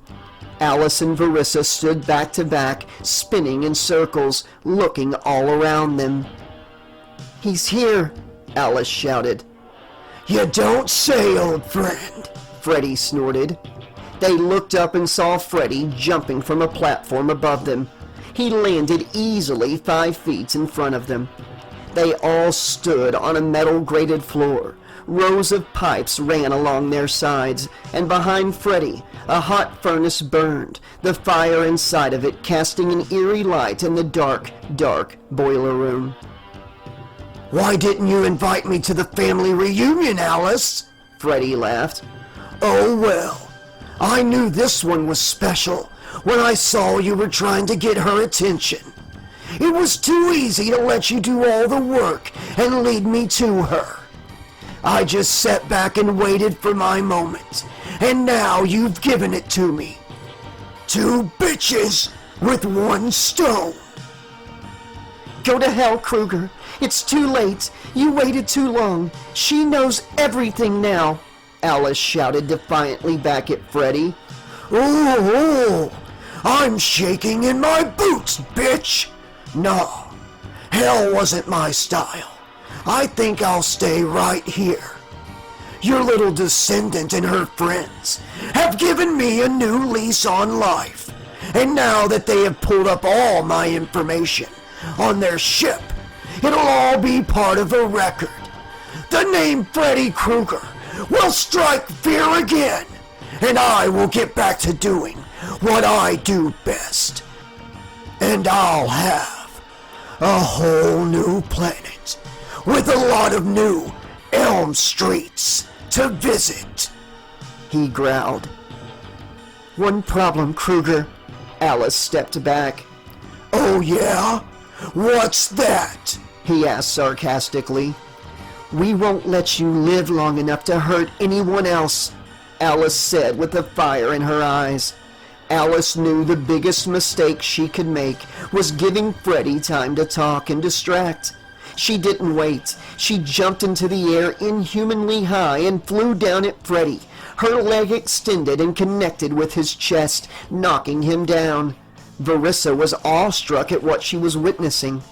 Alice ran to Krueger's side and reached to pick him up, but Freddy was fast. He lashed out with his glove and sliced her across her forearm. He sprang to his feet effortlessly and grabbed hold of Alice. Verissa ran to assist and tried to get Freddy in a headlock, but Freddy knew she was there and backhanded Verissa, knocking her to the ground.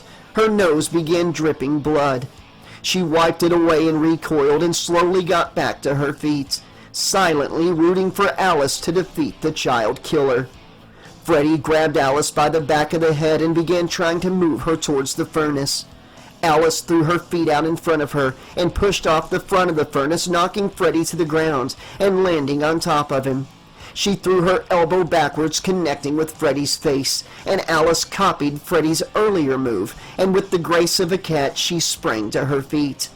Alice threw her hands out towards Freddy's prone form, and lightning bolts shot forth, striking Freddy, sending him sliding several feet on his back. He began to pull himself up, and Alice reached back into her past and thought of her brother. And as Freddy shakily stood to his feet, Alice harnessed his martial arts prowess and jumped and spun, connecting with the roundhouse kick, slamming Freddy back against the opening of the furnace. Freddy swung his gloved hand at Alice, and she sidestepped his attack, gripping his wrist in both hands and flipping him onto his back, using his own momentum. Alice lifted her leg and brought her foot down hard onto Freddy's head. Verissa smiled and let out a cheer of "Yes!" Freddy held his face, and Alice did not hesitate. She picked Freddy up off the ground, and with a strength that shocked Verissa, Alice held him over her head and threw him against the row of pipes on their right side. Freddy hit the pipe so hard it broke a large one, and steam hissed out, spraying Freddy in his face. He covered his face with his hands and howled in pain. He staggered back in front of the women, his back inches from the open furnace. Alice saw her shot, a chance to end this here and now, or at the very least give Verissa more time to receive the powers and learn how to use them. Alice backed up, leapt back into the air, and extended her leg to kick Freddy again. This time, her intent was to knock the Dream Demon into the open furnace. As Verissa watched, her look of wonder at Alice's ability was suddenly replaced with one of abject terror, as she saw what was going to happen. As Alice began her descent to connect with another kick, Verissa looked at Freddy. Time seemed to slow down. She saw Freddy lower his hand away from his face. His scowl of pain from the hot steam was now gone, replaced by an insidious grin. She felt like she was going to be sick as Freddy locked eyes with Verissa and winked.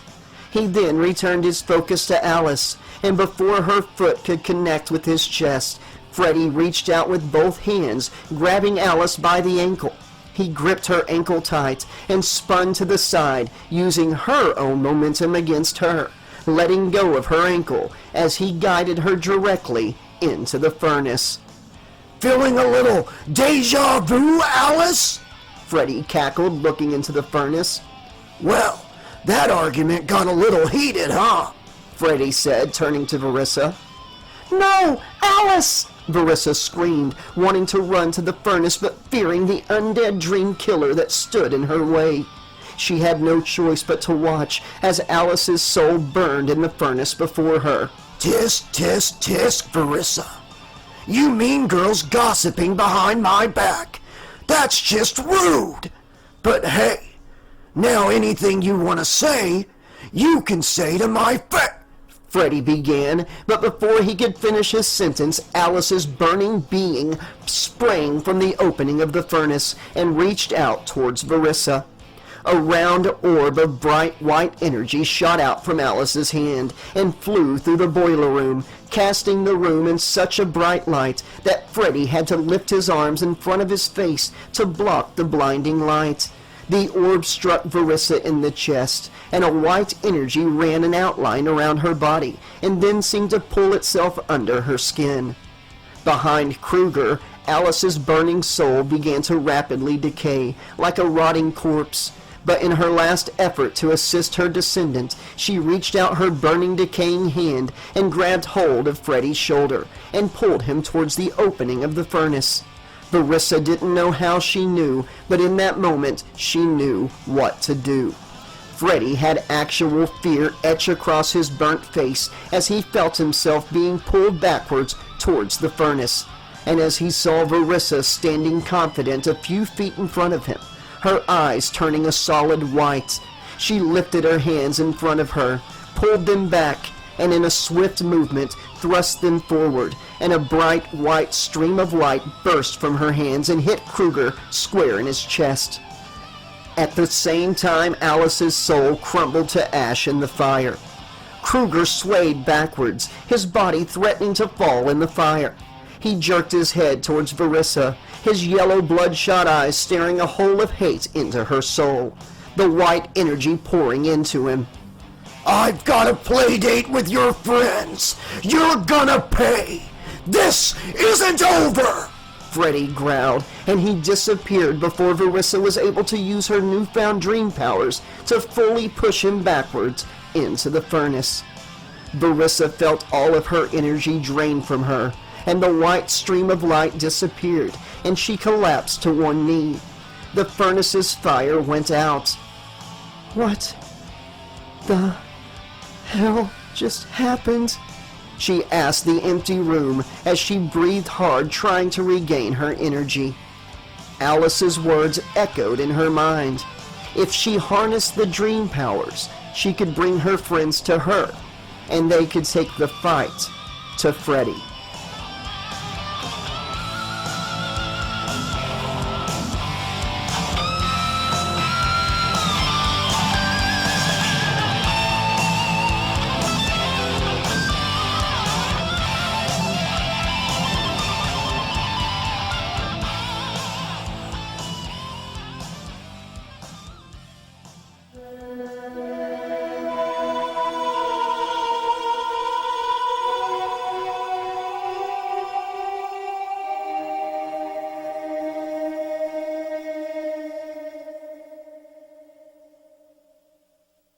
Talos stood at the control panel in the cryo chamber room in deep thought.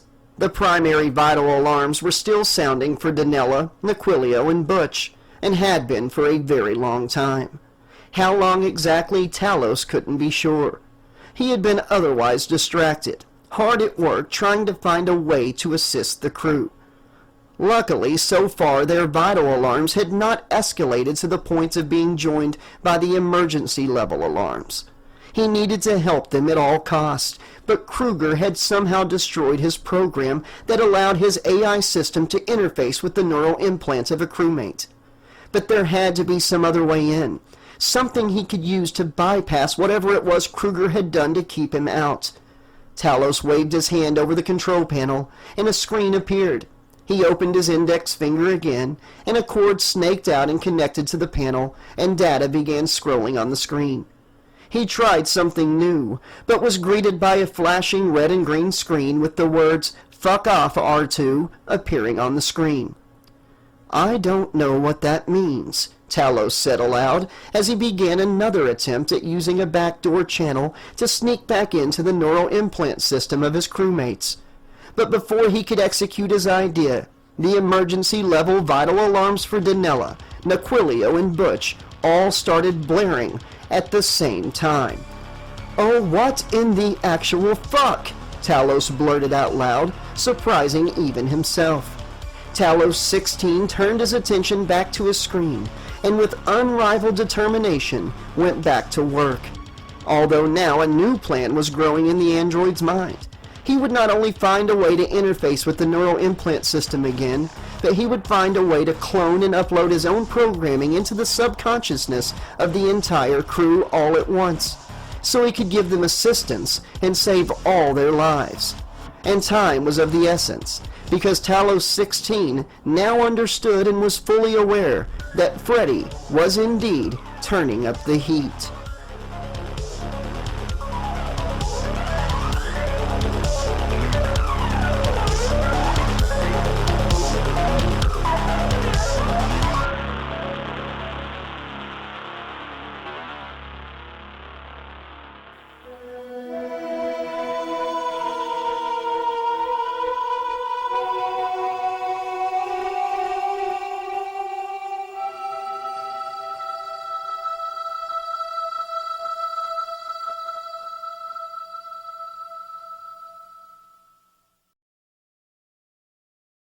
Chapter 10. Blitzkruger.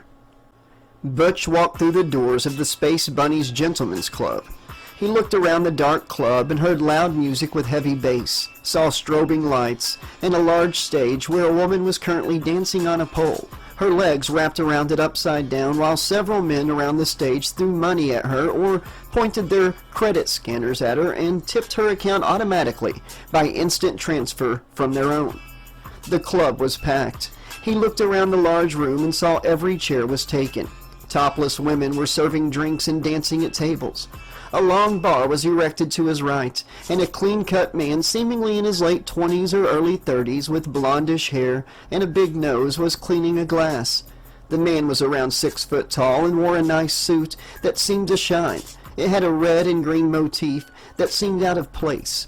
He looked at Butch and winked. Butch couldn't remember going there and felt he needed to be somewhere else but couldn't give it further thought as a voice cut through the loud music. "Oh, Butchie, where you been? You like leaving a girl hanging?" came a voice to his right, and he felt an arm wrap around his. He looked to see a slender, topless human female wearing nothing but a candy apple red G-string, candy apple red high heels, and glitter. Her purple hair at shoulder length and double D's on full display. And Butch judged by what she displayed currently that she must be very cold. She was then joined by another topless beauty who came up to Butch's left side and took his left arm in hers. She was dressed about the same as the first female but wore a bright pink G-string and pink high heels, and her hair was green. Butch ascertained she was very cold as well. "Yeah, Butchie, we were beginning to think you didn't like us anymore." "Wait, no, I'm supposed to be doing something. I'm not supposed to be here. I'm supposed to be on the..." Butch was saying as he struggled with his thoughts, but his mind was cloudy and he couldn't quite remember what he was supposed to be doing, but he knew it wasn't visiting a strip club. Ladies, you didn't tell me Mr. VIP was here." A man's voice came up behind Butch as he felt a strong hand rest on his shoulder. Butch turned his head to see the bartender smiling at him, and then he continued to speak. "See anything you like tonight, Mr. Stockard? Our selection has grown since the last time you were here. And of course, as always, everything is on the house," the bartender said, patting Butch on the back a little too hard. "Wait, I think I know you," Butch said, as his mind tried to clear and the bartender's face began to register with him. He remembered a control panel, a screen, something about old Earth, and Butch's thoughts were again cut off as the bartender responded. "You think you know me? You hear this guy, ladies? Butch acting like he's new or something. Always the joker. Of course you know me, Mr. VIP." The bartender laughed, turning to go back to the bar. As he walked away, he laughed again and said to himself, "He thinks he knows me. Ha!"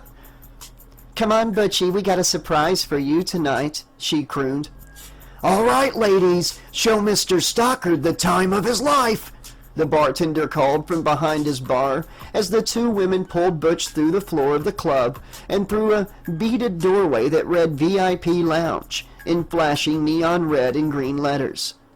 They pulled Butch to a large, comfy sofa and pushed him down onto it and climbed on top of it, each lady straddling one of his thighs. They rubbed the side of his face, kissed his neck. Butch tried to again remember what he was supposed to be doing, but then the green-haired girl blew into his ear and Colin Butch Stockard decided the distraction was just too nice, and he decided to go with the moment and enjoy it. "We've got something we know you're gonna like, Butchie," the purple-haired lady whispered into his ear as a new, bumping bass song began to play in the club. The two ladies caressed the side of Butch's face and ran their fingers to his chin and softly took hold of it and turned his attention to the beaded doorway. A tall yet beautiful Noctralian female, also covered in glitter, wearing a blue G-string, blue high heels, and skimpy blue bra, sauntered into the VIP room. The blue of her small amount of clothing blended almost perfectly with the blue hue of her slightly ridged skin, giving the illusion of nudity. She stared longingly with her three eyes deep into Butch's eyes. Butch was breathless. He had never seen a Noctralian female this beautiful and wearing such little clothing. His eyes fell down her slender blue neck to the full cleavage of her very large blue breasts. He felt his heart rate rise slightly. His eyes continued downwards at her muscular abdomen. No belly button. It was strange, but Butch also thought it was sexy. As his eyes went lower, she had reached the couch. The two human females slowly got off the couch and began leaving the room. "Don't do anything we wouldn't do, Butchie," one of them teased as they left the room. "Hi," Butch breathed out, his excitement paramount.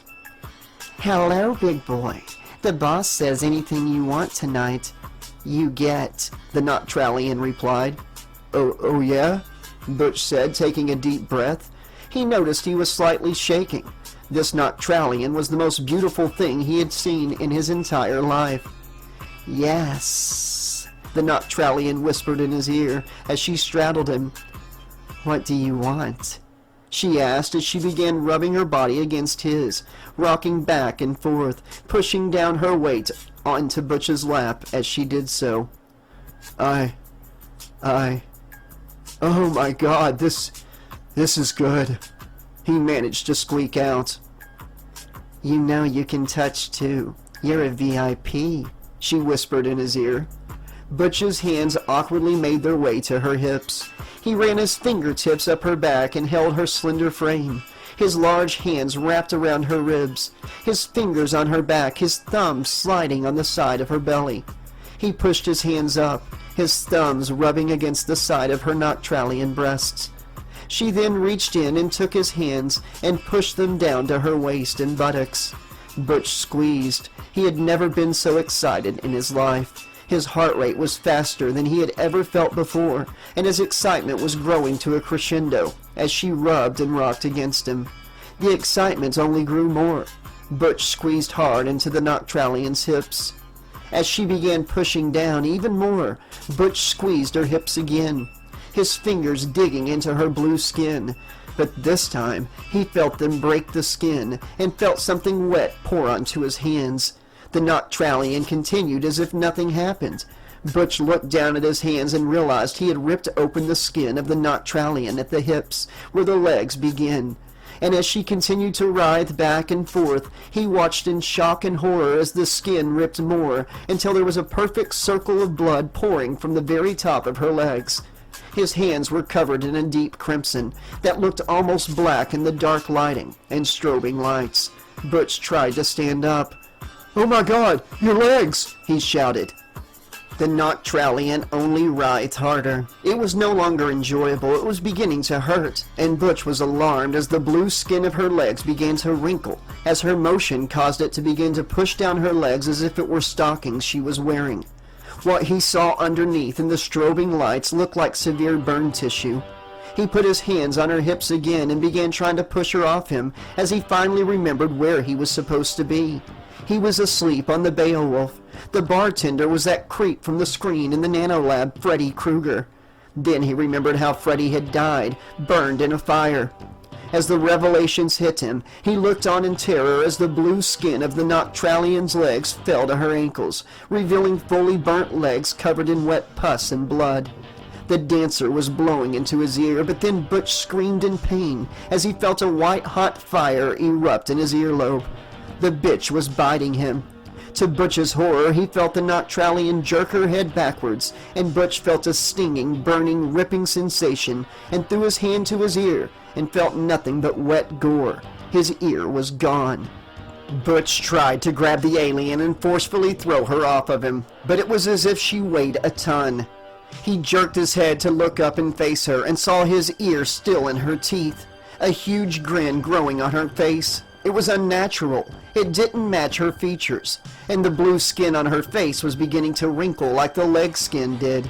The Noctralian then spit out the ear and reached up with a hand, ripped the skin from her face, and threw it behind her, except it wasn't a her anymore. The face Butch looked up at was the face of the bartender, the face of Freddy Krueger, but it was covered in horrible burns. His eyes, now only 2 of them, were yellow with red vessels running at the sides. He smiled, and his teeth were yellowed and black at the tops. Below his neck, he still had the body of the Noctralian female, except from the waist down, the burnt legs still showed. Butch struggled again, but the 2 human females from earlier suddenly were at his sides again. They took his arms and held them in vice-like grips. No matter how hard he struggled, he couldn't break free. "What's the matter, Butchie?" Freddy asked. "Am I not your type?" He cackled. "This is just a dream. This is impossible," Butch shouted. "All that old Earth bullshit, just bouncing around in my subconscious trying to make sense of everything. My ear is hurting from, I don't know, the medication." "Oh, then you won't mind if I do this?" Freddy asked as he lifted one of his steel blue Noctralian hands, and it wore the artifact they had secured earlier, the bladed glove, and the thing still sitting on him extended one finger of the glove and drug it down Butch's chest, from collarbone to belly button. Fresh blood oozed from the gash. Butch grimaced in pain. "Don't worry, Butchie. It's all old Earth bullshit. Remember?"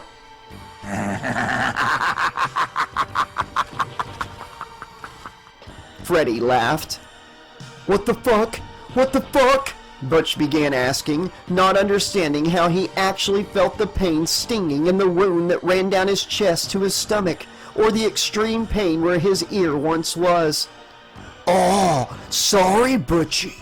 No fuck for you tonight. Just a good old-fashioned, you're fucked," Freddy growled as he extended his full glove and rose it above his head and brought it down over and over again, slashing across Butch's face, neck, and chest. All the while, the women on Butch's sides giggled like schoolgirls. Butch screamed with each strike from Freddy's glove, but after a few more slashes, Butch wasn't screaming anymore.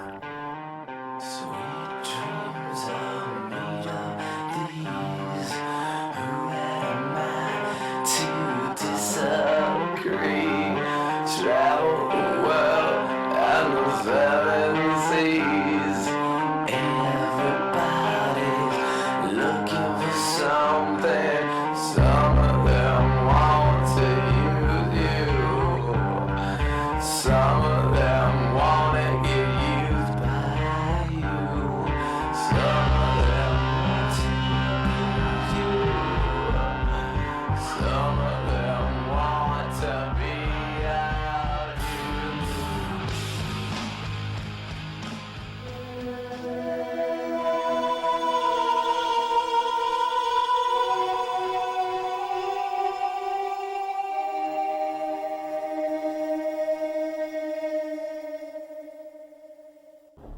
Talos sat at the control panel in the nanomed lab and continued attempting to find some way to bypass whatever Freddy was doing to block him from connecting to the crew's neural implants, but to no avail. He had thought he had found a back door to clone his AI and get it into everybody, but Freddy appeared on his screen wagging a finger saying, "Nuh-uh-uh, you didn't say the magic word!" The supernatural was apparently real. Talos found it very intriguing that something he had viewed as an absolute impossibility was indeed possible.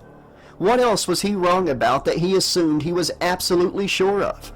He had been watching over the emergency alarms of Danella, Naquilio, and Butch for hours now. He wasn't sure how their bodies could withstand such high heart rate and blood pressure for such a long time. Had Talos been a human, he may had already let frustration push him to giving up on finding a way back into his crewmates' dreams, to assist them, but he was an android, and had almost perfect patience. But this Freddy was definitely testing that patience. He was extremely worried for his friend and creator Lubden. He knew Lubden was not a fighter, and he hoped that Lubden had listened to him and was running and not looking back. Talos tried another program he had created and was greeted by a flashing red and green screen again that read, "Nice try, Tin Man." Talos cleared the screen and began another attempt at getting in, when suddenly Butch's alarm shot to maximum levels. Talos waved his hand over the control panel and brought up the security feed from the cryo chamber room, and zoomed in on Butch's chamber. To Talos' fascination, he witnessed Butch's left ear burst into flames and disappear, leaving behind a bloody hole on the side of his head. Moments later, Butch began screaming in his sleep, as at first one long gash appeared down his chest. A slash ripped down his thin white tank top from collarbone to his stomach, and blood began soaking through. A few seconds later, several gashes appeared from thin air all over Butch's face, neck, and chest. Blood poured and oozed from the countless wounds, and moments later, Butch had joined Candlin and Christina on the list of the recently deceased employees of Hawkins Salvage and Recovery. Talos felt something akin to sadness and anger. He felt he was failing his friends. He waved his hand over his control panel and got back to work, trying to find a way in.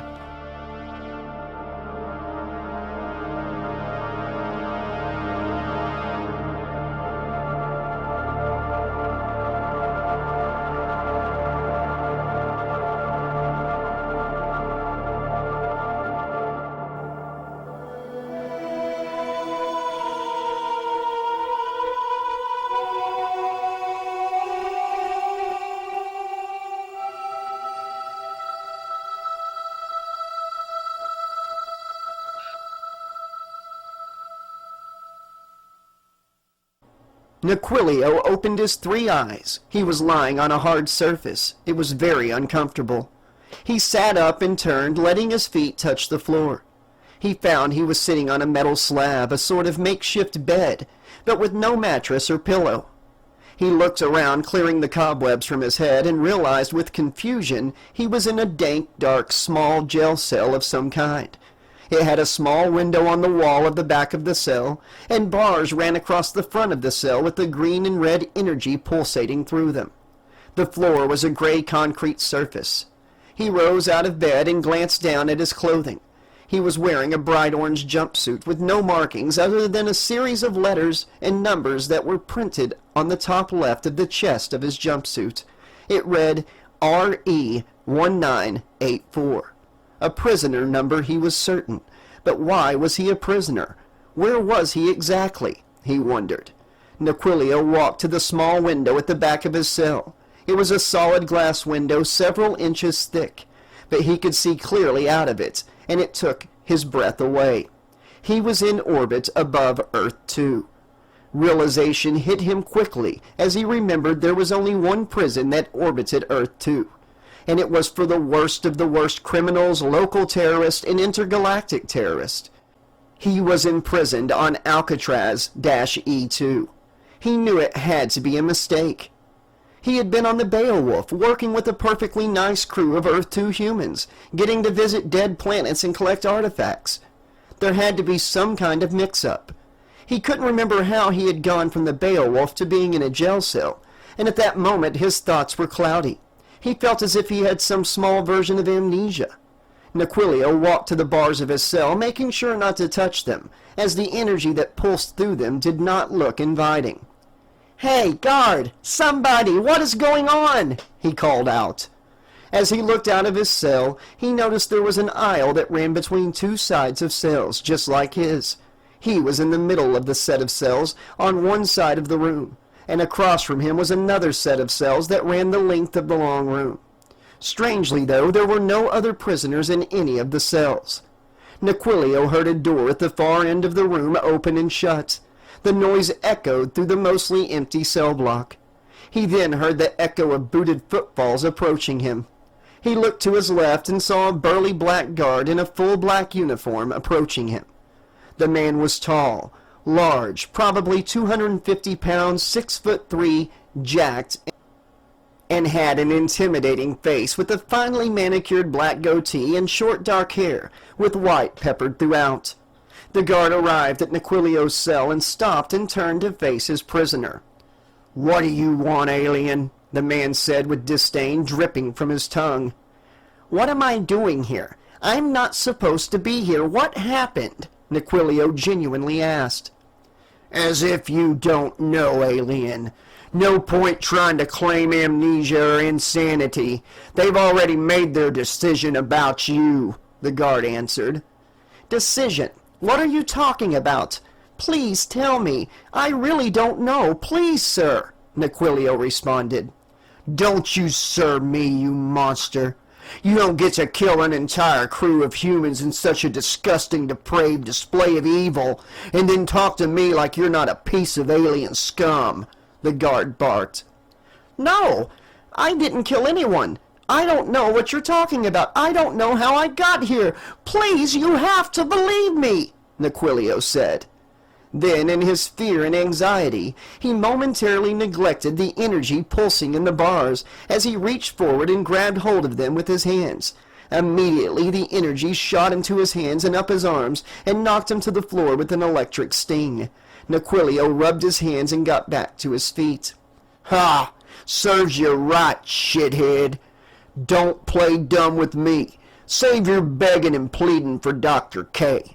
I got no sympathy for you after the way you shot that poor girl into open space from the airlock and used an old Earth artifact to slash and stab your entire crew to death in their sleep, including the teenage girl.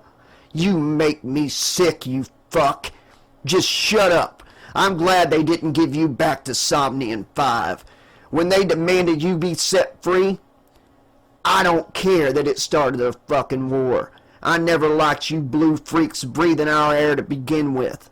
The rest of your kind may have got off Earth 2 before we got a chance to round them up, but you will give us all the information we need. Dr. K is gonna dissect you like a classroom frog. We're gonna know what makes you blue pieces of shit tick," the guard said as he spat at Naquilio's feet. "No, I swear I didn't do it. I wouldn't do that," Naquilio pleaded. The fact he couldn't remember how he had gotten to the cell, couldn't remember but a few fleeting memories from the Beowulf and the crew, it began to cause him to worry that maybe at some point space madness had taken him, and maybe he had done something so horrible. He shook his head and shot that thought down. He knew he wasn't capable of it. He just needed to remember. He felt if he could just remember, he could explain it all. Something was off. It couldn't be true. Naquilio's thoughts were cut off by a comm on the guard's wrist lighting up and beeping. The guard touched a small strap around his wrist, and a voice called out from it. "Dr. K is ready for the prisoner," it said. "Roger that," the guard called back, tapping the strap and ending the communication. "As much as I enjoy watching you squirm like a little bitch, it's time to meet Dr. K. Who knows, maybe he'll take mercy on you and make it quick, but I'm betting he'll want to take it nice and slow. He loves his work. Hell, you might even like him. He may be as sick and twisted as you, the guard said, laughing. Naquilio closed his eyes, panic running through his body. When he opened his eyes a mere second later, he was no longer standing in his cell. Now he was laying on a hard bed in a bright white room. He turned his head and saw a silver tray table next to the bed he lay on, and it was topped with arcane surgical tools, saws, rib spreaders, and more. Naquilio tried to sit up, but found he was tied down to the table. He jerked his arms, but they were strapped down as well. He could not move a muscle. He tried lifting his head and realized a strap had been placed around his neck as well. That's when he noticed the large mirror hanging on the ceiling above him. He could now see the straps around his ankles, waist, wrist, and neck. He was naked except for the boxer briefs he still wore. "Help! Somebody!" he called out in desperation. Two large swinging white doors a few feet from the foot of the table swung open, and a man around 6 foot tall, wearing red and green pinstriped scrubs, a surgical mask and surgical cap, walked into the room and stood next to Naquilio, and lifted a pair of white rubber gloves off the tray table and put them on. The man stood over Naquilio and stared down at him. Naquilio could see the man's eyes were yellowed and severely bloodshot, and the skin around his eyes and the bridge of his nose that wasn't covered by the mask or hair cover was covered in wet burned tissue. "What the hell? Why is this happening? I didn't do anything! Who are you?" Naquilio screamed out, his questions in a heated panic. "I'm Dr. K. I'll be doing the procedure. Don't worry, I have a great bedside manner." The doctor said with a chuckle. "You can't do this. I am innocent. I have to be. And what the fuck is wrong with your face?" Naquilio asked again, seeing the burns. "Hey, you got no room to talk, Three Eyes," the doctor growled. "Don't worry. It'll all come back to you soon enough." Naquilio's head began to pound, and suddenly the fog that had covered his brain blew away, and everything started to come back to him. He hadn't killed his crew. In fact, the last thing he remembered was going into cryo sleep with the crew. It finally clicked. He remembered it all. The glove, the model house, the research, the child killer, the diary, Freddy Krueger, the stories about him haunting people in their dreams. "Freddy," Naquilio said with contempt. "Bingo! Get this boy a prize!" Freddy laughed. "This is impossible. It's got to be just a dream. You can't be real," Naquilio said. "You know, I was thinking the same thing when I saw you the first time. I gotta say, I went back and forth on how to even handle your nightmare. At first I thought, maybe I'll make myself look like Gargamel and chase you with a large net, but thought, nah, he's too big to be a Smurf." Naquilio looked confused as Freddy spoke. "Then I considered not even killing you at all. I assumed if I did kill you, then wherever your avatar bed is, you just wake up, hop back in your wheelchair, and call it a day," Freddy continued. "What the fuck are you talking about?" Naquilio demanded. "Yeah, sorry. My references are a little dated. But that's okay, Yondu. We gotta keep moving forward," Freddy said with his eyes smiling. "Guess I don't need these," he continued as he took off his surgical mask and cap. "I don't think we need to worry about you getting that last-second infection." "Let me go! Come on! Come at me like a warrior! Take these straps off! Let's see what you're really made of! I'm not some vulnerable kid, Krueger!" Naquilio shouted. Freddy ignored Naquilio's demands and looked at the tray table and began lifting surgical instruments and then shaking his head and throwing them over his shoulder to clink to the floor. "No, no, no! These aren't right!" Freddy said, irritated, and then he looked somewhere behind the table past Naquilio's head, and his eyes lit up and he smiled. "Ah, there it is! My one and only!" Freddy walked past Naquilio and then returned a moment later and Nequilio watched in panic terror as Freddy slid on the four-bladed glove from the Beowulf. Nequilio hoped it was all just a dream, a side effect from the cryo-sleep medication. But deep in his gut, he knew it wasn't. His time was almost up. Let's see. Do we go old school? Freddy asked, and lifted his glove hand in front of his face and flicked it open, spreading his fingers out, and as he did, the blades instantly turned into surgical scalpels. Freddy began shaking his head. No, that won't do. I already showed my age with my dated references. I think it's best if Freddy finally gets with the times, he continued, and flourished his blades again. And as he flicked them, Nequilio could hear a sound like an energy weapon powering on, and watched as the four scalpels on the bladed glove turned into small red and green glowing energy lasers. Now, let's see what you're made of, Freddy snarled, all humor gone from his voice and eyes. Freddy lifted his glove into the air and held it over Nequilio. Nequilio did not speak. He did not beg. He glared at Freddy defiantly. Freddy gave a slight smile with the corner of his mouth and lowered his glove over Nequilio's chest.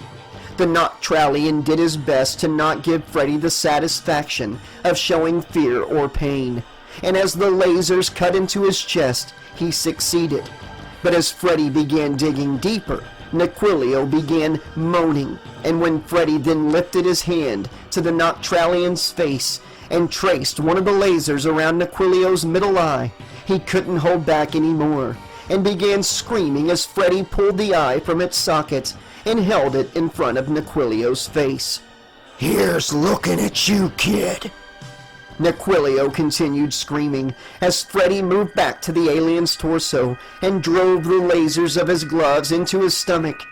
But the screaming and his breathing stopped soon after, as Nequilio began going into shock and watched in horror from his two remaining eyes in the reflection of the mirror that hung over his head, as Freddy began pulling his insides out while laughing maniacally. This is what I brought you, may forget me. I promise to depart, just promise one thing. Kiss my eyes and lay me to sleep.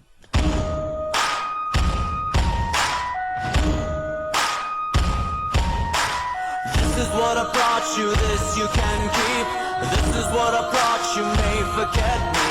I promise you my heart, just promise to sing. Kiss my eyes and lay me to sleep.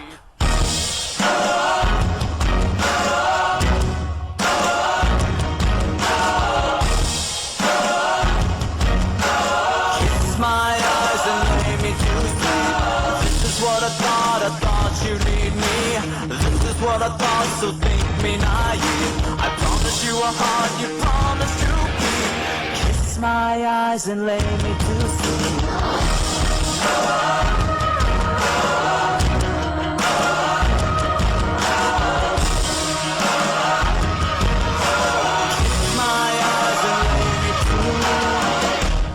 Sleep. Talos was again jolted by another maximum level alarm. This time Nequilio's. He quickly pulled up the security feed. A new sensation hit Talos in the moment as his AI continued to evolve.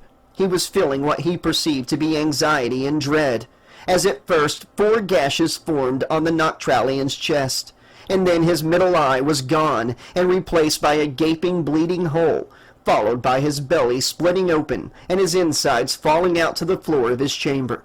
Nequilio's vital alarm stopped sounding, and Talos watched helplessly as another crew member fell to the Dream Demon. Talos had an idea strike him. Even if he did get into the dreams of the remaining crewmates, there was only so much he could do. But with the right information, maybe he could bring something more to the fight. Talos waved his hands and pulled up the scans of the diary that had been brought onto the ship. The physical diary was indeed gone, but the scans were still stored in their system. Talos began absorbing all the data, from those scans.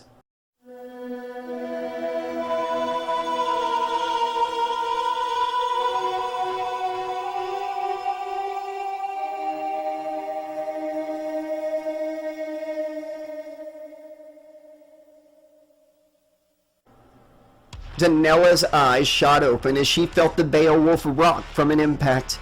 She heard a scream behind her and turned to see the entire crew strapped into chairs, her daughter seated directly behind her. Danella glanced to her left and saw Warlock strapped into the pilot's seat, and deep concern showed on his grizzled features, and sweat beaded on his brow. Danella looked down and realized she was strapped into the co-pilot's seat, but couldn't remember how she had gotten there. She looked up and out the front glass of the cockpit and saw they were dead center flying through an asteroid field. "All right, worms, hold on to your dicks, it's about to get dicey," Warlock yelled. "What the fuck is going on? How did you not see this coming when you mapped out our course?" Danella demanded. "Why can't I remember getting here? What the hell is going on?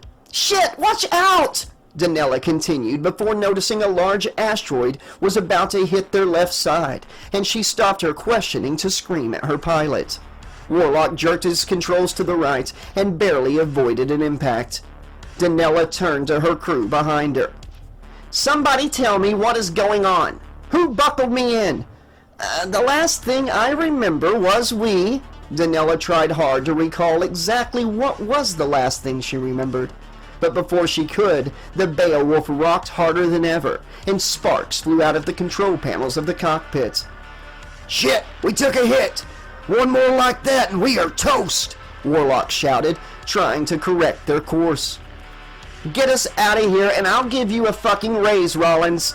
Chrissy, honey, you hold on, it's going to be okay," she said as she gripped her handrest, her knuckles turning white as a ghost. She no longer cared how she got there. She just wanted to survive their current predicament. Warlock grunted and cussed as he flew through 4 other near misses. But then the entire crew gasped collectively when they saw a massive asteroid in their path. It was at least 5 times larger than the Beowulf. Warlock looked like he was going to pass out from not breathing, but he went to work immediately trying his best to pull out of the path. "Try slowing down our speed?" Lubden called out from behind him. "Mom, I'm scared!" Christina screamed over the chaos. "Pull up! Pull up!" Nero shouted. "To the left! We can clear it on the left!" Nequilio chimed in with his own loud demand. "We're not gonna clear it, Warlock! Do something!" Danella shrieked as the cockpit window was suddenly filled with the vision of the giant asteroid surface and nothing more. All anyone could see now was death coming right for them. "Shit! We don't have time! We're gonna hit it! There's nothing I can..." Warlock began to yell, but it was too late. A large piece of an asteroid had collided with their cockpit, as Warlock tried to dodge the giant asteroid that was also seconds from colliding with the ship. Danella screamed and braced herself as the cockpit window exploded. Alarms blared. The air being sucked out of the ship was like being inside a tornado, and she watched in horror as one after another her crew began flying past her head and were sucked out of the broken cockpit window. Silent screams and terror adorned their faces as they reached for their boss in vain hope she would save them from death. The last person to be pulled out of the Beowulf by the vacuum of space was Christina. She reached her hand out and Danella was able to take hold. She stared at her daughter with determination, her eyes telling her daughter everything was going to be okay. And then a beam from the ceiling of the cockpit snapped and penetrated directly into Christina's sternum. Her eyes projected pain and fear as she was knocked loose of her mother's grasp. Danella reached out in vain. Then her own seat began to shake. She looked over at her pilot and almost vomited when she saw a large piece of broken cockpit window had driven into his chest and neck. Warlock was very dead. Blood poured from his wounds and immediately became small beads of red that sucked out into space. Danella was beginning to feel lightheaded as she turned her attention back to the broken cockpit window, just as the Beowulf collided with the large asteroid. Danella felt it all, The collision, the whiplash, and then the crumpled metal that drove into her torso, severing her body into two pieces. And then fire engulfed her world, and everything went black.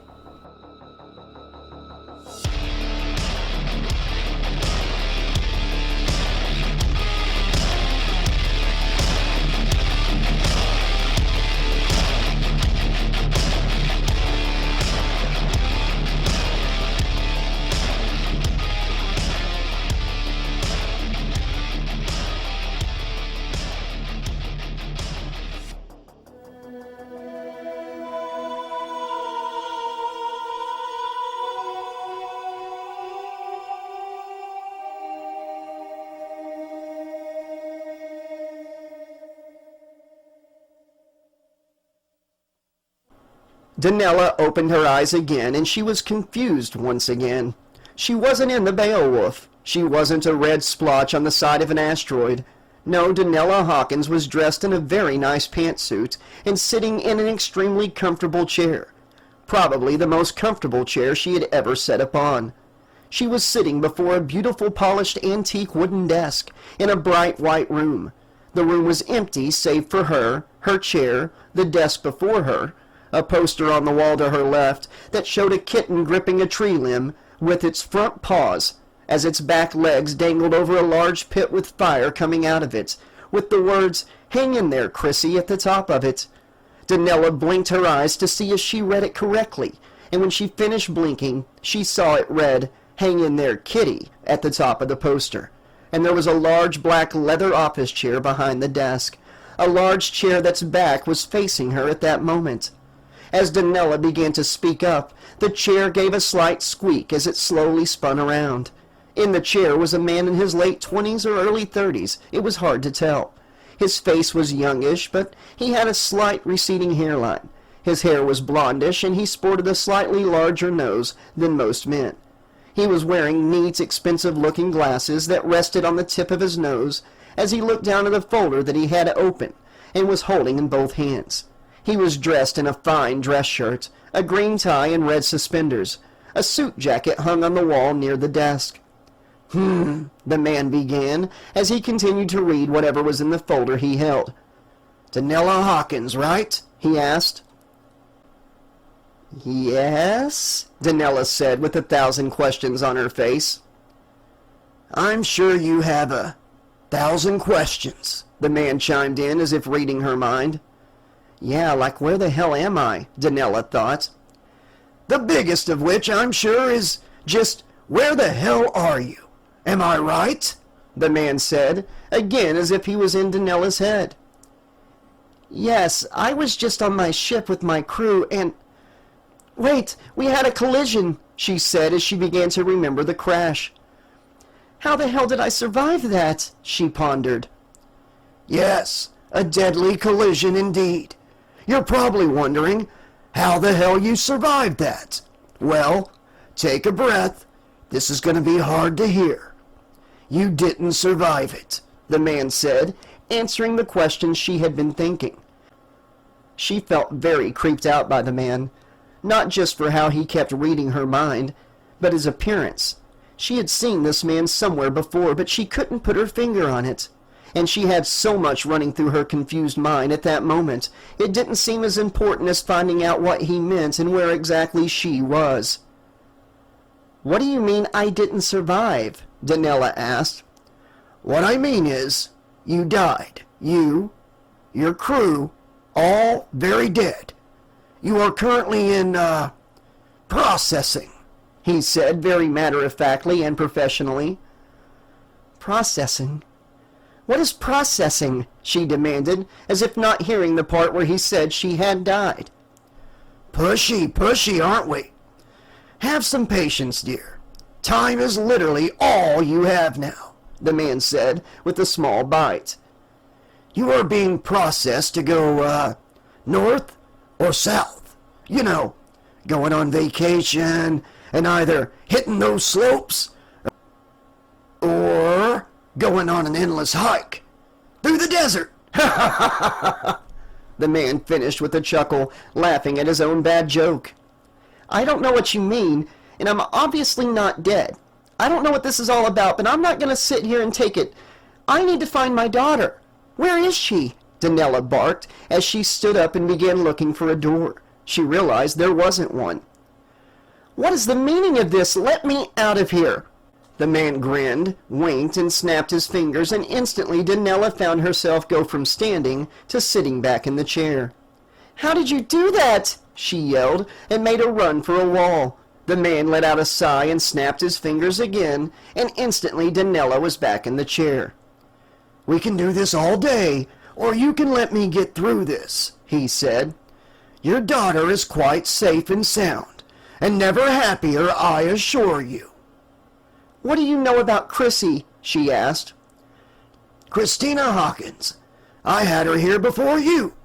She lived a righteous life, and her processing was done in seconds.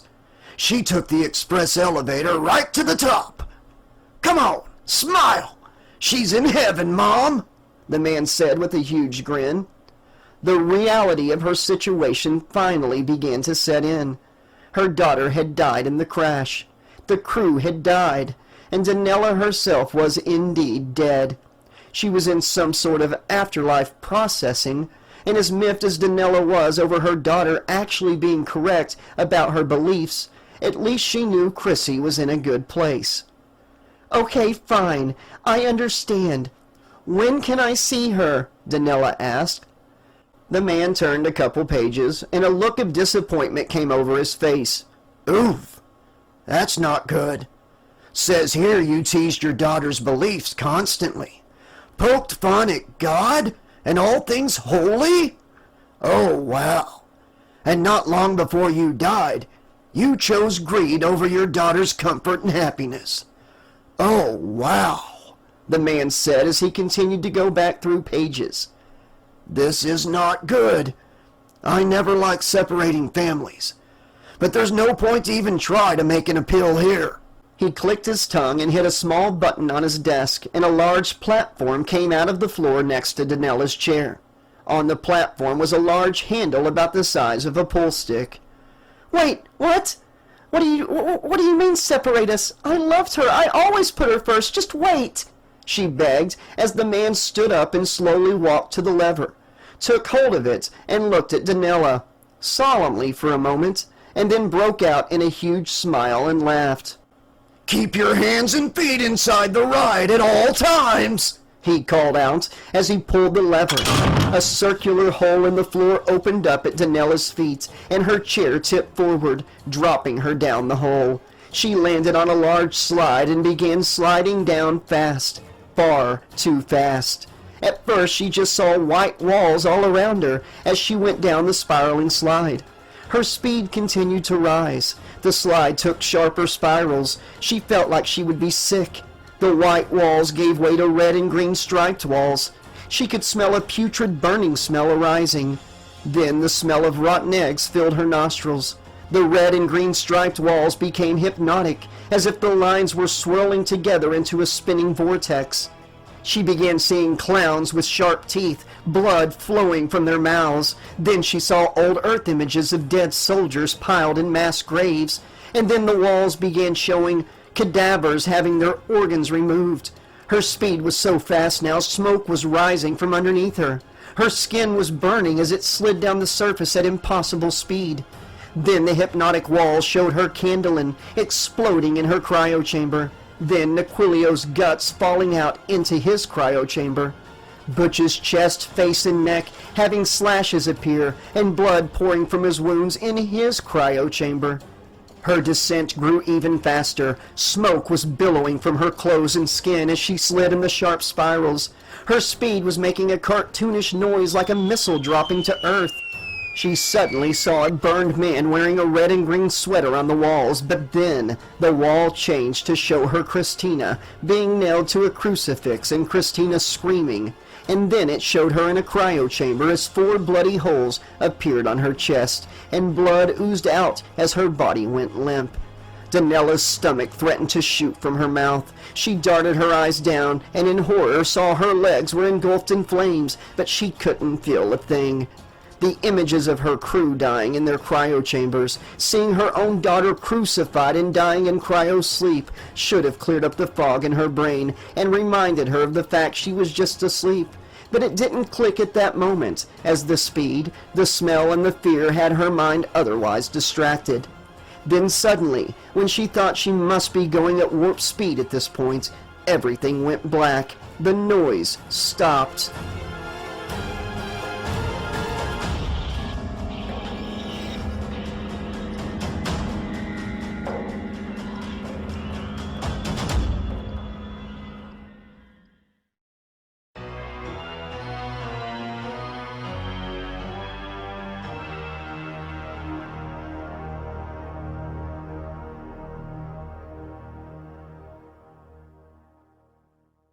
In the blackness around her, Donella began hearing crackling noises, and then in the darkness she saw a line of flames shoot to her left, her right, and in front of her, and the flames exploded into life, and she was cast out of darkness. She had no injuries. Her legs and back were untouched. She was now standing in what appeared to be a large cave. Fire was everywhere. She could hear people screaming, people pleading to be put out of their misery. The chorus of screams sounded to Donella like thousands upon thousands. She felt the ground begin to shake. She turned to run, but a new wall of flames erupted behind her. She was now completely surrounded by a giant wall of fire on all sides. There was perhaps 10 feet between her and the flames, no matter which way she looked. The shaking of the ground got harder, and she heard a roar as a creature stepped through the flames in front of her.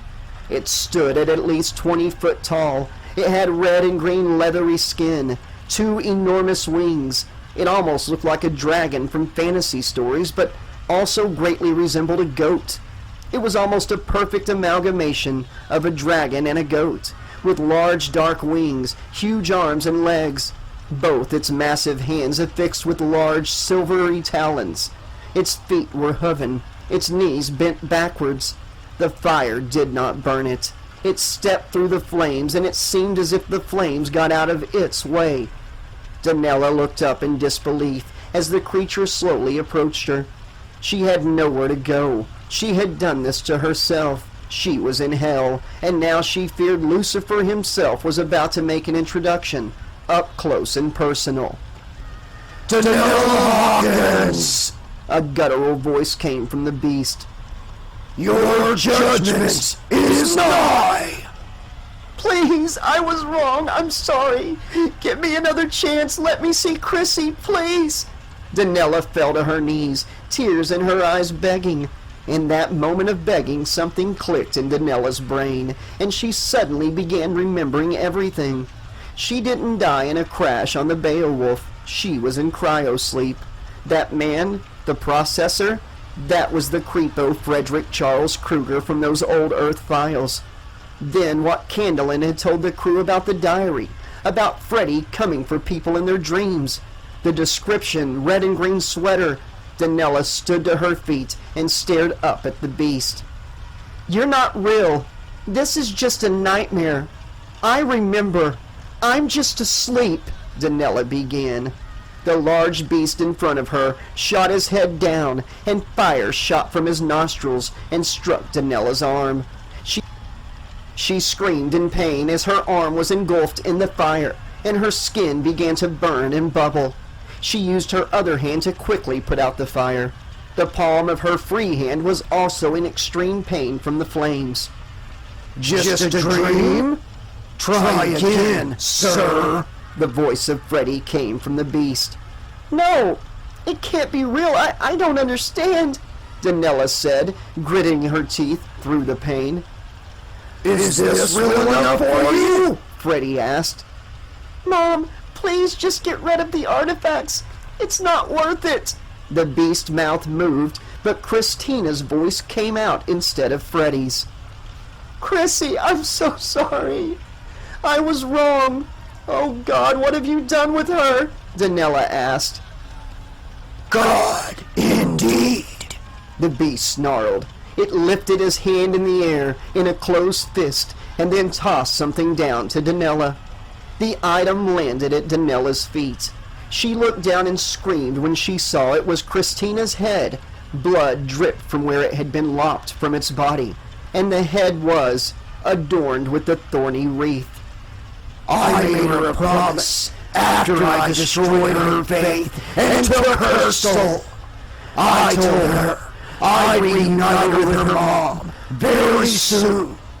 It's time to make good on that promise. Donella fell to her knees, defeated. She looked into the eyes of her daughter, and then up at the beast. The beast took a massive step forward, standing over Donella. It reared its head back, and then thrust it forward and down as it sprayed fire onto Donella. The owner of Hawkins Salvage and Recovery screamed for a moment, and then fell dead to the ground as her body continued to burn. The beast laughed as it morphed into Freddy himself. He looked down at Donella and spoke. 5 down, 4 to go.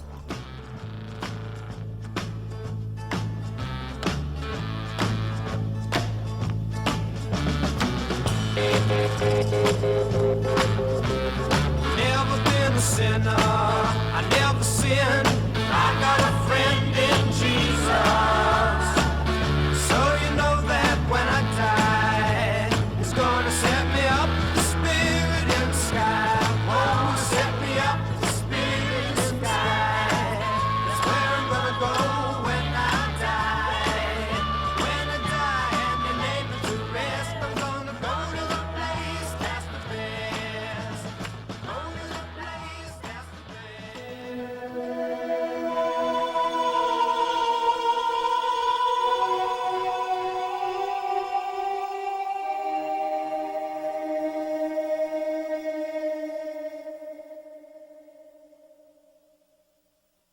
Talos wasn't letting the blaring vital alarms of the crew distract him anymore. There was no point. Every living crew member's alarms had started chiming in unison mere minutes ago. They were not at emergency levels yet, except of course Donella's, which was blaring at maximum levels now. But Talos couldn't concentrate on them at that moment, even if he wanted to, as he watched in helpless defeat as Donella burst into flames inside her cryo chamber. And moments later, her alarm ceased to blare. He wasn't going to be able to get the information he pulled from the diary to his friends after all, and what he discovered in the scans of that diary could be a game changer. Freddy had made sure he couldn't get into the neural implants of his living friends and enter their sleeping consciousness like he had with Lubden. Talos was sure of that now. He had tried everything. There wasn't an idea he hadn't tried or a back door he hadn't attempted to go through. Freddy Krueger had made sure his work would not be interrupted. Talos had to face that grim reality. Then something stirred in the android. A new plan was taking shape. Something he had just thought stuck out to him. He won't let me into any living crew member's consciousness, Talos spoke aloud. Maybe there is indeed a way I can get in after all. Talos then pulled up the neural implant activity of all crew members, living and deceased, and saw exactly what he was hoping he would see. I am on my way, friends, he said with a smile.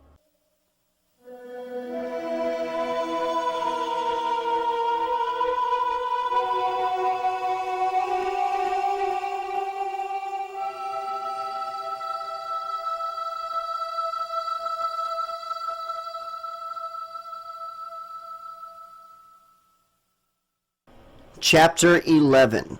All I Gotta Do Is Dream. Lubden had listened to Talos, and for what seemed like days he had been running. Shortly after flying off from the Dreamscape Beowulf in the shuttle, everything had gone pitch black, where he couldn't see his hand in front of his face. And when light returned, he was in front of his high school robotics club. He had only been 6 years old at the time. He had made the best robotic dog his teacher had ever seen. He had named it Jason, after his best friend from grade school, Jason O'Neill, that he'd had to say goodbye to as he was advanced to high school so young. The memory of his presentation of Jason had been a nice memory. But when his dream changed from the shuttle to that day in the robotics club, things did not go as they originally had. For starters, Jason was not painted red and green striped. Secondly, Jason did not have rows of sharp teeth made out of razors. And 3, Jason had originally been controlled by Lubden's vocal commands. But as soon as the presentation began, Jason had lunged on Mr. Green and ripped his throat out, and then turned and began attacking the other members of the robotics club. Lubden took his first chance to run, and Jason had followed. Several times he thought Jason was going to catch him, but Lubden luckily was able to always barely get away. Soon he found himself in another dreamscape change, and he found himself reliving a memory from almost a year before, when he had completed his work on Talos 16. The day Talos was finished was one of Lubden's favorite memories. Talos quickly became Lubden's best friend and more. Yes, he knew it was strange and not the norm, and that people would talk, but he didn't care. He was a part of Talos. He helped Talos find his place in the world. And he quickly became a very important crew member on the Beowulf not long after his creation. And Talos and Lubden grew an inseparable bond, that as Talos's evolving AI grew, he began returning those feelings and connections, and the duo grew into something beyond friendship. But this was Freddy's dreamscape, and again, when the dream changed from being chased by Jason to standing next to the table where he activated Talos for the first time, things did not go as the attached memory had. Talos's eyes immediately turned bright red, and he reached out and began choking Lubden. Talos then lifted him into the air. Lubden began feeling lightheaded, and out of sheer luck, he noticed a sonic tool laying on the side of the table. He reached for it and barely got it in his hands. He pressed a small button and touched it to Talos 16's wrist, sending a surge through the android that gave him just enough time to break free from the chokehold and run. When Lubden had flew away from the dreamscape Beowulf, the countdown device that he wore on his wrist, given to him by the real Talos 16, had read 52 hours. As Lubden found himself running down a paved road through a neighborhood of small houses in the dead of night on what appeared to be dreamscape old Earth, the device now read 14 hours, 23 minutes, and 16 seconds. He only needed to survive a little more than half a day longer, and the nightmare would be over. The only problem was, he was running out of steam. And the reason he was running at all was because both Dreamscape Talos 16 and Dreamscape Jason the Robot Dog were hot on his heels. He was tiring. They were not.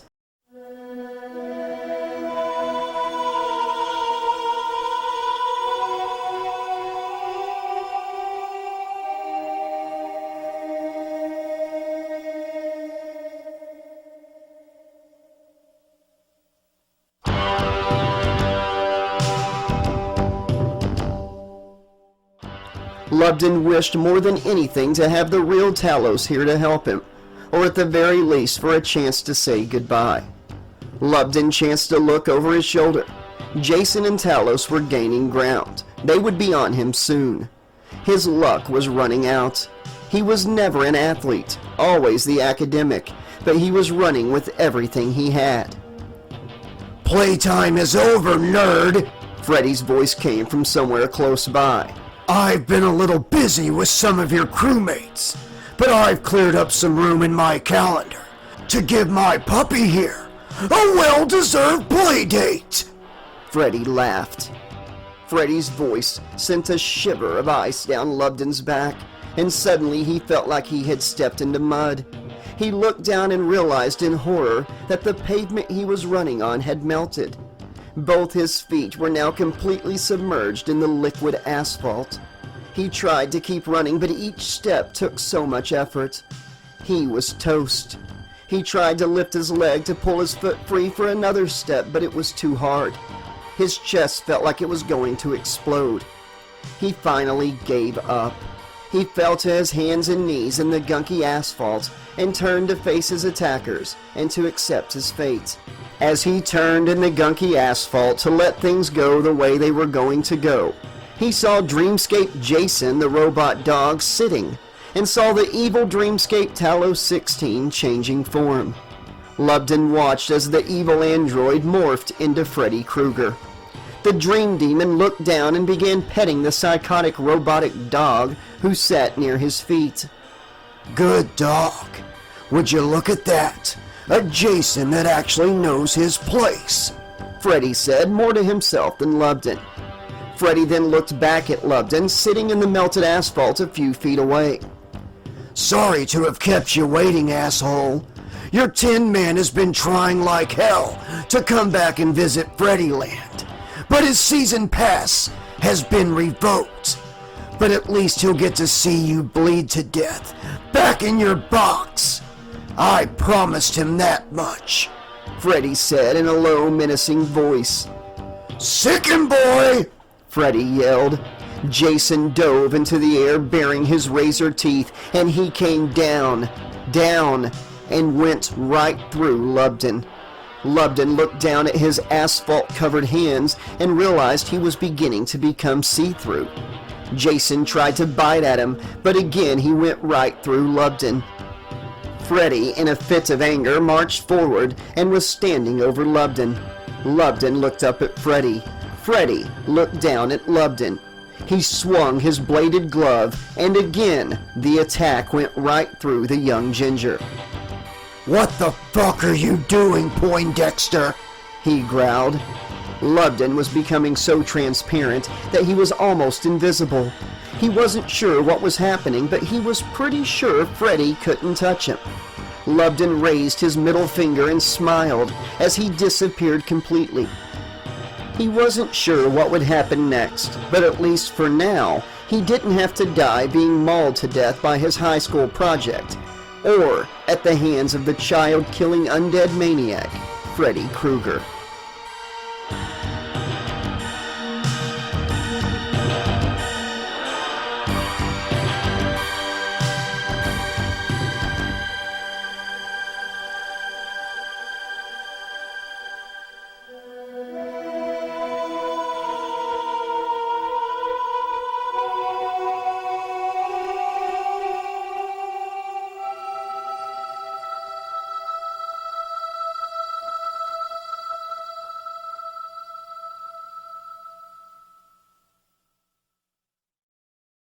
Verissa was sitting on the boiler room floor. She hadn't left since Freddy had ran away. How long had it been? She wasn't sure, but she sat and meditated. She could feel the power Alice had bestowed upon her inside of her body. She could feel it changing her. But Freddy had made sure she didn't get the instruction booklet from Alice, and now Verissa had these powers but wasn't completely sure how to use them. When Freddy had destroyed Alice's soul and the power was cast into her from her burning ancestor, something was set off in that moment, and the power sort of did the work for Verissa.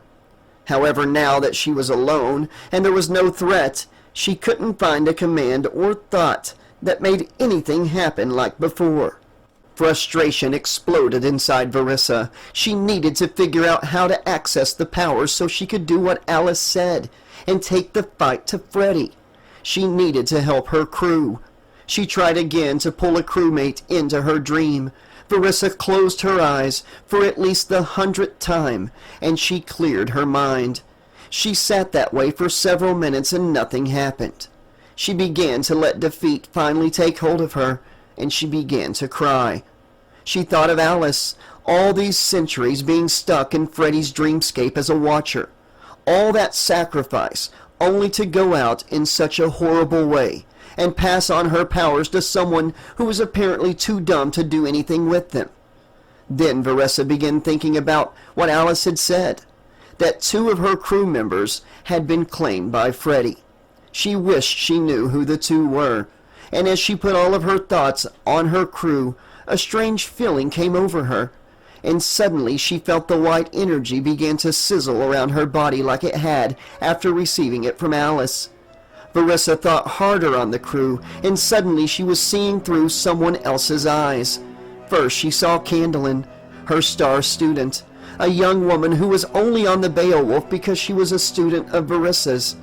She saw Candlin beating on a door, looking through a small window into the eyes Verissa was currently seeing through.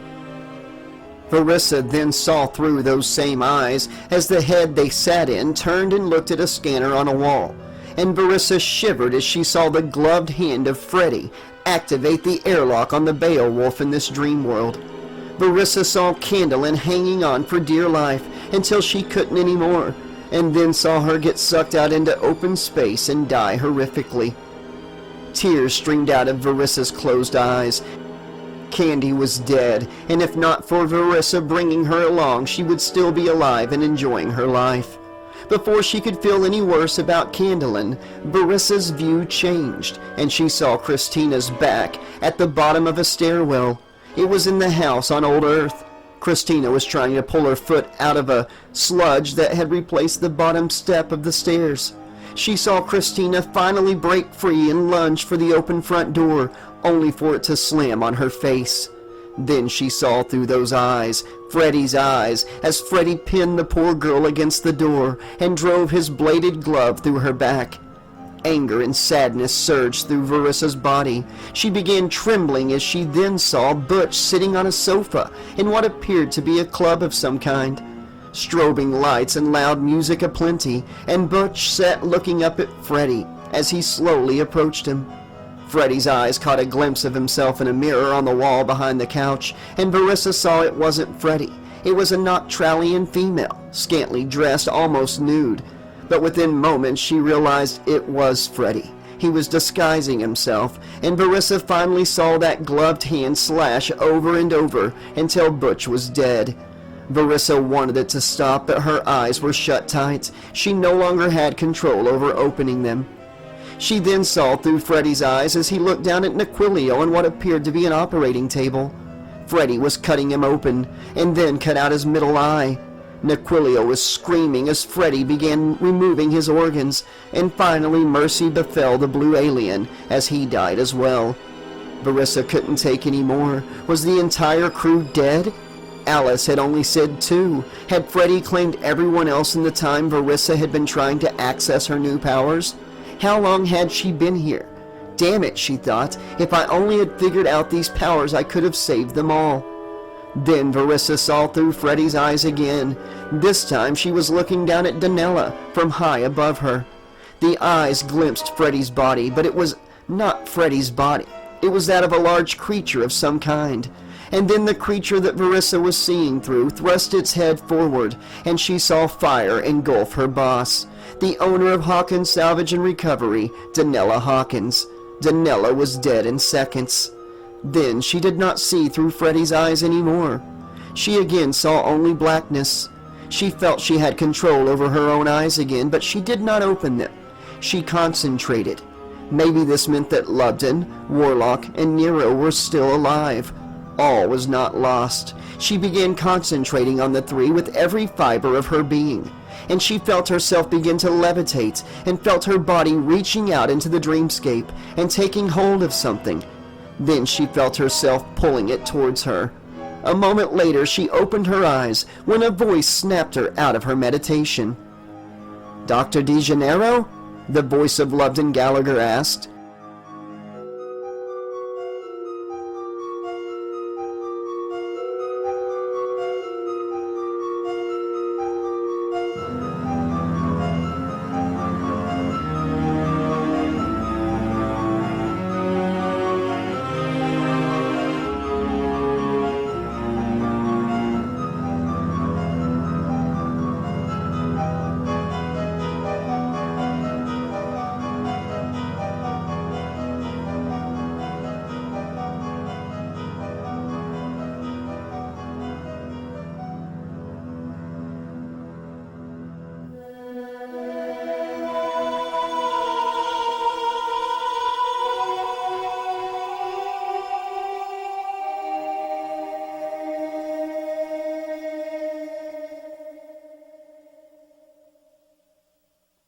Verissa opened her eyes and saw an out-of-breath Lubden sitting on the ground a few feet away.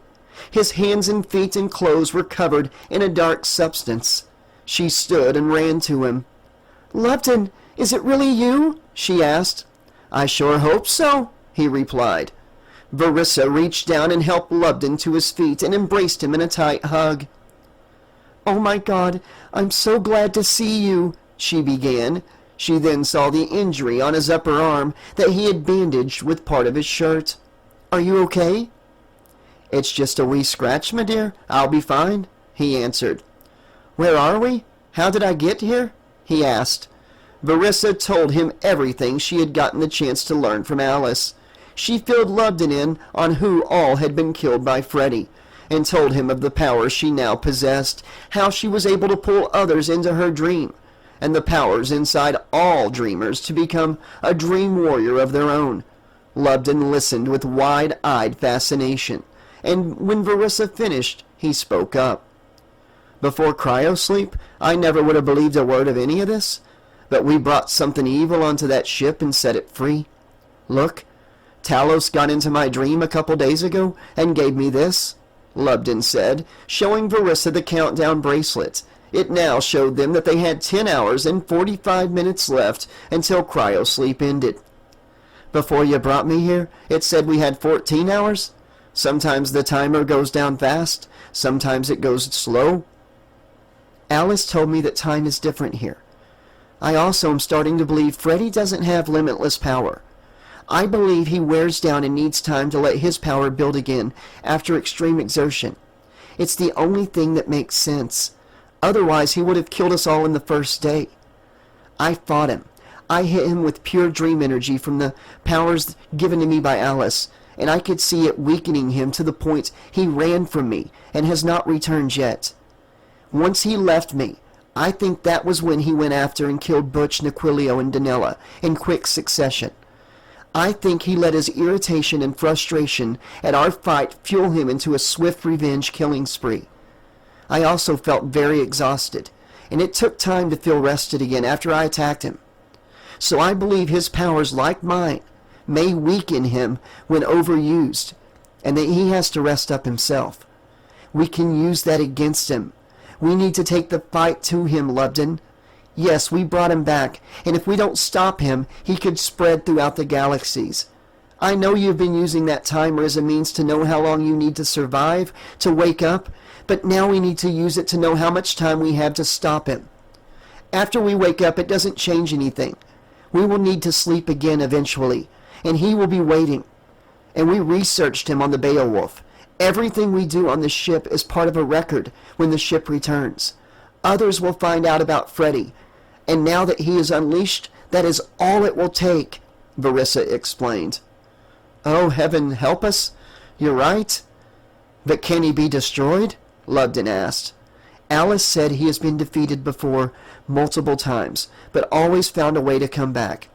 But she also said her powers wouldn't reach their full potential until she passed them to a blood heir. I don't know if I'm capable of destroying him for good, but we have to try. You can reach into yourself, Lubden, and be anything you want in the dreamscape.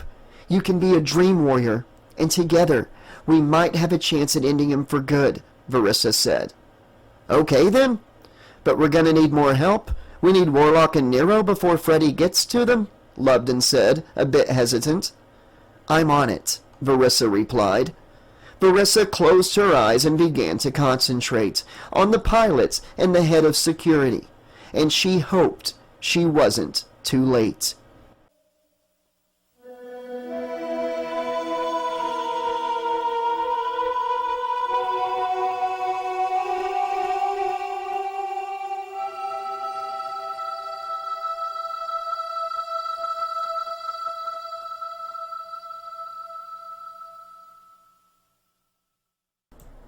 Chapter 12. Dream, Dream, Dream. Nero laid flat against the tree. The thick jungle was muggy and damp. The mud he had covered his body in was cool at first, but now his sweat was getting into his eyes and stung. Something had been hunting him, and it was still out there. The night was dark. Clouds covered the moon and stars. The hunter was out there stalking Nero. He had been for what seemed like days. From his own experience in the military, Nero had ascertained only a few hours ago that whoever was hunting him was tracking him by his body heat. It wasn't just his experience that made him believe this was accurate. It was also just an instinct he could not explain. He was just sure of it. That is why he initially covered himself in mud. That is why he currently had his back pressed firmly against a tree. He couldn't stay like this forever. He needed to move. He needed to find a way to flank his stalker, to know who his stalker was. It was the only way this was going to end without him dying. Nero still didn't know how he had gotten to this jungle. All he knew for sure was he had been on the Beowulf on a trip to recover artifacts from old Earth. And then things got cloudy, and he only remembered then waking up in this jungle. He had been listening for what seemed like hours, and hadn't heard a sound outside of insects and the slight breeze that gave him the only comfort from the muggy heat. He took a deep breath and made a run for another thicket of tall trees. As he ran into an open area, his heart began to race as he glanced down at his chest and saw 3 small dots, red and green in color, and in the shape of a triangle right over his heart. It was a targeting laser from his hunter. Nero ran faster, and as he got close to the tree line, he went to the earth and somersaulted into the thicket, just as an energy weapon's projectile struck the ground where he stood a moment before. The ground burst into fire. He began trying to catch his breath as he put his back against another large tree trunk and looked around. He couldn't go on like this. The only weapon he had was a large Bowie knife. He had no firepower to use against his would-be attacker. But if he could get him into hand-to-hand combat, then maybe he would have a fighting chance. Nero knew running was pointless. He had been running for what he believed was days, and the hunter was relentless. He didn't want to die, but he was also done running. He hoped the hunter had some sort of honor. Nero spoke out loud for the first time since he had awoken in the jungle. Come out! Come out and face me like a man! Let's do this mano a mano, he yelled. He stood with bated breath, hoping for a response or a sign his challenge would be accepted. You want me so bad? Well, here you go, Nero shouted again into the darkness as he pulled the knife from his waistband and rose his hands above his head and walked from the thicket back into the clearing, looking all around. The laser scope did not shine on him this time. After a few moments, he heard a rustling to his left. He turned, and in the dying flames of the small fire started from the hunter's missed shot, he finally saw what his hunter was. He watched in fascination as a bipedal humanoid, standing close to 7 foot tall, wearing a red and green armor with long, hair-like appendages descending out the bottom of their armored helmet, walked into the clearing from a different direction. It stopped and just stood. It looked at Nero and his knife, and then began removing its armor. First it removed the armor and apparent weapon covering its arms. Then it removed its large chest plate. And finally it removed its helmet, revealing itself to not be human. It had reptilian skin, and its face had arthropod-like mandibles and no visible nose. And it was covered in what appeared to be wet burns. It wore some sort of Under Armour jumpsuit that appeared very alien to Nero. It raised its right arm, and above its hand, 4 long blades protruded out. All right, let's do this, Nero said confidently, and marched towards the creature. The creature nodded and marched towards Nero. The hunter swung its blades down at Nero, and Nero raised his large Bowie knife up as the hunter's blade struck the knife and sparks flew. Nero lifted his leg and kicked the creature in the stomach, knocking it back a couple of feet. The creature swung its blade at Nero's head, and Nero ducked and hammered 2 quick punches to the creature's stomach and an uppercut to its head.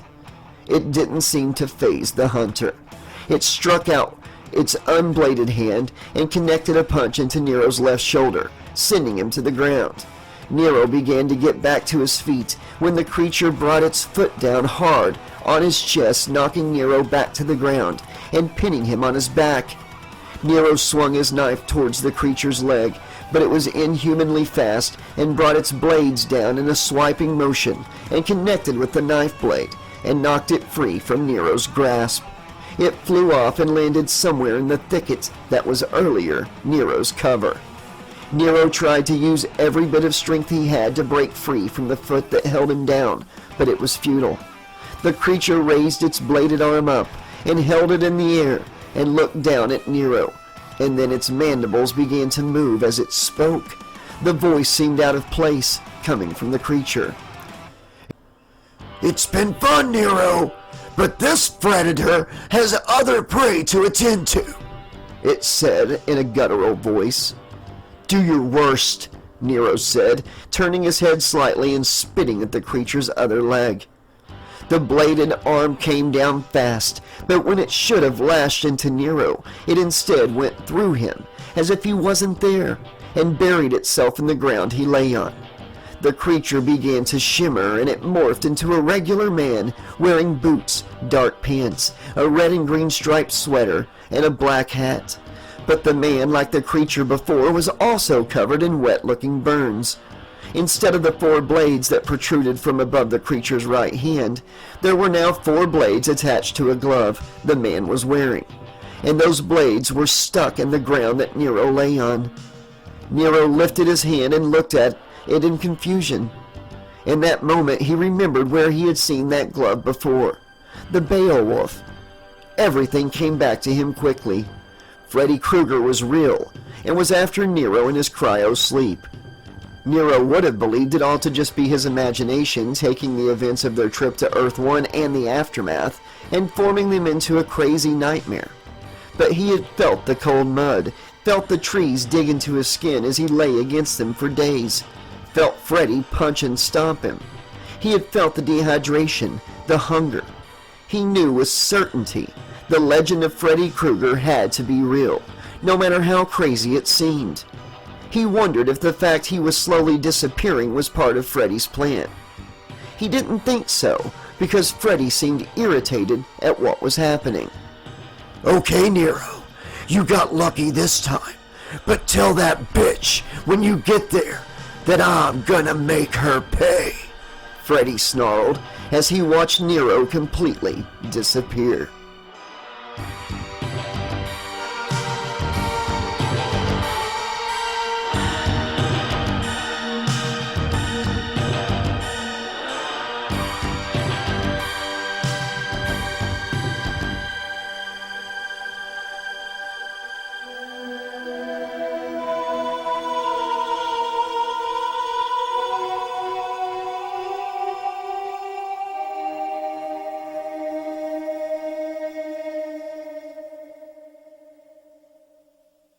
Lieutenant Warlock Rollins of the United Coalition military was leading a charge against a race of adversarial aliens called the Krugons from planet Elmwood. The galactic battle had raged for days now. Many of the men, women, and Noctralians that served under Lieutenant Rollins had fallen thus far, and it was beginning to look like the Krugons held the higher number of remaining ships. Warlock was in the process of turning his small fighter ship back around to come back in for another offensive maneuver when his radio crackled to life. Lieutenant Rollins, what's the status? Are we winning? Captain Nero Ramos of the SS England asked from a small holographic screen above the controls of Warlock's ship. Nero was a tall Hispanic man wearing a blue uniform with slick hair and unusually pointy ears that gave Warlock the heebie-jeebies every time he saw them. They didn't seem right. They were out of place. Warlock looked quickly at the captain on the screen. He still didn't know what he thought about serving under a captain that was so young and arrogant, but this was his career. This was his duty. At least he thought it was. Mostly because the events of Warlock's life that happened before this particular battle had started 3 days prior were all of haze to Lieutenant Rollins. No matter how hard he tried to remember anything about his life outside this battle, nothing ever came to him. It was almost like he had been grown in a lab 3 days ago, and his entire life had been lived in the war against the Krugons, flying this fighter ship and wearing the red uniform he was currently dressed in. We're losing men fast, Captain Ramos. I need backup, and I need backup soon. The Krugons are outnumbering us. Warlock called back to the captain as he completed his turn and began flying back towards the enemy ships. "Roger that, Lieutenant," Captain Nero said, as he could be seen on the small screen turning his attention to another screen on the bridge of the SS England. "Lubden, we need to send another group of fighter ships out to assist Lieutenant Rollins now," he commanded to the other screen. Warlock could see a small young man appear on the other screen. He had red hair and also wore a blue uniform. "I can't do it, Captain. I don't got the manpower," Lubden responded regretfully. Captain Nero Ramos returned his gaze forward, and from the small screen in front of Warlock, he seemed to be looking Warlock dead in the eyes. "You heard him, Lieutenant. Looks like you're fucked. Over and out," Captain Ramos said with a small grin. Before Warlock could respond to the unbelievable statement of his captain, the screen closed and Warlock saw an explosion to his right and left at the same time. His 2 guard fighter ships were destroyed by enemy fire, leaving Warlock with no cover. He glanced at his scanners and a horrible realization hit him as he saw the Krugans had over 35 ships heading in his direction, and he was now the only fighter ship left from the SS England. He then watched in fascinated disbelief at the SS England in the distance to his right, disappearing into warp speed, going in the other direction. He had been left behind by his captain, and he didn't have a snowball's chance in hell. "That motherfucker!" Warlock spat. An alternating red and green light began blinking on the control panel before him. It was an incoming communication from the Krugans. He was being held by their captain. Warlock was screwed either way, so he accepted the transmission. As soon as Warlock saw the man on his screen, the fog on his brain began to slowly dissipate. He saw a man wearing a red and green striped uniform, and he was covered in horrible wet burns with yellow eyes and blackened teeth. And Warlock could see the man was wearing a glove on one hand with 4 razor-sharp blades. Warlock remembered everything.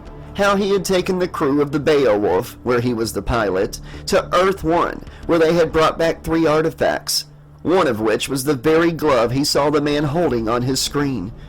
He wasn't with the crew when they researched the items, but Nero and Butch had filled him in prior to cryosleep, all about Frederick Krueger, the killings, the glove being the weapon, and they told him about how Candlin had gone off the deep end and said the diary she had found on Earth 1 told stories of the man some called Freddy being a supernatural dream demon who could come after people in their dreams, and if he killed them there, they were dead for real. Warlock was a very superstitious man, and being in his 60s and a pilot, he had been in enough cryo sleeps that he knew this was no ordinary dream. He had a bad feeling about the items ever since he had flew them back to the Beowulf. Something had just felt wrong, and now he knew why. "Warlock Rollins, this is Captain Fred. I just wanted to reiterate your elf-eared boss's prognosis and let you know you are indeed fucked," Freddy said on his screen.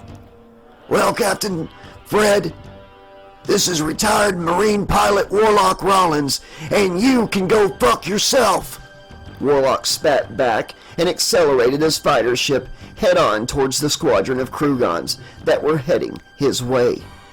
"Oh no! You hurt my feelings, Rollins. Whatever will I do? Oh, I know. I'll just blow your ass out of the sky," Freddy said, laughing. Freddy slammed his hand down on a control panel in front of him, and Warlock watched as the largest ship in front of him lit up on its front, and a giant laser shot out and hit Warlock's ship head-on. Warlock prepared for death. He had lived a good life, been on many adventures, fought in 6 conflicts and wars. If he was going out, at least it was behind the controls of a fighter ship, even if it wasn't a real battle. The fighter ship exploded around Warlock, but he didn't feel a thing. After a moment, he was floating in the dead of space, but he wasn't expanding. Instead, he noticed he was becoming transparent. He looked up at Freddy's ship defiantly. He couldn't hear Freddy or see him, but as Warlock disappeared completely, Freddy had something to say. Playtime's over, Verissa!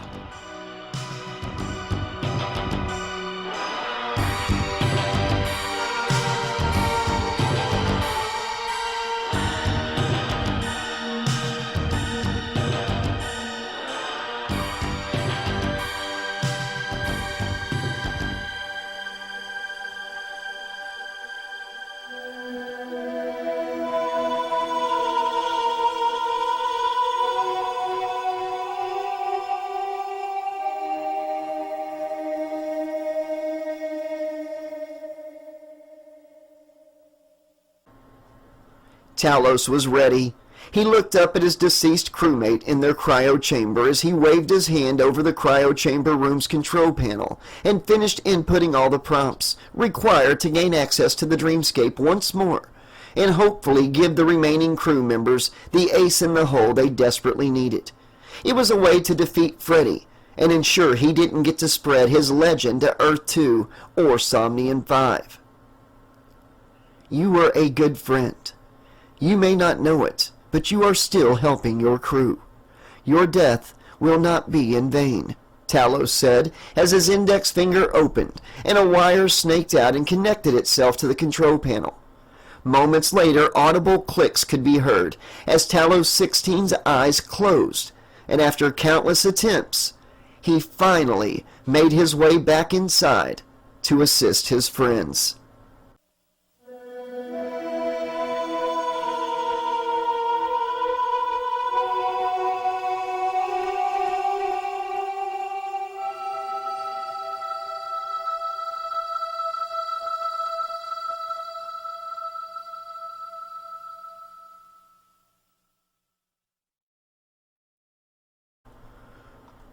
Chapter 13, Melanoi. Lubden watched as Verissa floated in the air 3 feet above the floor of the boiler room. White energy pulsated around her body. She seemed to be exerting an extreme amount of energy. His eyes widened as to her left and right he saw the outline of 2 humanoid figures begin to appear. Sweat was pouring off Verissa's brow, and her skin was turning pale. He could tell it was taking a lot out of the young doctor, but she was so close.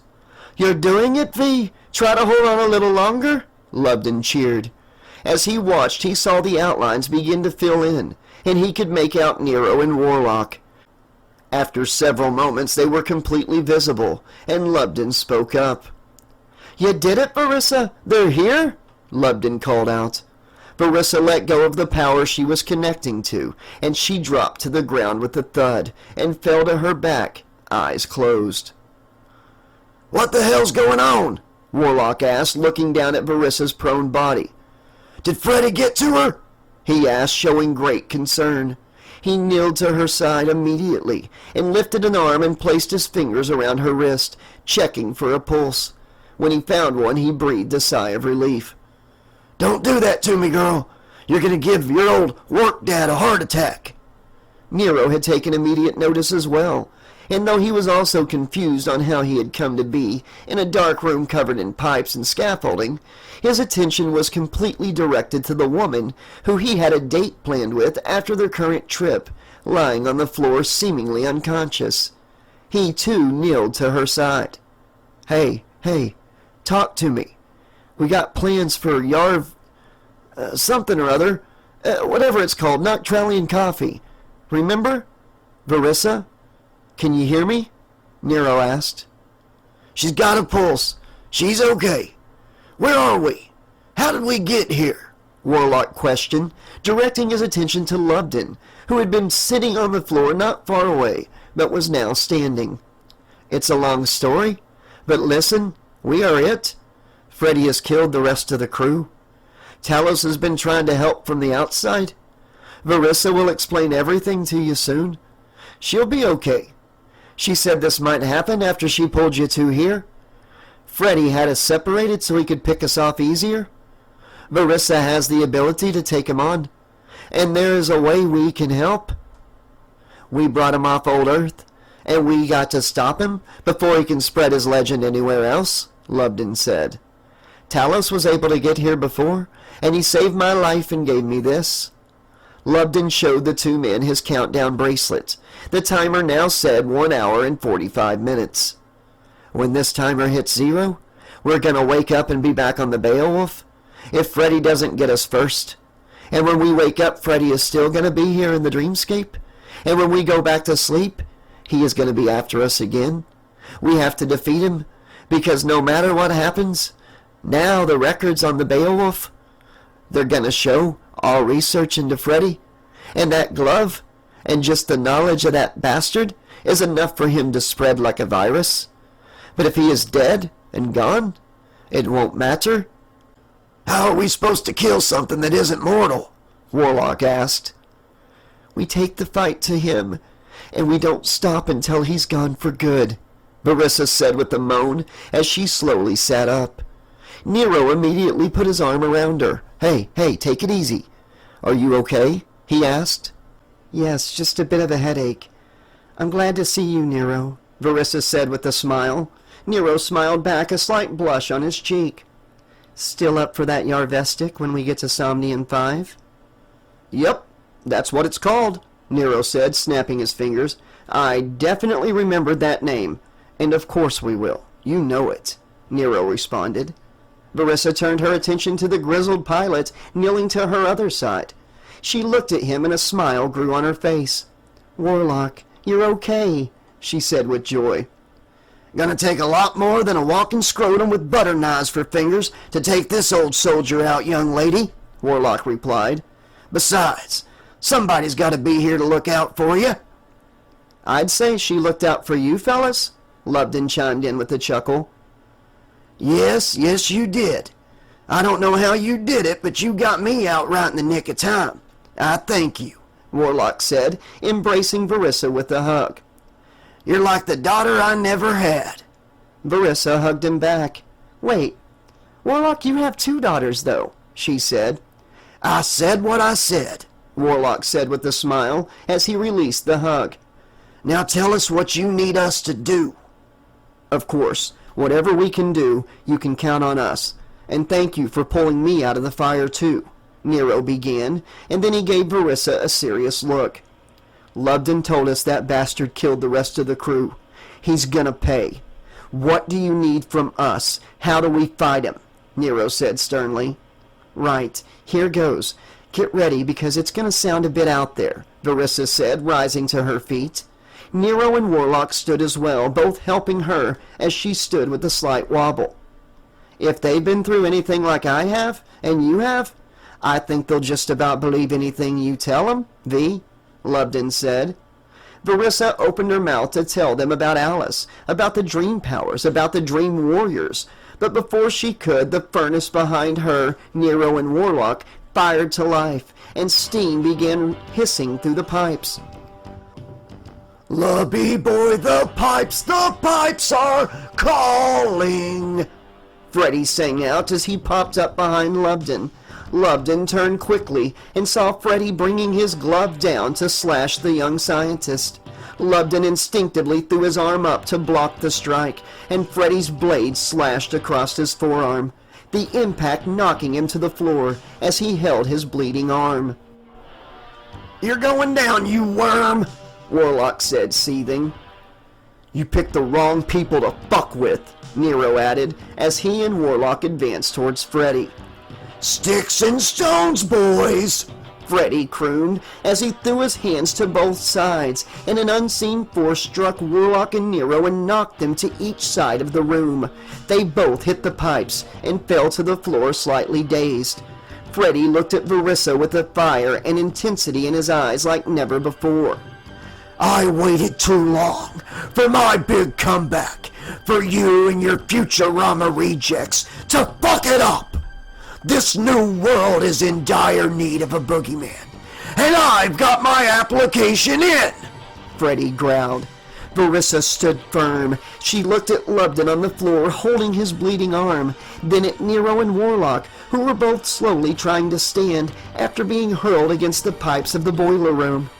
Then she stared back at Freddy, dead in his eyes, and she concentrated. Freddy saw her eyes turn solid white. Not this time, bitch! He yelled, and with supernatural speed was directly in front of her, and had his ungloved hand around her neck, choking her as he lifted her off her feet. Say goodbye! Nice try! Time to die! Freddy pulled his gloved hand back and lined the blades up with Varissa's abdomen and was ready to strike.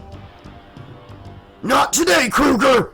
Warlock yelled, holding a large pipe over his head and running up behind Freddy to strike. With lightning reflexes, Freddy released Varissa, who fell to the floor, and Freddy spun around completely facing Warlock and threw his gloved hand out in front of him.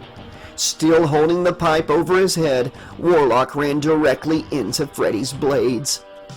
The blades cut into his stomach, and Freddy smiled and began flicking his fingers and lifting his gloved hand, cutting up into Warlock's ribcage. Yes, today, Warlock.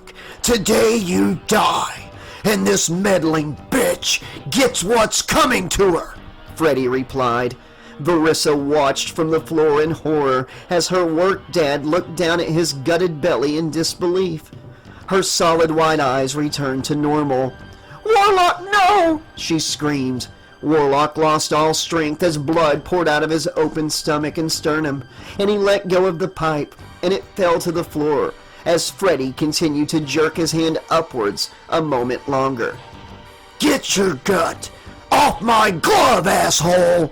Freddy said with a laugh as he jerked his blades out of Warlock's stomach, and Warlock fell to his knees and crumpled to his back next to Varissa as he held his bleeding stomach.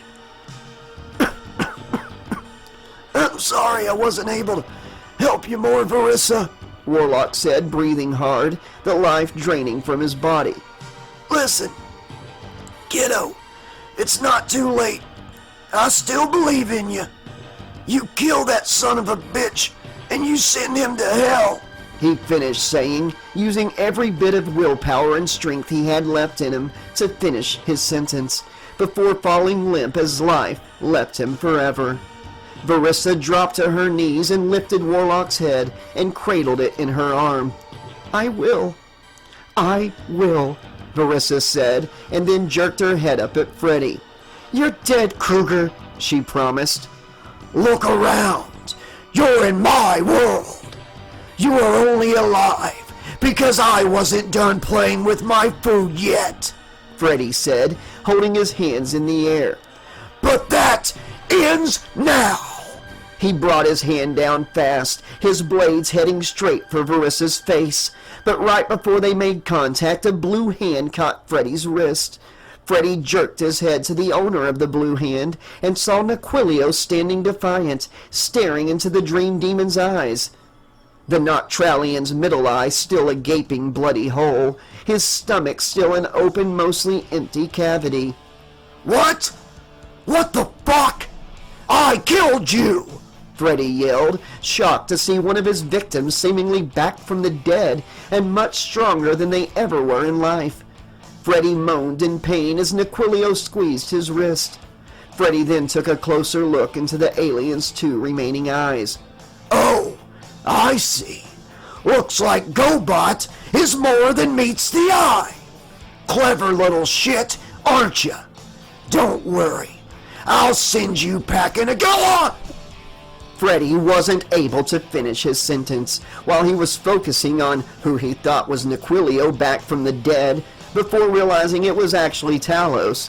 Varissa's eyes had turned white again, and as Freddy threatened to send Talos 16 away for the second time, she fired dream energy directly into Freddy's chest, and it sent him flying away into the darkness so far that nobody even heard him land. Varissa closed her eyes, and when she reopened them, they were back to normal. Nero got to his feet and reached down and extended a hand to Lubden, who took it, and Nero pulled him to his feet. Varissa, Nero, and Lubden all looked at Naquilio. Talos? Is that really you? Lubden asked, his eyes watering. Yes. Freddy was blocking me from accessing any of your neural implants, making it impossible to access your subconsciousness. But he was not watching the deceased crew member's neural implants. Naquilio is dead. but the neural implant is keeping a very small part of his brain alive, and that was enough for me to sneak back in. I am sorry you have to see our friend like this, Talos said from Nequilio's mouth. Is there any part of him still in there? Verissa asked, amazed. Yes, a very small part. He is not in pain. He knows when he is unjacked he is gone forever, but is happy to facilitate my entry to assist you all. He apologizes he's not here to help and says, Talos closed his eyes to receive the full message. 2. Give the burnt bastard hell.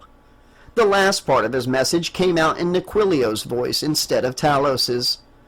Thank you, friend. I'm sorry this happened to you, Verissa replied. Lubden's eyes watered more and a tear slid down his cheek. You got it, bud. Thank you, Nero called out. Talos and Nequilio's body nodded at the three, letting them know Nequilio got the message, and then Talos began to speak. I gathered some important data from the diary scans. You may have trouble defeating Freddy Krueger here in his dreamscape, but there is a way to put him on equal ground, Talos said. How? Verissa asked. As I am sure you know, Lubden has a device that has been counting down how long you have been in cryo sleep. When that device hits 0, you will all wake up in your cryo chambers. You need to have a physical hold on Freddy Krueger when that time hits 0. If you can accomplish this task, you will bring him into our reality and out of his dreamscape. By doing so, he will be mortal again, which will make him easier to defeat and destroy. The artifacts that were brought back from old Earth have all been destroyed or have disappeared, and no longer pose a threat of being found by others, Talos explained. What do you mean, destroyed or disappeared? Nero asked. The glove vanished before my eyes shortly before Candolin's death, and the diary combusted into flame at that very time as well. The model home also combusted moments before Christina's death. I did not fully understand at the time, but I now believe those items were a manipulation from his dreamscape. Tools Freddy Krueger used to lure us in and give him access to our ship and your subconsciousness. And once he had that access, the artifacts were no longer needed. If we can bring him out of his dreamscape, then we can correct the mistake we made by falling for his trap, Talos explained. You're damn right we will. Lubden, how much time is left? Verissa asked. Lubden glanced at the timer. It seemed to be moving faster than ever before. 52 minutes and 23 seconds, he answered. Okay, let's find him or hope he finds us first, and we'll be ready, Verissa said. She then gave Nero the fast version of events that had transpired with Alice. She spoke of the bloodline, her dream powers, and how Nero could look inside himself and find the dream warrior inside. She explained that this may be Freddy's dreamscape, but that they all could manipulate their dreams. After she was done, Nero spoke up. Okay, Verissa, you use those sexy powers, and Lubden and I will hulk up and we'll kick his ass up and down his little dream world. Then we pull him into the Beowulf and show him who he's been fucking with, Nero said, attempting to fire up the team. Sounds like a plan, Verissa said. Lubden walked over to Talos Nequilio and stood in front of him and placed a hand on his blue cheek. If I don't make it back, I just want you to know the past 11 months have been the greatest of my life, and no matter how you came into my life, I still feel like the luckiest guy in all the galaxies, he said. And I, the luckiest android, Talos Nequilio responded. He looked at Lubden's arm with the 4 fresh cuts still oozing blood and seemed concerned. He kneeled next to Warlock and tore fabric from the sleeve of Warlock's shirt. I am sorry, Warlock. Thank you for your bravery, he said, and stood to turn back to Lubden as he wrapped the fabric around Lubden's fresh injuries, tying it tight. Be safe, my friend, and I will see you soon, Talos Nequilio said. Aye, friend, Lubden responded, as he reached up and held Talos Nequilio's face in his hands and leaned his head in and pressed their foreheads together. He then let go and stepped back next to Nero and Verissa. "Are you gonna fight with us?" Nero asked. "I will do everything Talos Nequilio began, but did not get to finish his sentence, as the body of a gigantic red and green snake, the girth of a semi-trailer, fell upon him, smashing him against the floor of the boiler room. Blood shot out from both sides of the snake's body, its head almost 4 times bigger than any of the 3 remaining humans that stood before it. "Sorry, I found his conversation a little flat," the snake said in Freddy's voice, flicking its gigantic forked tongue. Verissa, Nero, and Lubden backed up and prepared for the fights of their lives. White energy began encompassing Verissa's body, and her eyes turned solid white.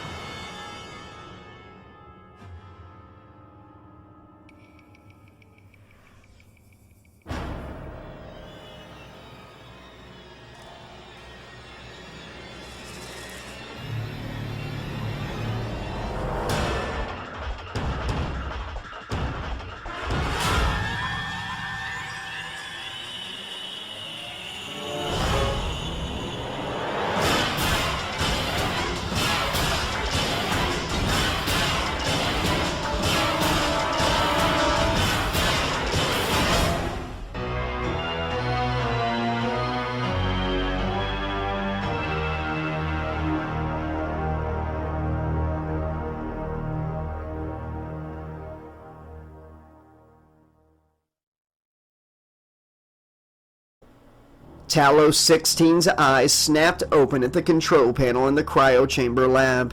He disconnected the cable from his index finger from the control panel. He had successfully delivered the information, and now it was up to the remaining crew to do the rest. He had intended to stay, but Freddy had snuck up on him and taken him out of the equation. He knew trying to go back in through another deceased crew member would be futile at this point. Instead, Talos walked to the lift and took it to the cargo bay, and returned to the cryo lab with the plasma rifle. He would stand ready for his friend's return with Freddy, and he would be the one to take the child killer out for killing so many of his friends and for hurting Lubden. After Freddy was dead, though, Talos would have to inform the remaining crew of another problem that would need immediate attention. The surge Freddy had sent through the control panel and into the Beowulf after Candelin's death days before not only caused the comms to stop working, but the autopiloting system had been affected, and warp speed would not stop at the scheduled time that cryosleep ended, like Warlock had said it to do. Now, without Warlock Rollins to deactivate the warp speed systems manually, they would be overshooting their desired stopping coordinates with every passing second once cryosleep ended. They would be flying blind and could collide with any number of things in space, and their fight to stay alive against Kruger would have been in vain. He had thought to tell them while he was in the dreamscape, but knew they were about to face a serious challenge, and thought it best to wait until they were awake. They would have to come up with a plan, and fast. Talos held the plasma rifle up at the ready. When Freddy appeared, he would take him out right away, so they could work on coming out of warp speed and end this nightmare once and for all.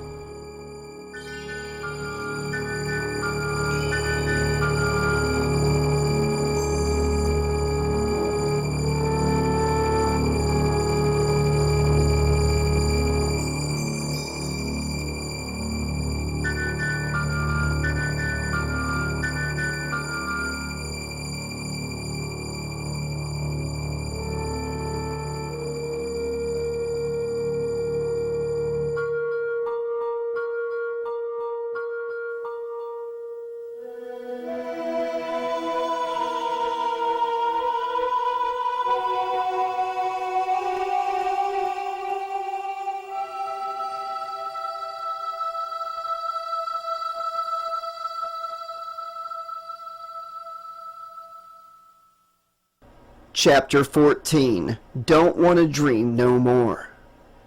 Remaining time until cryosleep ends, 39 minutes, 10 seconds.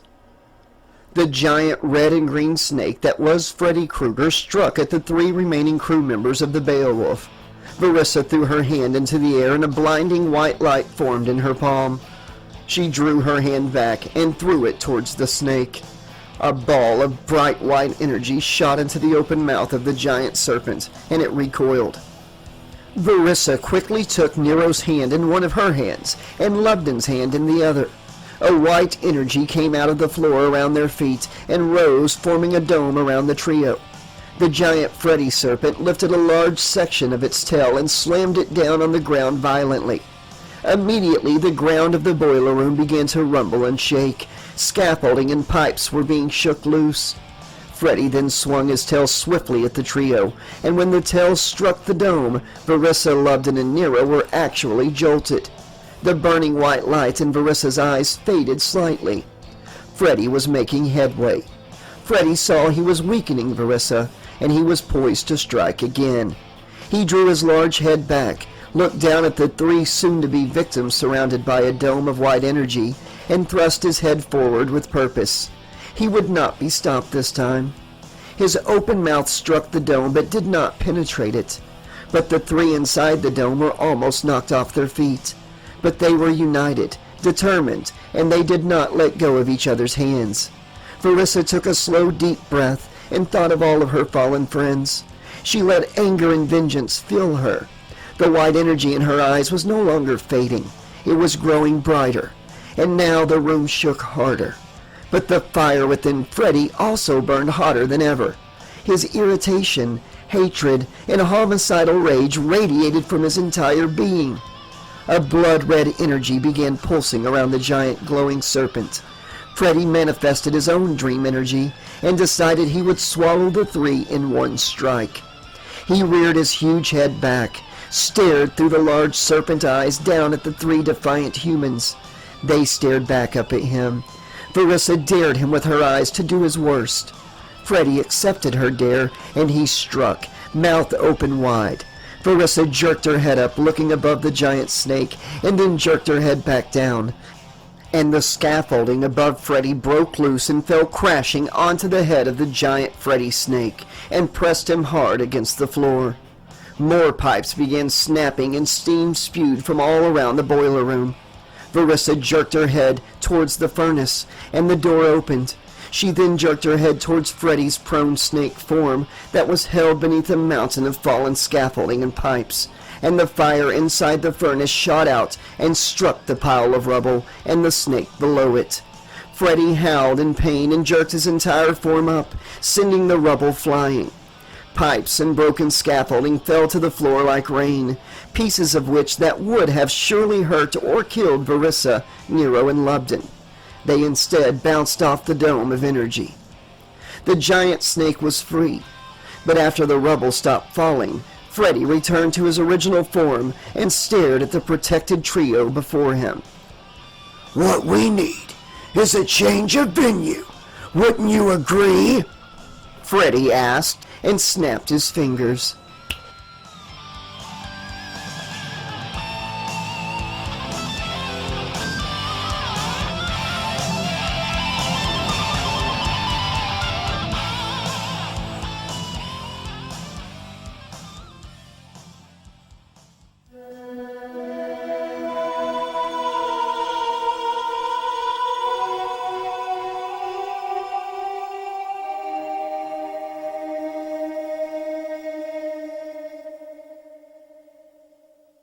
The world went black for Verissa, Nero, and Lubden, and when light returned, they found themselves in 1428 Elm Street, at the bottom of the stairs.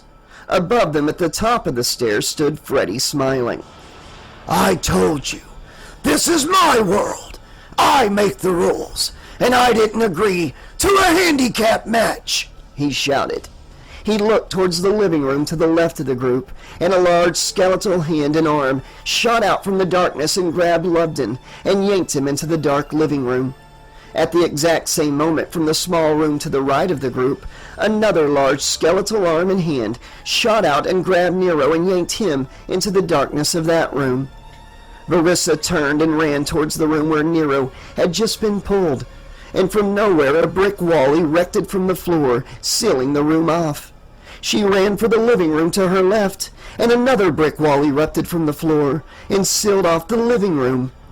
Verissa jerked her head back up the stairs at Kruger. "It won't work, Freddy. You tried separating us before and we came together. We will again," she barked at the dream demon. She concentrated hard, willing her power to bring them back to her side. Nothing was happening. "Oh no! Are your dream powers not returning your backup to you?" Freddy said, laughing.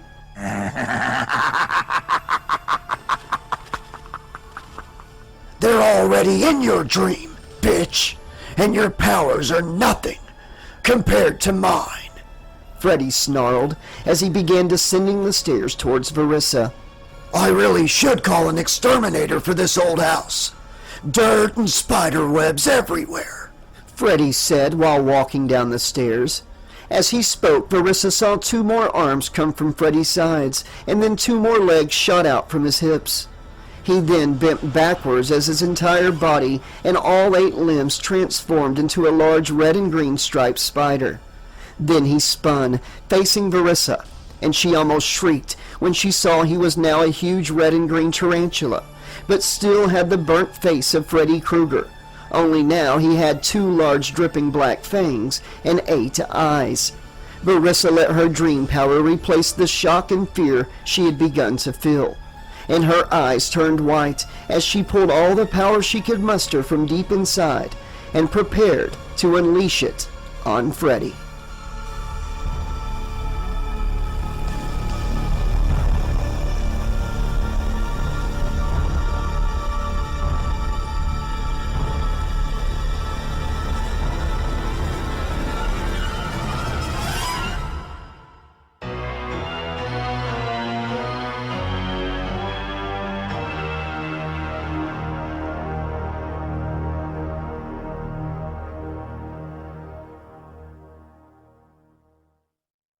Remaining time until cryo sleep ends, 15 minutes, 33 seconds.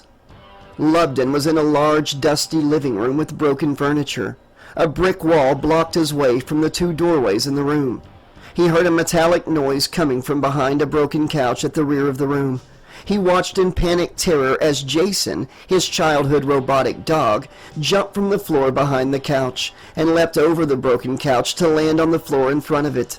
It stared at Lubden. Its razor teeth began spinning in its metallic jaws, and its eyes turned a blood red.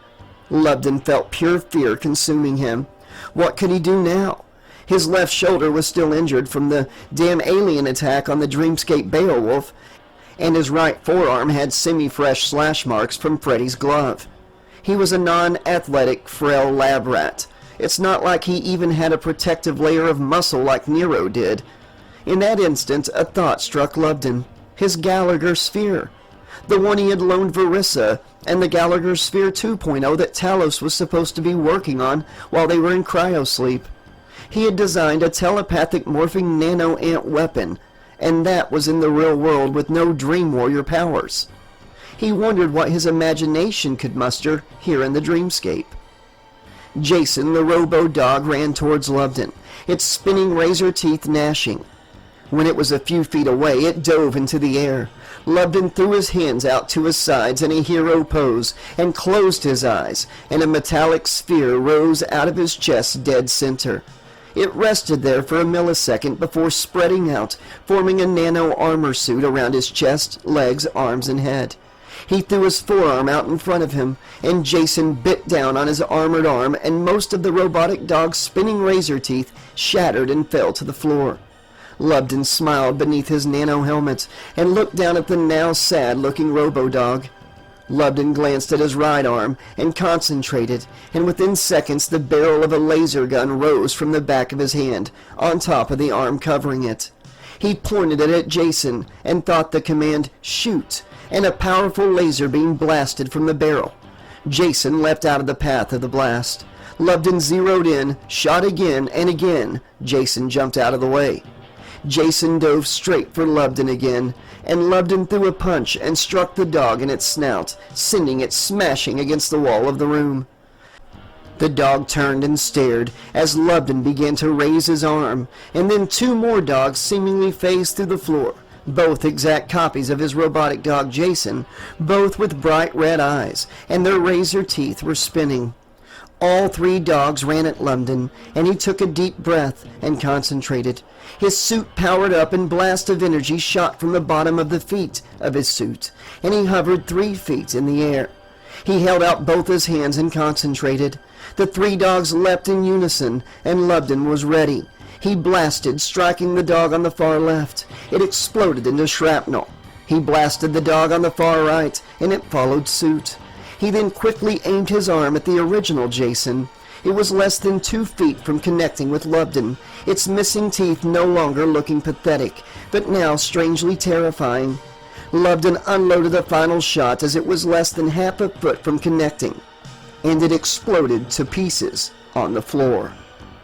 I could get used to this, Lubden said to himself as he turned to face the brick wall that led back to where Verissa was having to face Kruger alone. I'm coming, Dr. V.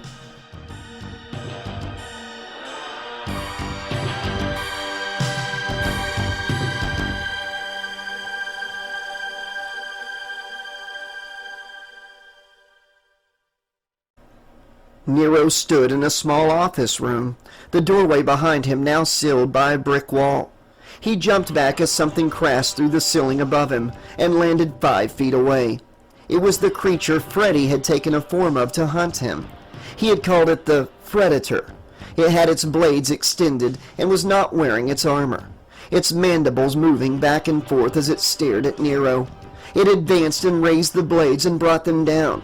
Nero barely dodged out of the way, feeling the wind of the attack blow through his hair. Nero backed around the corner of the empty room. He had no weapon, he had no plan, and he didn't have a lot of space. The creature spun to face him and began advancing again, its blades held high again. Nero let his fear and anxiety go as he thought about what Verissa had said about having a dream warrior inside of him. He simply needed to let it out. As the creature closed in and began its swing towards him, Nero saw it in his mind's eye and became his dream warrior. In an instant he felt his body grow. His arms doubled in size and muscle. His legs, waist, chest, neck, and head followed suit, and he threw his hands into the air and caught the blades in his bare hands before they could strike him. Nero had hulked up in size and muscle, and the blades could not even penetrate his skin. He grabbed hold of the creature's blades and ripped them from its arms. The creature screamed in anger, and its mandibles opened. It lunged to bite at Nero, and Nero threw an elbow to the side of its head, and he heard a cracking noise as the beast fell to the floor. It stood quickly and came back for him. Nero held the 4 blades in his hands and turned them back towards his attacker, and as the creature lunged for him, Nero shoved the blades towards the creature's face, driving them through its eyes out the back of its head. The creature fell to the floor, and after a moment, turned to ash at his feet. Nero turned and faced the brick wall that stood between him and Verissa.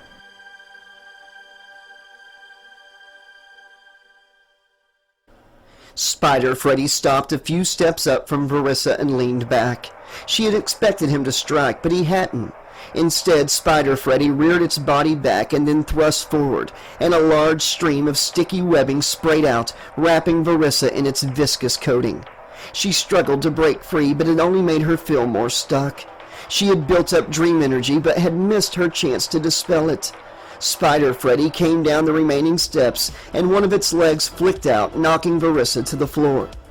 The man-sized Freddy Spider crawled to Verissa's prone body on the floor and leaned its head back and extended its fangs.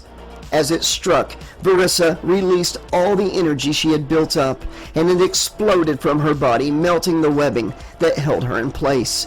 She rolled out of the way, and Freddy Spider's fangs drove through the wooden floor. Freddy Spider began jerking its body back, trying to pull its fangs free. Verissa's eyes went full white again, and white energy formed in her right hand. She pulled her hand back and unleashed it with a punch square in the spider's face. The white energy exploded upon contact, destroying all 8 eyes of the large arachnid. Freddy howled in pain, and in an instant returned to his original form on the floor, rolling, holding his face. Verissa concentrated all of her dream energy into what she thought was the perfect foil to finally end Freddy. Verissa put all of her concentration on her right hand, and watched in wonder with solid white eyes as a solid white glove with 4 blade-shaped shafts of dream energy formed on her hand. Verissa walked to Freddy and stood over him. "Dream's over, bitch. Time to wake up," she snarled, and drove the energy blades down into Freddy's side. She heard a wet, thick thwop as the shaft of energy penetrated the sweater and then the burnt skin of the dream demon. Freddy screamed in agony as she pulled the blades out and prepared to strike again. The 4 holes in Kruger's side did not bleed. Instead, a yellow light glowed from the holes, and bits of the light began seeping out of the wound. Verissa drew her gloved hand back as far as she could, but before she could bring it down again, this time aiming for Freddy's heart, the entire house began to rumble and break apart around them. Freddy looked up at Verissa and started laughing maniacally as she looked around at the collapsing structure.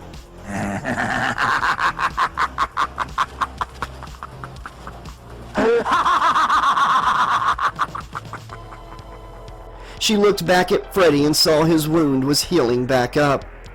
"I told you," Freddy said breathlessly. "This is my world.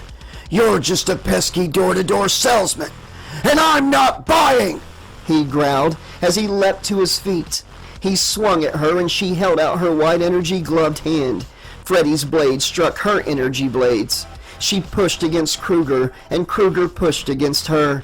The stairs beside them broke into splintered wood and fell through the rotten wooden floor into the basement. The Dream Demon and the Dream Master stood on the precipice of the large hole that fell to the basement. Verissa glanced down into the hole and saw the entire basement was engulfed in red and green flames. Freddy pushed out with his gloved hand, still locked onto Verissa's. He was pushing her towards the hole. Verissa pushed back. "Why did you let this happen to me?" Verissa heard Candelin's voice and looked behind Freddy. Candy stood there, blood dripping from her eyes. "Why didn't you save my Chrissy?" came another voice, this one Danella. Verissa looked to the left of Candy and saw Danella, but she was charred, her entire body burnt to a crisp. She had one of her burnt arms draped over Christina and was holding her against her side. Christina held up her hands to Verissa. Each hand had a large gaping hole through them. "Where were you when I needed you?" Christina asked. Verissa felt her heart sinking. If she had only found Alice sooner, she could have saved them all. What good were her powers now that she was the last one standing? Nero and Lubden were surely dead too. Her strength began to fade. Freddy pushed her closer to the hole, a grin growing on his face. "Yes, that's it. Feel the failure, Verissa. They're all dead. What's the point now? All that's left is you and a walking, talking computer," Freddy said low and flat. "I'm so disappointed in you. I thought of you like my daughter. Hell, loved you more than my own no-good kids. But you brought me into your dream to try to protect me, and all you did was end up getting me killed. If you just left me where I was, I may have survived," came Warlock's voice. Verissa looked next to Danella and saw her work dad standing, a look of disappointment on his face, shaking his head from side to side. His belly split open, intestines hanging out. She let her strength dip a little more. Freddy pushed her closer to the opening. "I just wanted to see new worlds, meet new humans, and look what happened to me. Where were your powers when I needed you?" came Naquilio's voice. Verissa scanned the room and saw him standing next to Candlin, his middle eye missing, his stomach an empty cavity. He was covered in blood. "Hell, at least she talked to you, Big Blue. She wouldn't even give me the time of day. Even if she had her powers when I needed her, she'd probably just let me die. She doesn't care about anyone but herself, came the voice of Butch. He had walked up next to Naquilio and put his hand on his shoulder. She could barely make out Butch's features. His face, neck, and chest had been slashed so much he barely resembled a human anymore. I'm sorry, all of you, I'm sorry. I wanted to save you all. He was after me too. I didn't know what I was capable of. Verissa began to plead, her distraction allowing Freddy to push her ever so closer to the hole. Her feet now partially hanging over the opening. She could feel the heat rising on her legs. Just let go, Dr. V. It's okay. I did, came the voice of Lubden. He was standing right next to Freddy, looking Verissa in the eyes. He looked as if he had been mauled by a bear, his left cheek nothing but loose meat hanging from his face. As he spoke, a small chunk of it fell to the floor. Looks like we won't be getting that Yarvestic after all, huh, Doc? Came the voice of Nero, who stepped up next to Lubden. He had 4 bloody holes in him running vertically from belly button to the base of his neck. I was wrong about you. You didn't have what it took to defeat Freddy, and now he's out, and everyone that dies going forward is because you failed, came one final voice. It was Alice. She stood behind Verissa and put her hand on her shoulder and whispered directly into her ear. You might as well burn just like me. Freddy won. He always wins. Verissa saw no reason to keep fighting. She prepared to let go completely. What was she fighting for anyways?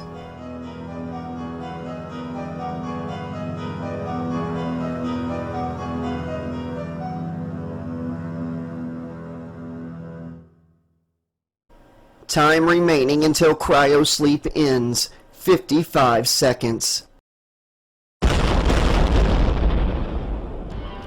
As Verissa's right foot slipped into the hole, she was shocked out of her almost hypnotic trance of guilt as the brick walls on both sides of the room exploded into dust.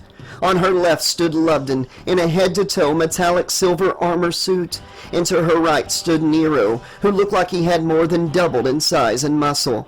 Verissa watched as each of Freddy's deceptions of dead crew members disappeared one by one until it was just the 2 of them locked glove to glove, and Nero and Lubden on the sides of the room. Verissa, we're here! Nero shouted.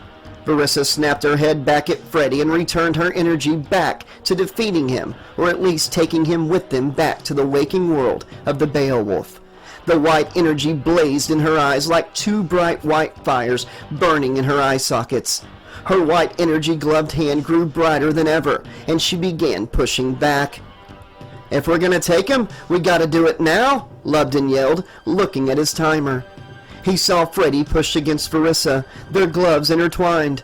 Lubden lifted his arm and shot a blast of white energy, striking Freddy in his side, causing him to flinch and move backward slightly, crying out in pain. Lubden rushed to Verissa's left side and took hold of Freddy's wrist below the glove and began pushing with Verissa. Nero leapt over the hole and the fire below it and threw a punch into Freddy's right side with his massively strong arms and fist. Freddy cried out in pain again and almost doubled over, taking another step backwards, giving Verissa the ability to move away from the hole and stand back on solid ground. Nero took hold of Freddy's forearm from the right side below Lubden's grip. They held on for dear life and pushed with everything they had. But then the floor they stood on began to crack and shift, and as the floor gave out beneath them, Verissa shot her left hand out and grabbed onto Freddy's sweater, as Lubden and Nero now held Freddy's gloved arm with both their hands, and they all 4 fell into the red and green flames together, as the floor of the house came crashing down.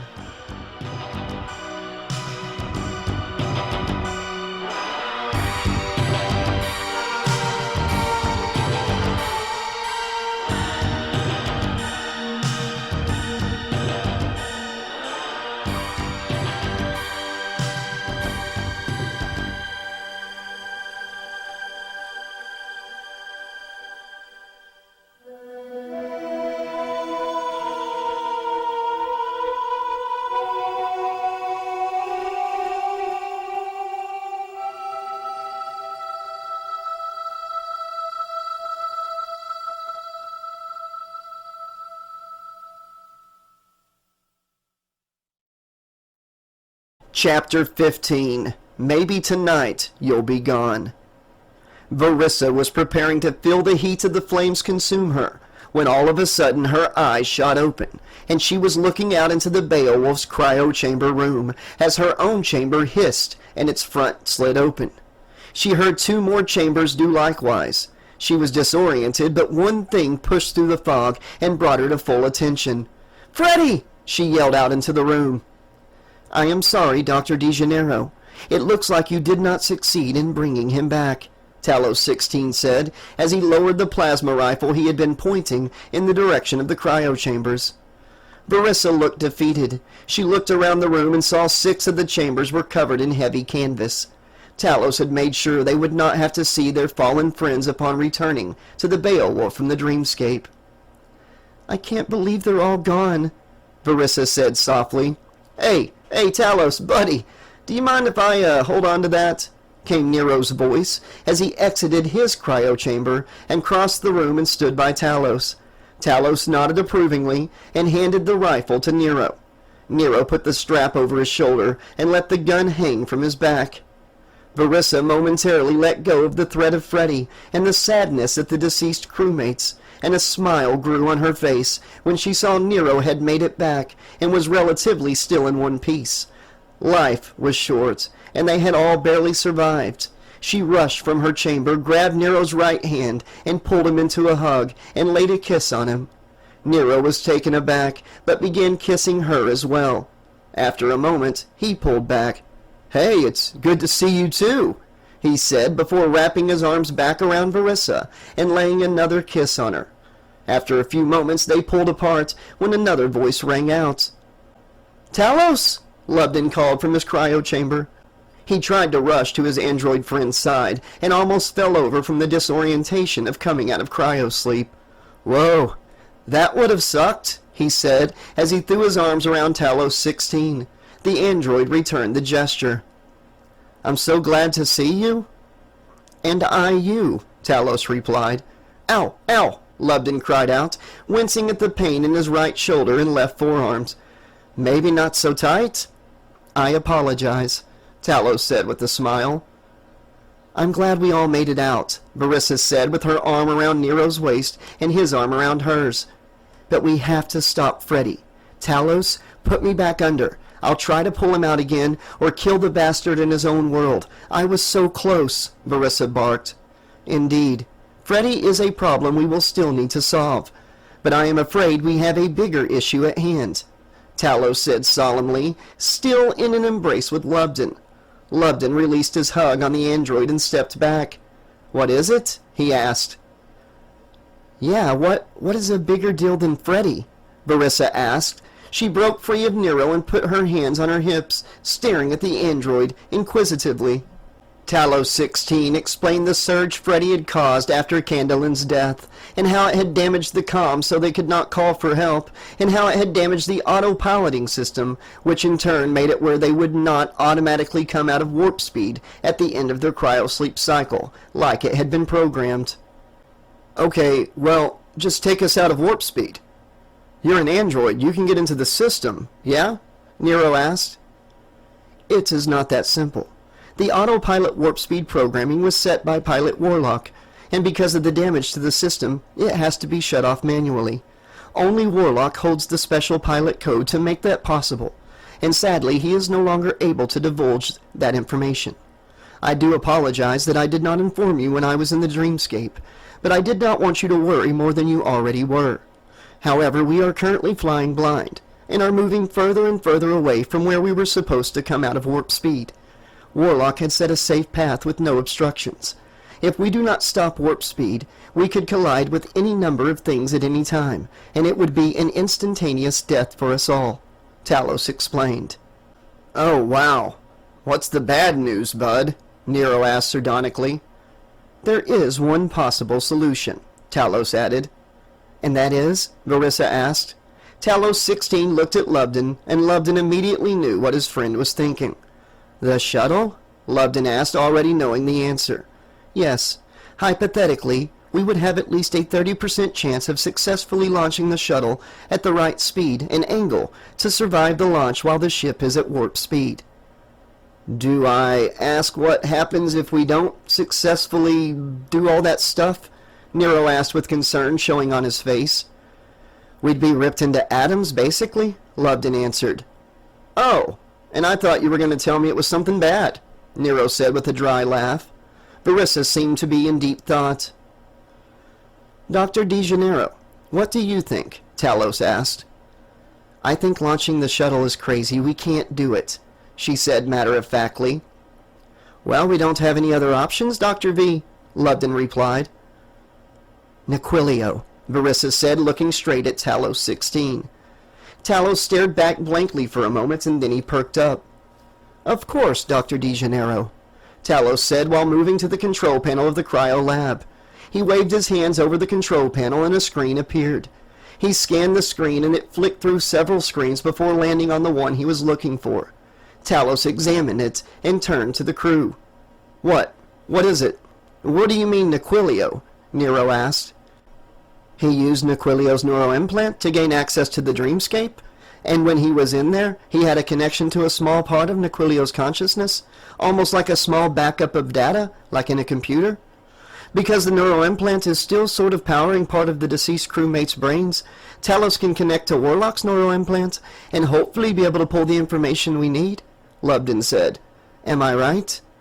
Affirmative, Lubden, Talos said. We are wasting time. Dr. De Janeiro, you and Nero, please make your way to the cockpit. Lubden and I will connect to Warlock through the central control panel in the Nanomed lab. I will tell you how to prepare, and once I am in what is left of Warlock's consciousness, I will call out his passcode.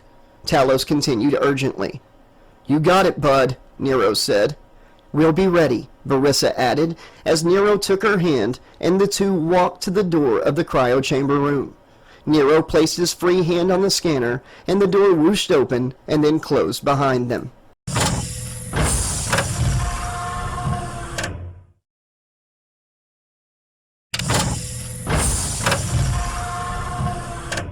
Talos waved his hand over the control panel in the middle of the cryo chamber room, and the screen disappeared.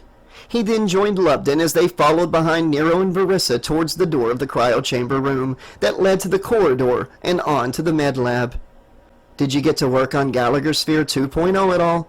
Lubden asked as he held his hand to the scanner and the cryo chamber room door whooshed open. Indeed, I was able to complete it before everything went batshit crazy, as you all would say. It actually exceeds even our expectations, Talos answered. Awesome. Good work, friend, Lubden said as they left the cryo chamber room and turned down the corridor towards the lab, and the door behind them whooshed closed.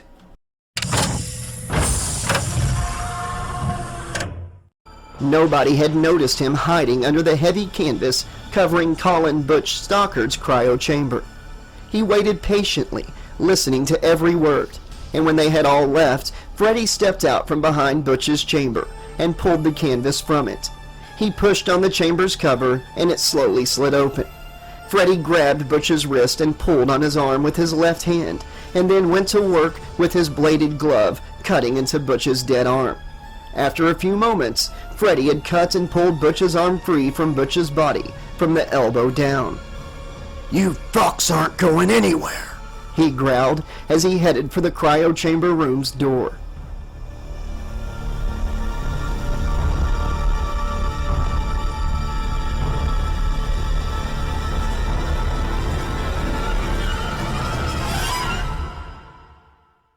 Okay, we are in place, Nero said, looking into the holographic screen in the cockpit.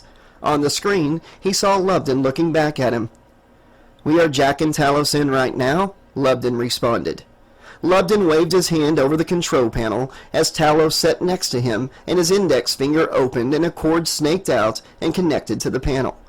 Within seconds, Talos closed his eyes and entered what was left of the consciousness of the deceased Warlock Rollins. Hold on to your dicks, as Warlock would always say, Verissa said from the cockpit. Lubden looked at the screen and smiled. I know the two of you were very close, Dr. V.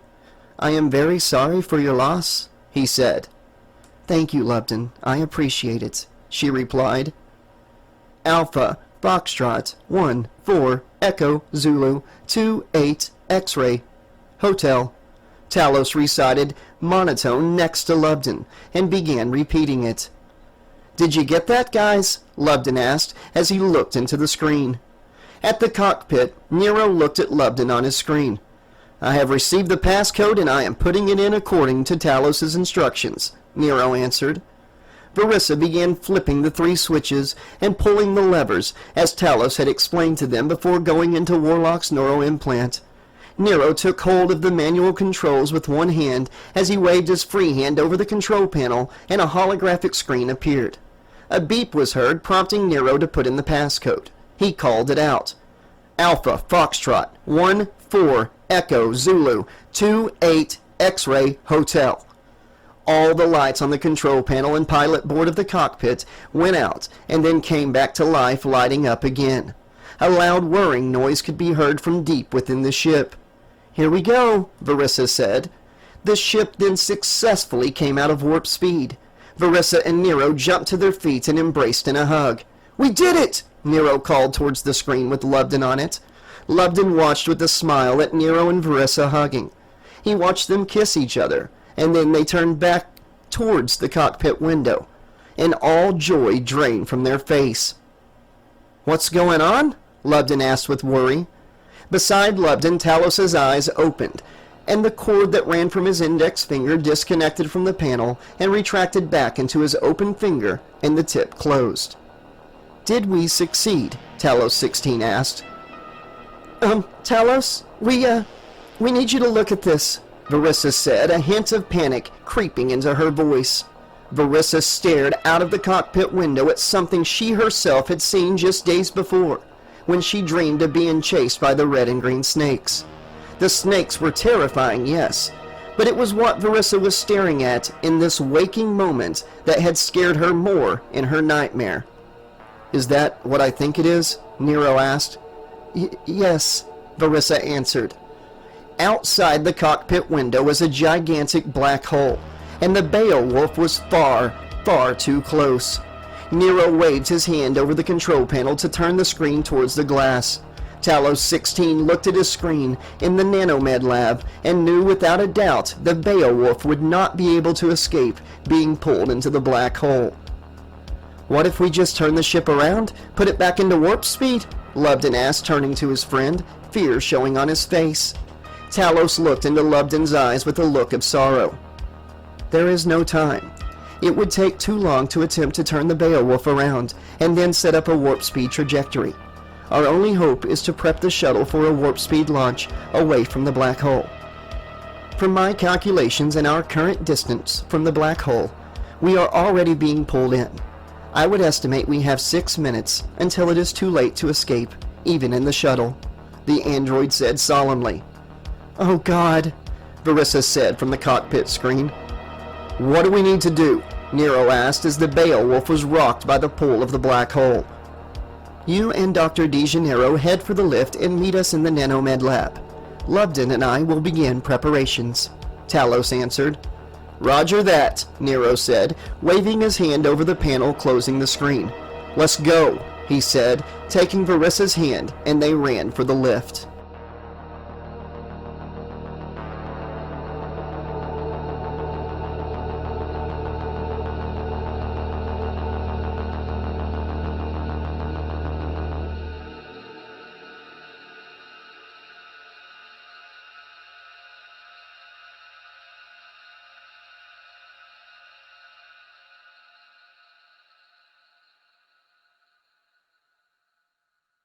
I am setting a clear trajectory for Somnium 5 in the Somnian Galaxy. It's our closest, safest harbor. Indeed, Talos said, as he waved his hand frantically over the control panel to adjust the launch position of the shuttle. The ship rocked again, almost dumping Talos and Lubden from their chairs. In that moment, all the lights of the Beowulf went dark and were replaced by a slowly flickering red light. We have lost main power, Talos? Tell me we're still able to prep the shuttle's position? Lubden begged. Affirmative. Auxiliary power is at sustainable levels for our power requirements, Talos said. I will just need to. Talos was cut off by a voice calling to him from his screen. Guys, sorry to bother you, but, That power surge stalled the lift. We are in between floors and not moving, Nero said, trying to stay calm. I'm sorry, what my ever-so-polite boyfriend is trying to say, Verissa interrupted, speaking to Talos and Lubden. Boyfriend? Nero could be heard asking. Sure, why not? You got a problem with that? She asked. No objections, he said. So what my boyfriend is politely trying to say is, Talos, come fucking get us, she shouted. I am on my way. Lubden, please finish setting the launch angle. It is almost complete, Talos said. You got it? Don't take too long? We got less than 5 minutes to boogie? Lubden called as he heard the door whoosh open and whoosh closed. Lubden got to work quickly, waving his hand frantically, and let out a breath of relief as he finished prepping the shuttle. Behind him, he heard the door whoosh back open, and then felt a hand resting on his shoulder.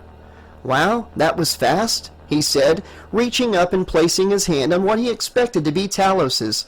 But instead, he felt a cold, stiff, human hand lying on his shoulder. Lubden slowly turned around and saw Freddy Krueger standing directly behind him. Freddy was holding a severed arm and began slowly waving it back and forth with a macabre smile on his face.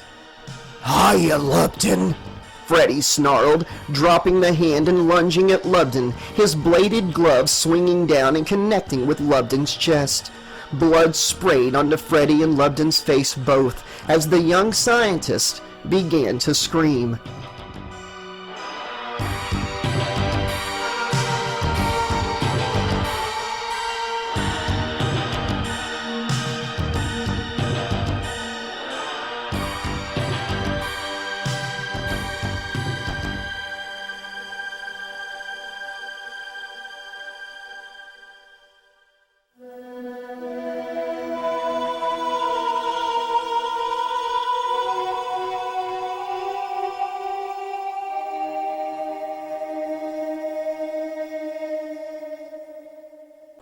Chapter 16, Freddy in Space.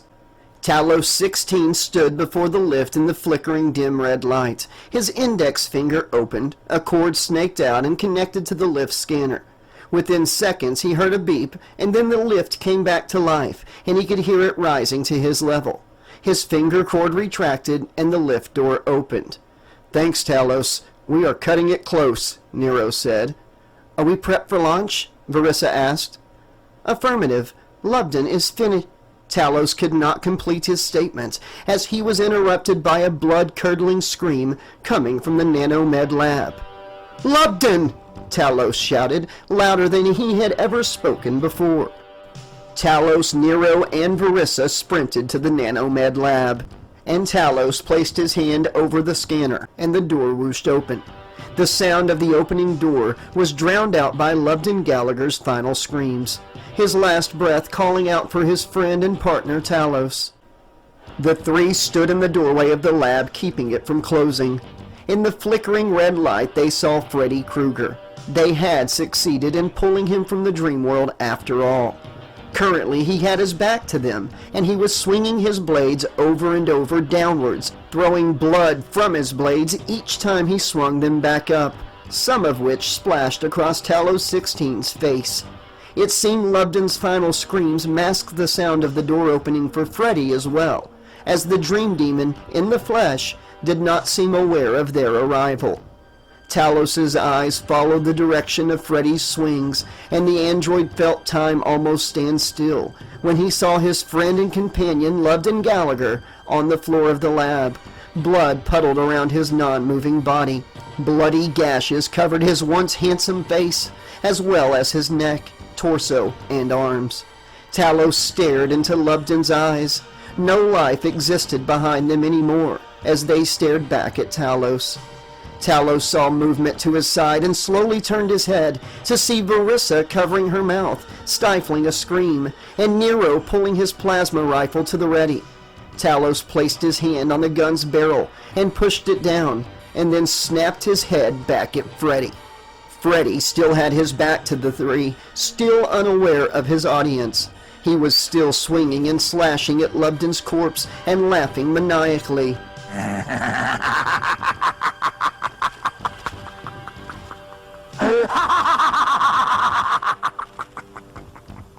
Talos lifted his hand in the air and sent out a telepathic command, and from nanobed number 1, the Gallagher Sphere 2.0 rose into the flickering red light of the nano lab and shot across the room into Talos's hand.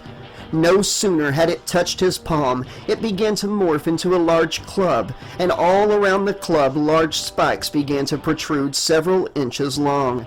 And then the spikes began to pulse with electricity, and Talos stepped towards Freddy with an intensity and rage like he had never felt before. Freddy finally noticed he was not alone and stood, still not turning to face the remaining crew of Hawkins' salvage and recovery. "Ah, you got the drop on old Freddy. Shoot me if you want. I am eternal, and I'll be back. I'll find my way to your dreams again and kill you slow. As for you, Talos, I told you, robo-bitch, I was gonna make sure you watched me kill your little boy toy. Remember?" Freddy's taunt was cut short as Talos swung the club with the force of a warrior, and a large spike hit the back of Freddy's head and burst through his skull and out his right eye. When Talos pulled the club back to take another swing, it ripped half of Freddy Krueger's skull off with it, dropping bone and brain tissue to the floor of the nanomed lab.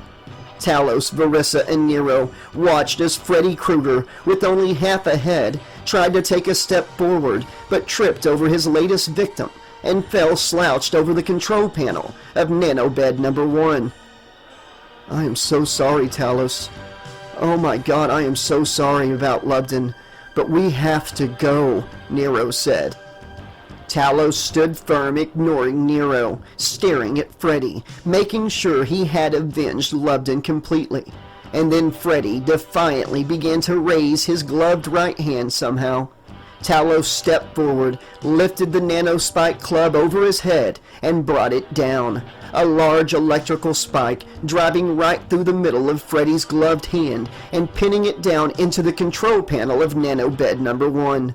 The spike drove deep into the panel, and immediately sparks began to fly out of it. And within seconds, smoke began to billow as Talos watched defiantly and with purpose. The panel erupted in flames, and so did Freddy Krueger. The three watched for several seconds as the fire burned so hot it was melting the glove to Freddy's flesh. Somehow Freddy tried to squirm and move, and even tried to scream, but all that came out was a throaty gurgle, as Freddy was missing the entirety of the right side of his head. But within moments of this hot burning fire, he ceased to move anymore. Talos commanded the club to return to a sphere, but it did not obey, and then he felt a jolt of electricity conduct through the club, and he was forced to let go. "Talos, we are almost out of time. You got him. You got him good. We need to go," Verissa said. "Goodbye, my friend," Talos said, tilting his head and looking at Lubden. He then turned on his heels, and the three ran for the shuttle bay.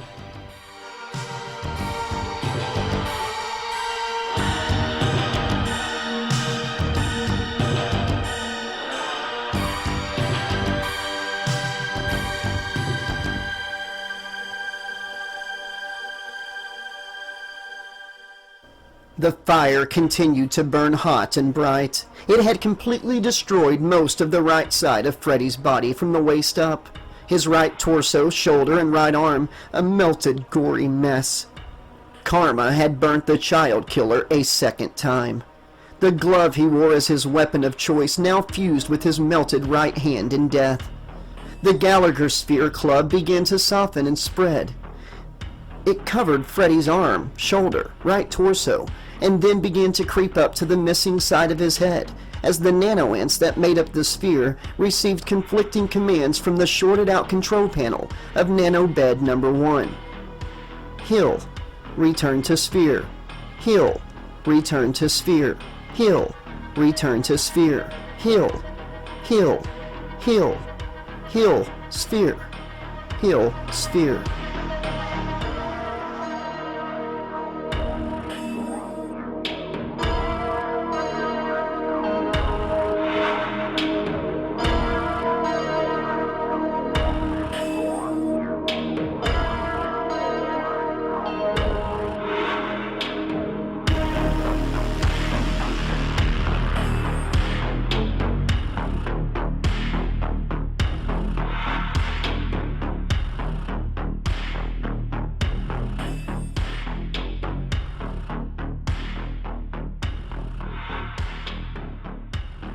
Shit, shit, shit! Nero yelled when they reached the shuttle bay door.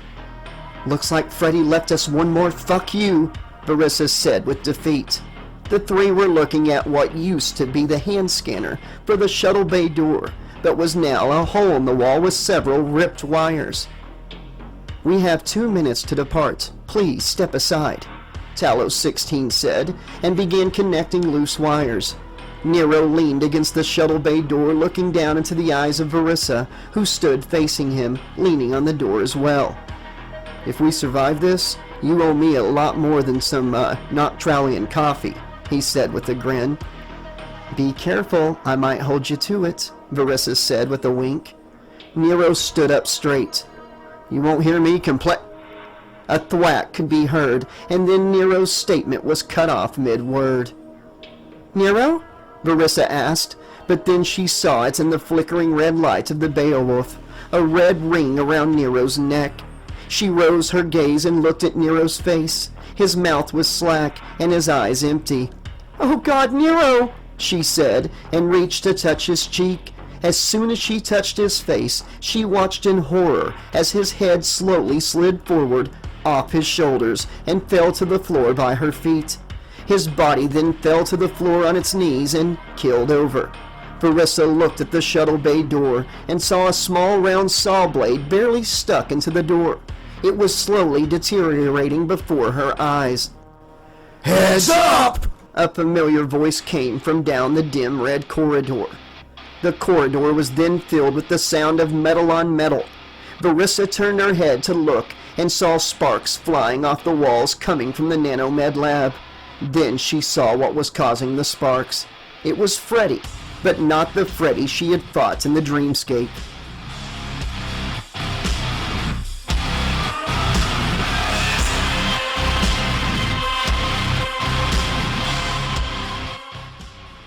This Freddy's head was half burnt tissue, like she was used to, but the right side of his entire head was bright, metallic silver.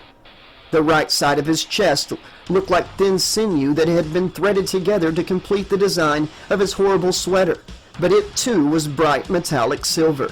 And his right arm was also completely metallic as well. A pattern of darker and lighter metallic shades ran down the length of his arm, imitating the design of his red and green striped sleeve. His hand was currently a large saw that resembled the smaller one that had decapitated Nero, and he was coming towards her and Talos, running the blade against the wall. Talos turned to Verissa. Do you see these wires? He asked. She looked down and shook her head yes. Good. Connect them when I have him distracted. When the door opens, get to the shuttle and to the cockpit, and press the large red button on the console. Your warp speed trajectory is already set, the android said. But Talos, she began. I do not wish to exist without Lubden. No other directive makes sense to me, so I will honor Lubden by holding Freddy off for you as long as I can. It has been an honor working with you, Dr. De Janeiro.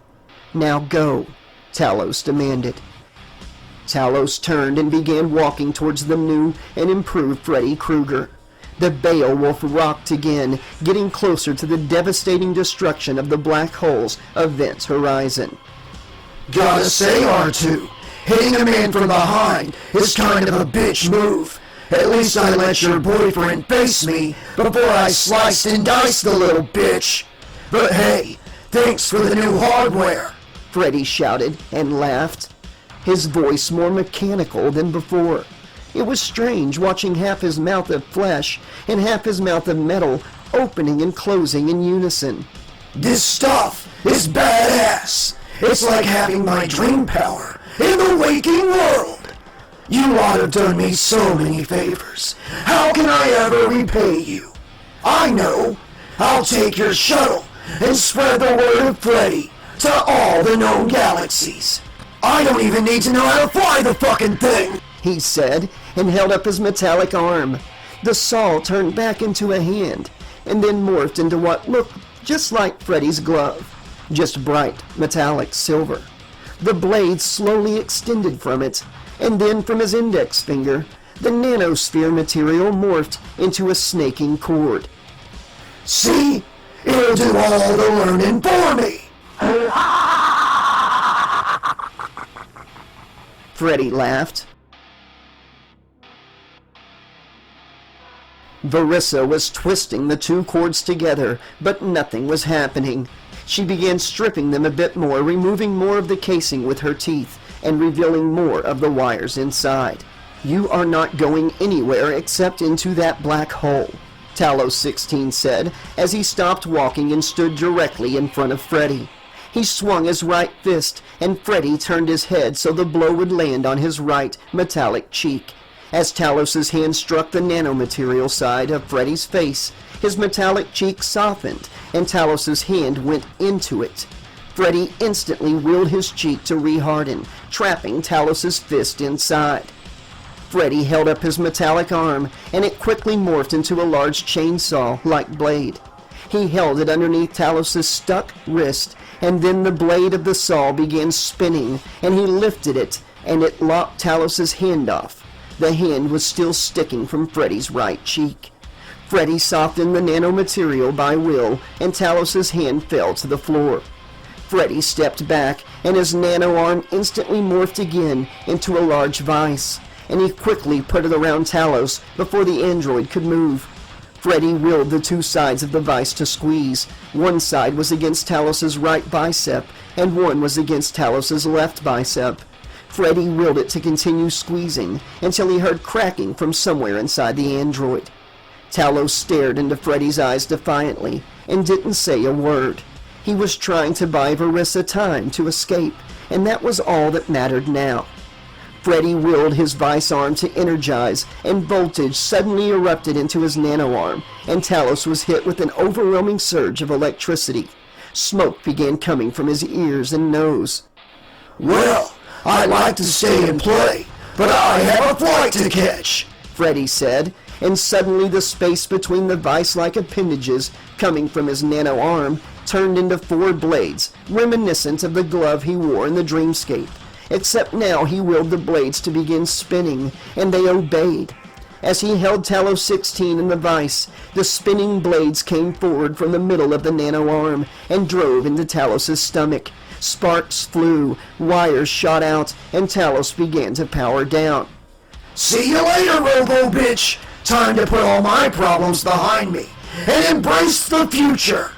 Freddy growled as he lifted his nano-arm into the air, still holding Talos in a vise, and threw him over his head, behind him down the corridor. Freddy's nano-arm immediately morphed back into what looked like his original arm and gloved hand, only metallic and silver. He started heading towards the shuttle bay door and Verissa as the Beowulf rocked harder, but Freddy did not lose a step.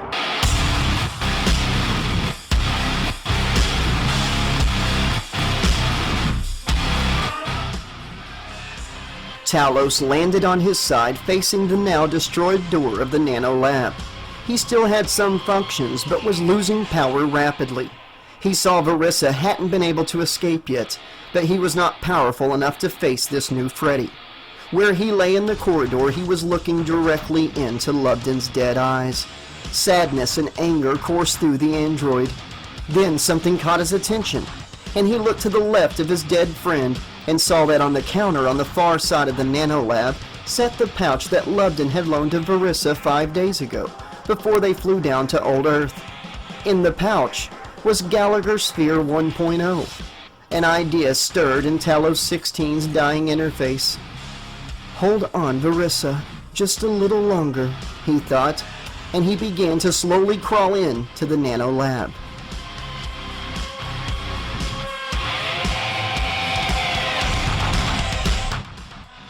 As Freddy was throwing Talos down the hallway behind him, Verissa finally connected the wires correctly, and the shuttle bay door whooshed open.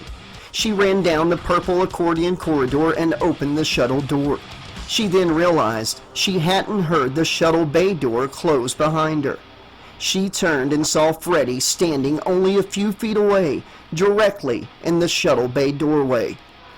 "You weren't gonna leave without your old friend Freddy, were you?" he growled. "Fuck you, Freddy.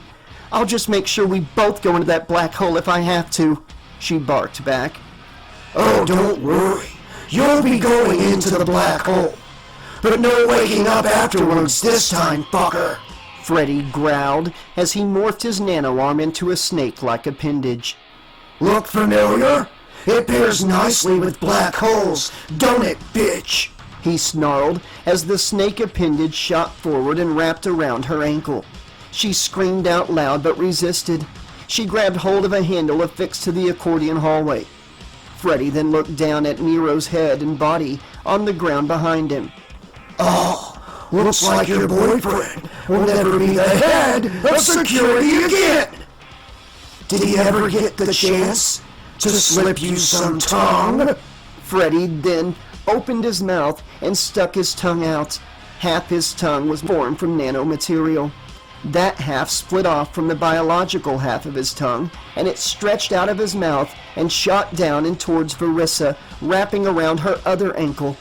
Freddy's snake-like arm appendage and his nano-tongue yanked in unison, and Verissa's hand was ripped free from the handle, and she landed with a hard thud, and her head bounced off the floor as she landed on her back. Verissa saw stars. She felt instantly disoriented, but knew she had to pull it together because time was running out. The ship rocked again so hard she feared it was going to break apart in the event horizon of the black hole at any second, as the entire ship began flashing dim red to complete darkness, then back to red. The auxiliary power would fail at any time, signaled by a wailing alarm that began to sound throughout the ship.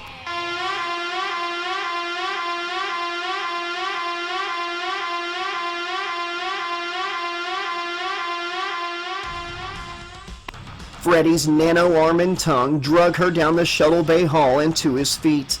She watched in horror the entire time she was slowly drugged to the Dream Demon.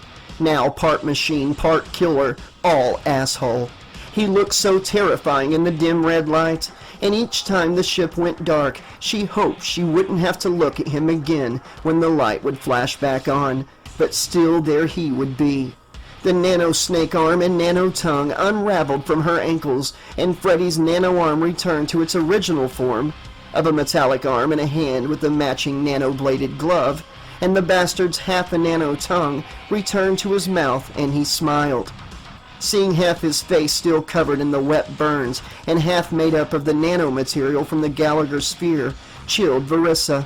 The nano half of his face still took on the appearance of being covered in burn tissue, but it was metallic, which made Freddy appear even more menacing, especially when he would smile that wicked smile, and she'd see half his teeth yellow and black, and the other half razor sharp and metallic. Verissa laid prone on the floor at his feet. The fall had almost knocked her out, but she willed herself to stay awake, to find a way into that shuttle. Hope you had a nice trip. Time's wasted. Got places to be, and I don't have time to enjoy this like I fantasized about, bitch. But I gotta fly, so when you get to hell, tell Alice and all your friends, Freddy said hello! He yelled and laughed over the wailing alarm and raised his nano-arm and blades into the air, and the blades extended even further with the metallic shink. And Verissa closed her eyes, preparing to meet her fate, as he brought the blades down. She didn't feel them connect, and then heard a metallic clink hit the floor near her. She opened one eye and saw Freddy standing before her. His nano-arm was no longer a part of his body. She looked to her side and saw it laying on the floor at Freddy's feet. Verissa leaned to her side and looked behind Freddy to see what had granted her clemency from Freddy's blades, and in the flashing light she could see Talos at the far end of the hall. She could see he was severely damaged, his abdomen a mess of wires and sparks, and he looked as if he was using every bit of his own will to stay standing. He had opened the inner airlock door and was standing in front of the outer airlock door. He was holding out his right arm, and in place of his missing hand was a metallic silver blade that was in the process of shrinking back to him and morphing back into a sphere. Freddy glanced over his shoulder quickly, and in the dim flashing red light saw that Talos was barely standing somewhere behind him in the corridor, holding out a retracting blade made of the same material as his new arm, and Freddy raised what at one point in his life had been an eyebrow as he turned back to face Verissa on the ground. It looked strange and unnatural being made of metallic nanomaterial. So your robo friend has a little fight left. Oh well! Freddy shouted as he looked to his right shoulder in the slowly flashing dim red light as the nanotech making up much of his right torso and shoulder began morphing into tiny tendrils of nanomaterial that began snaking quickly towards his nano arm on the ground next to where he stood. I'll just kill him again after these little babies reconnect my...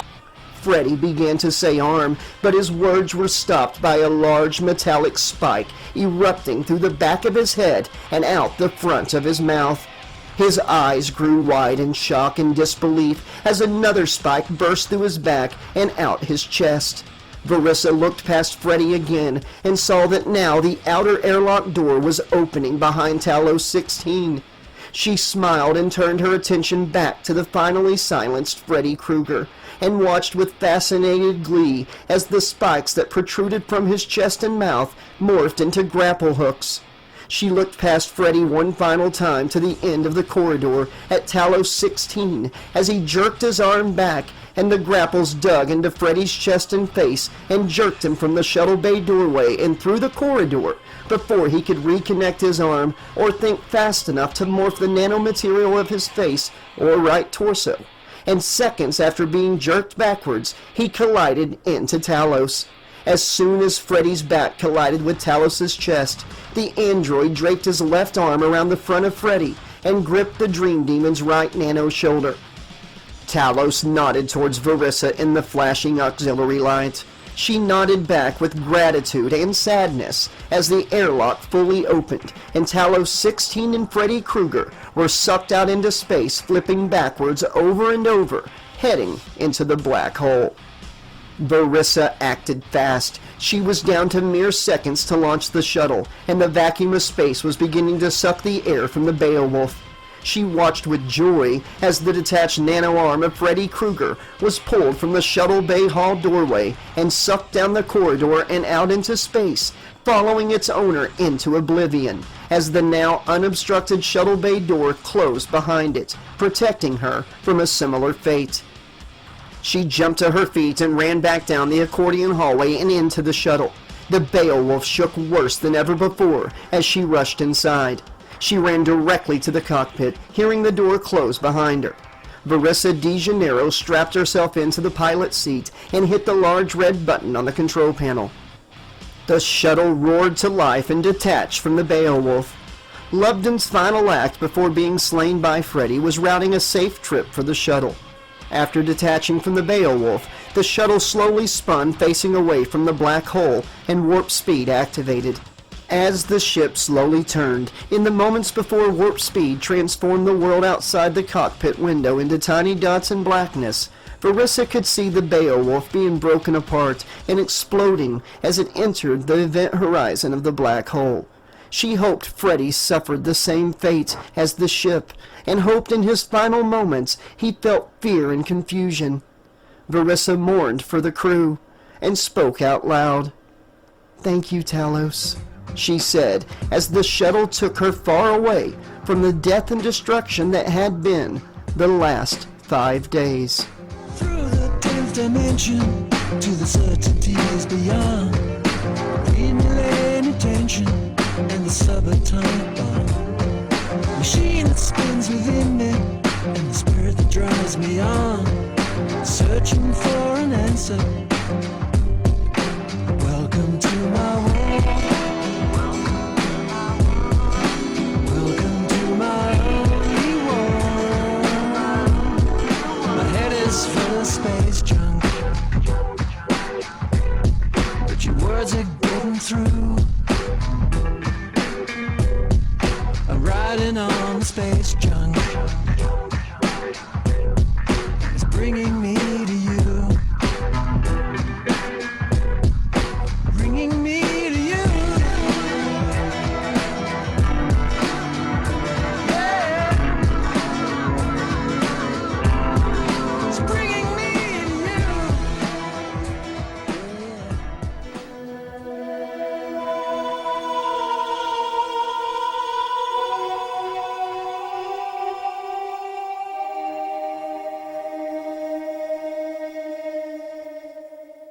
Epilogue. Never sleep again. 6 months later.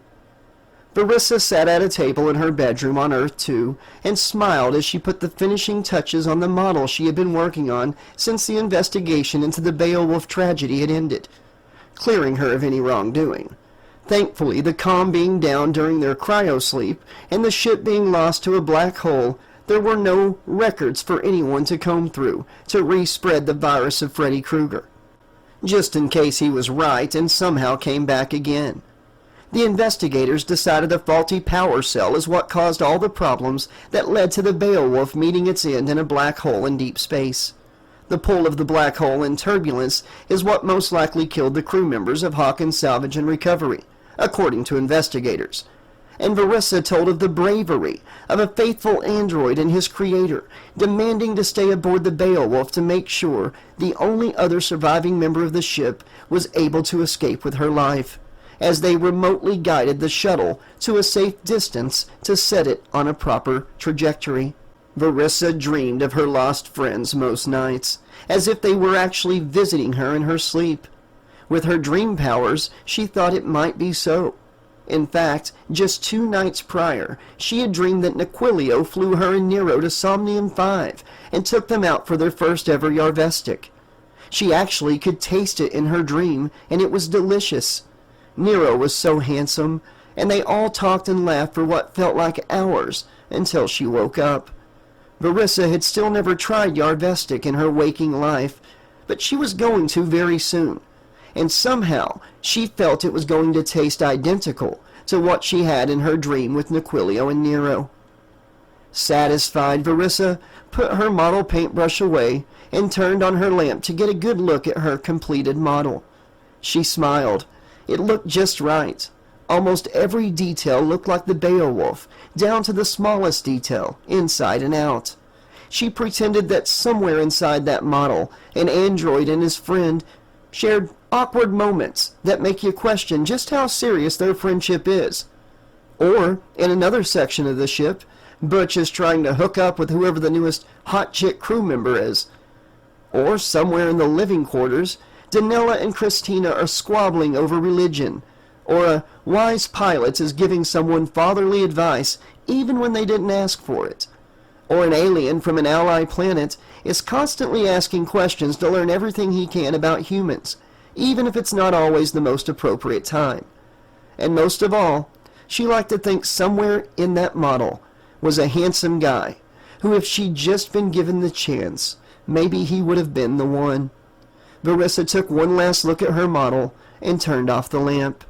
She climbed into her bed and closed her eyes and hoped for more pleasant dreams of absent friends.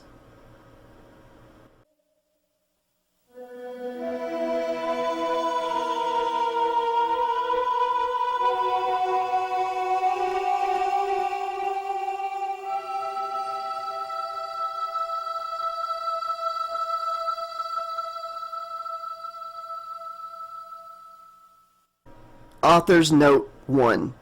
What follows is a setup for a sequel to Celestial Slumber that incorporates a certain rematch into its plot.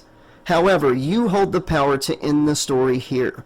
If you want to believe Talos and the Uber Freddy were pulled into the black hole, and Freddy Krueger was finally once and for all wiped from existence, and that Larissa de Janeiro is living a happy life on Earth 2, and with her dream powers is able to visit with her lost friends when she sleeps at night, then you can choose that ending and stop reading or listening right here. If you choose that path, then I hope you enjoyed the story of the Beowulf and Freddy's final killing spree. However, if you want there to be a what comes next, then keep listening or reading, and hopefully you will enjoy what is in store. Author's Note 2. The following recap of Jason Voorhees' activity after the events of the movie Jason X are compiled from the plots of the 4 Black Flame published Jason X novel sequels, Jason X No. 2 The Experiment, Jason X No. 3 Planet of the Beast, Jason X No. 4 Death Moon, and Jason X No. 5 To the Third Power. The only part of the following recap that is of my own creation is what happens after the prisoner's ship is launched into space. Everything before that part of the recap is from other authors' works in the official Jason X sequel books.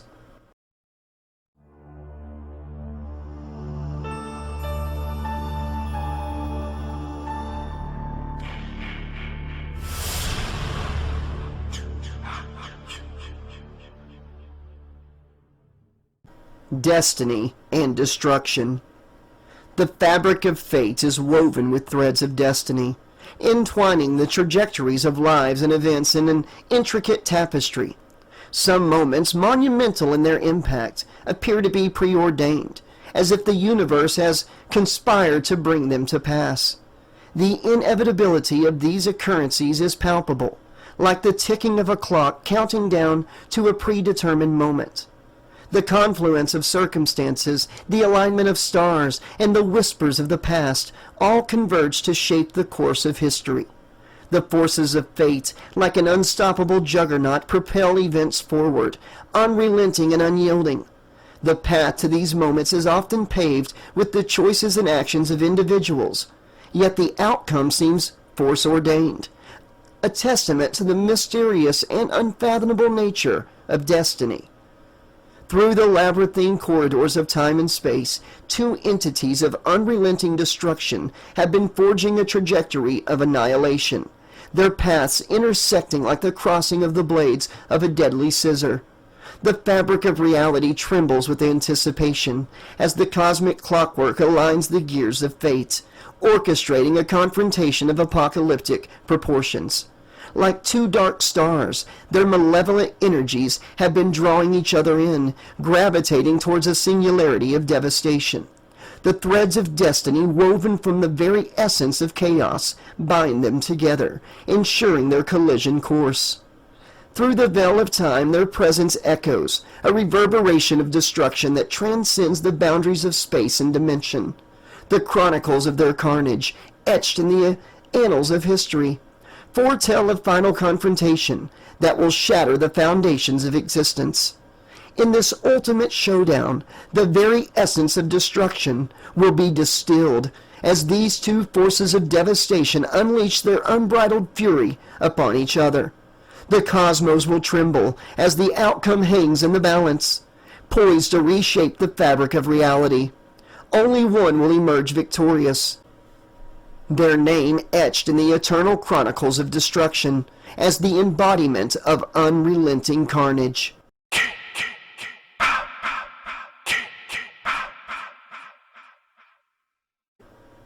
2 years before the events aboard the Beowulf, Brodsky held tight to the nano-enhanced Jason Voorhees as they fell into Earth-2's atmosphere, their bodies burning up as they fell. Brodsky died knowing not only had he ensured Rowan, KM-14, and Cineron would survive, but also that Jason would surely finally die. He was correct, for a time. All that remained of Jason after burning up in the atmosphere of Earth-2 was his mask, which landed in a lake. 2 of the many nanoants that rebuilt Jason into the Uber Jason survived the fall to Earth-2, and they began reproducing and spreading out to rebuild Jason through his mask, which still held a piece of his DNA, and over time, they did. They used organic, inorganic, and nuclear waste runoff to finish the job, and eventually Jason rose from the lake and made his way to the nearby power plant, where he went on his first new killing spree.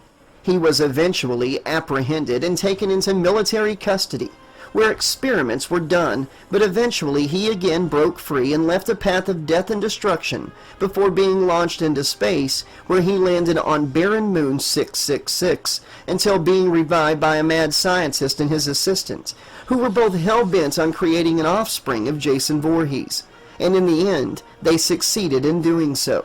His name was Free Voorhees.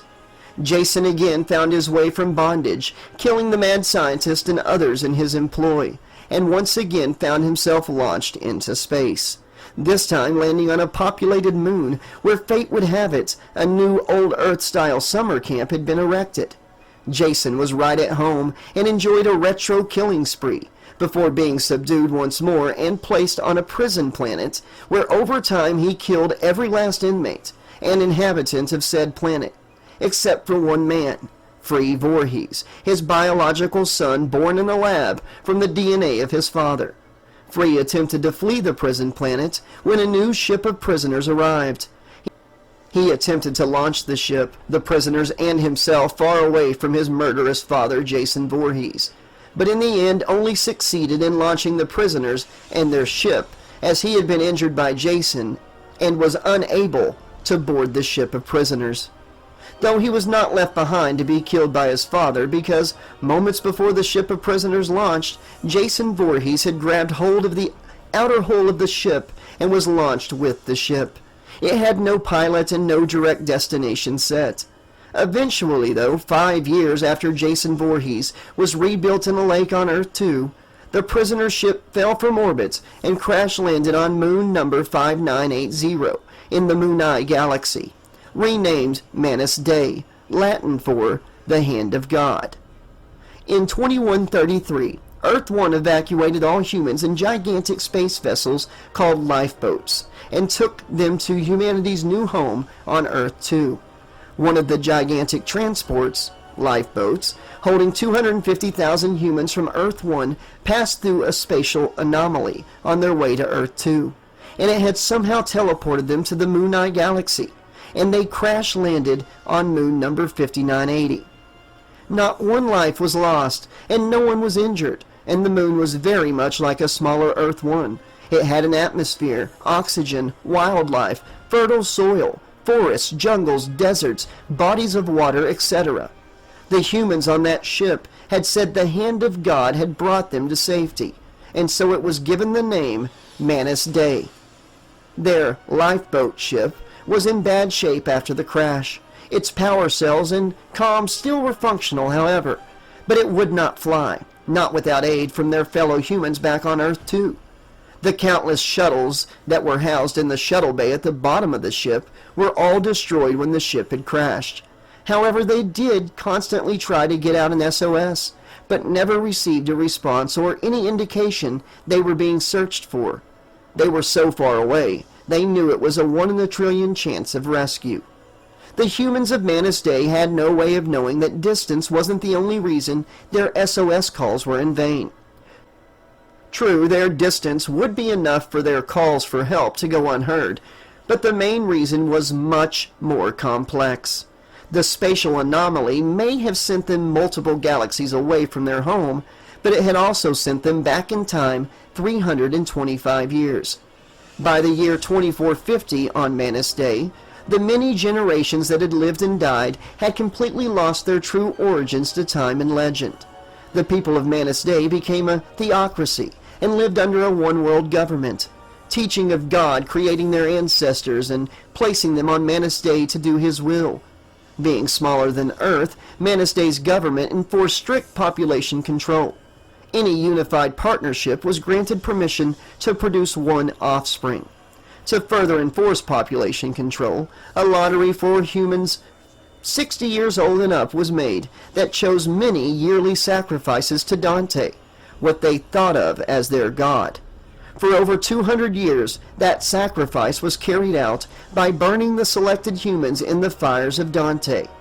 Some technology had survived from 2133, such as small energy weapons and even first aid scanners, but most was lost to time. The original lifeboat ship was buried almost entirely in the ground of Manus Dei in their capital city, and the modern population saw it as a holy place, a temple to Dante, and it had been decorated to serve that purpose. The name Dante was given to their god many years prior, as the people of Manus Dei had seen the name Dante printed in many places on their temple. In reality, it was the Dante Corporation who had designed and built the lifeboat ships that had transported the population of Earth 1 to Earth 2 in the year 2133. The fires of Dante were in fact a thruster of the lifeboat that was activated from one of the only remaining control panels on what remained above the ground of Manus Dei, of the ship itself. Sacrifices would be placed in the path of the thruster and burned alive to appease Dante. In 2450, the prisoner ship that housed over 500 of the worst, most violent, insane criminals from the galaxy where Earth 2 existed passed through the same anomaly. They also crash-landed on Manus Day. The prisoner ship also had a stowaway, Jason Voorhees. When the prisoner ship crashed, the surviving prisoners raided local villages that shared a giant lake on Manus Day. The prisoners raped, murdered, and pillaged, all while spreading blasphemous lies to the people about where they had come from and more. In fact, they had been speaking the truth. The Manus Day government received the reports and was preparing to stage an attack on what they were calling demonic forces sent from enemies of Dante to kill his people. So they sent out the forces of their Manus Day military, but when they arrived at the villages, they witnessed the entire population of said villages were all dead. They blamed the demonic heathens, but all the enemies of Dante were slaughtered as well. And one squadron of the military witnessed a miracle. They witnessed and told of Dante himself, a tall, large, man-like entity who appeared to have the skin of man and machine, was in the process of striking down his enemies who had come to Manus Day to kill his people. A soldier tried to approach Dante to kneel before him, but was struck down as well. The leader of Manus Day gave the orders to stand down, lest they be judged by the almighty Dante. In the aftermath, the government constructed a large barrier around the lake and its surrounding and now empty villages, and they erected statues around the barrier of their savior, their god, Dante, Jason Voorhees. From that day forward, all sacrifices would be sent into Dante's village around the lake now named the Tears of Dante. Also, instead of imprisonment, from the day Dante arrived, the government enforced a new law. If you were found guilty of blasphemy, lewd acts, adultery, consumption of illegal substances, murder, rape, and many other charges, you were sentenced to face Dante. Any guilty person who was sent into the empty villages that surrounded the Tears of Dante and was still alive after 3 days would be forgiven of all crimes and allowed to leave the barrier around Dante's land, as this would be a sign of Dante's mercy. No man or woman had yet to receive said mercy. Jason Voorhees, for a time, had a new home on Manus Day, and was worshipped as the God and Savior of its people. At the time of 2450, the civilization on Manus Day resembled Earth 1's 19th century, but with some surviving technology paired with the still evolving race on the planet.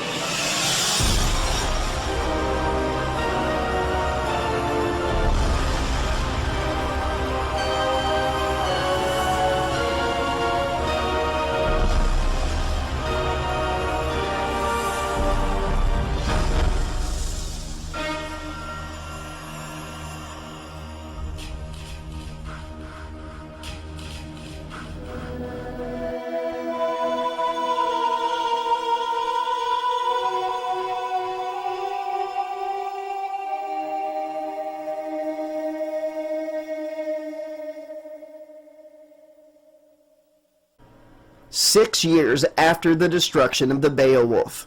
2 years after Jason Voorhees and prisoner ship's arrival. An object streaked across the night sky, plummeting to the surface of Manus Day. The object struck the ground, creating a massive crater. A local scribe, purveyor of news, and a senior messenger of the governments of Manus Day, William Atonison, known in many villages as Billy Boy, was trekking back to the capital after delivering word of a government decree to a local village, when he saw the object streak across the sky and crash. Billy Boy rushed to the crater. He peered into the hole and saw a silver metallic sphere resting at the bottom. He watched with curiosity as the surface of the sphere began to shimmer and ripple, as the sphere began to change shape and appear as if 4 razor-sharp blades were rising from it.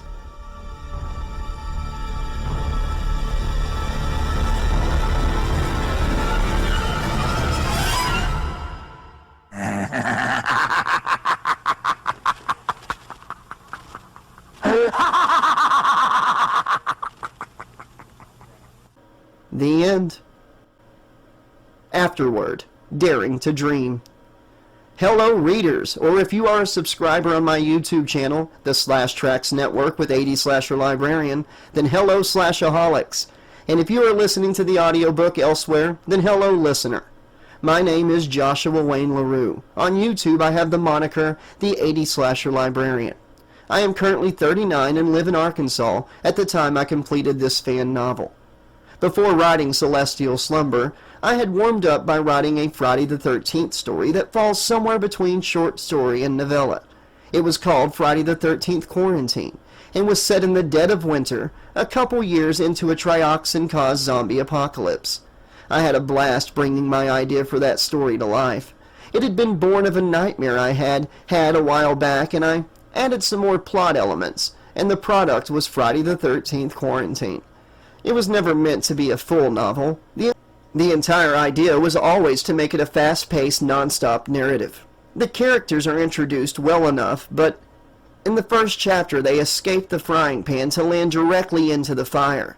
And once Jason is unleashed, there is no slow moments all the way until the end.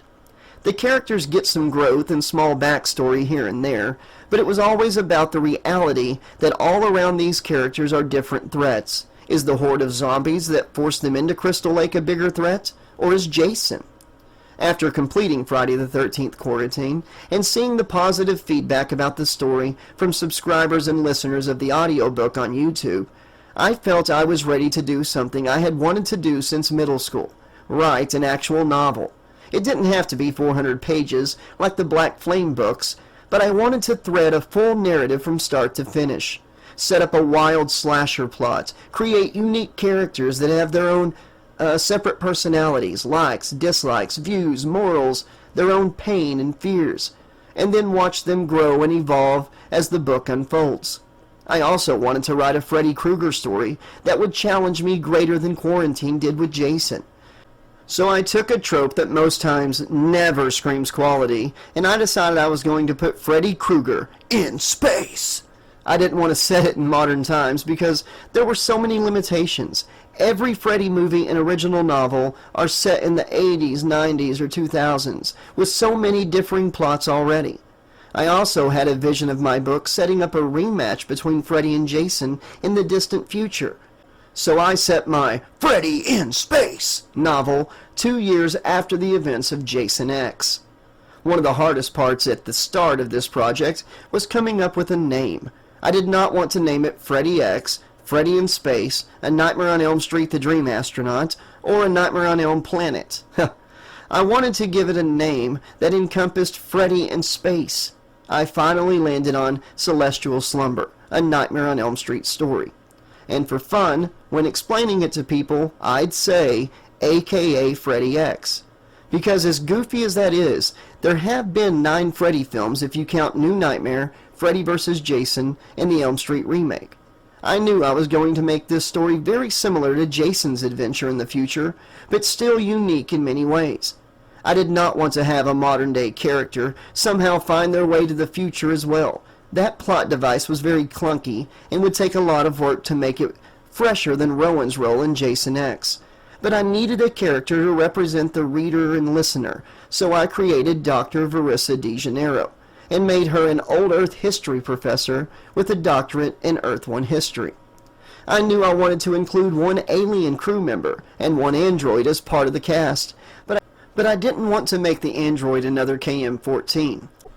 I opted to make Talos 16 a bit more stiff and rigid, and still having his AI evolving as he had only been created 11 months prior. My 17-year-old son actually picked the name Talos 16. Talos in my mind was a mix between Isaac from the Orville and Castiel from Supernatural. My wife would take a pen and paper when we had free time, and I would start calling out the ideas I had for the story. Where it would start, what would follow, and how it would end, and she would write it all down.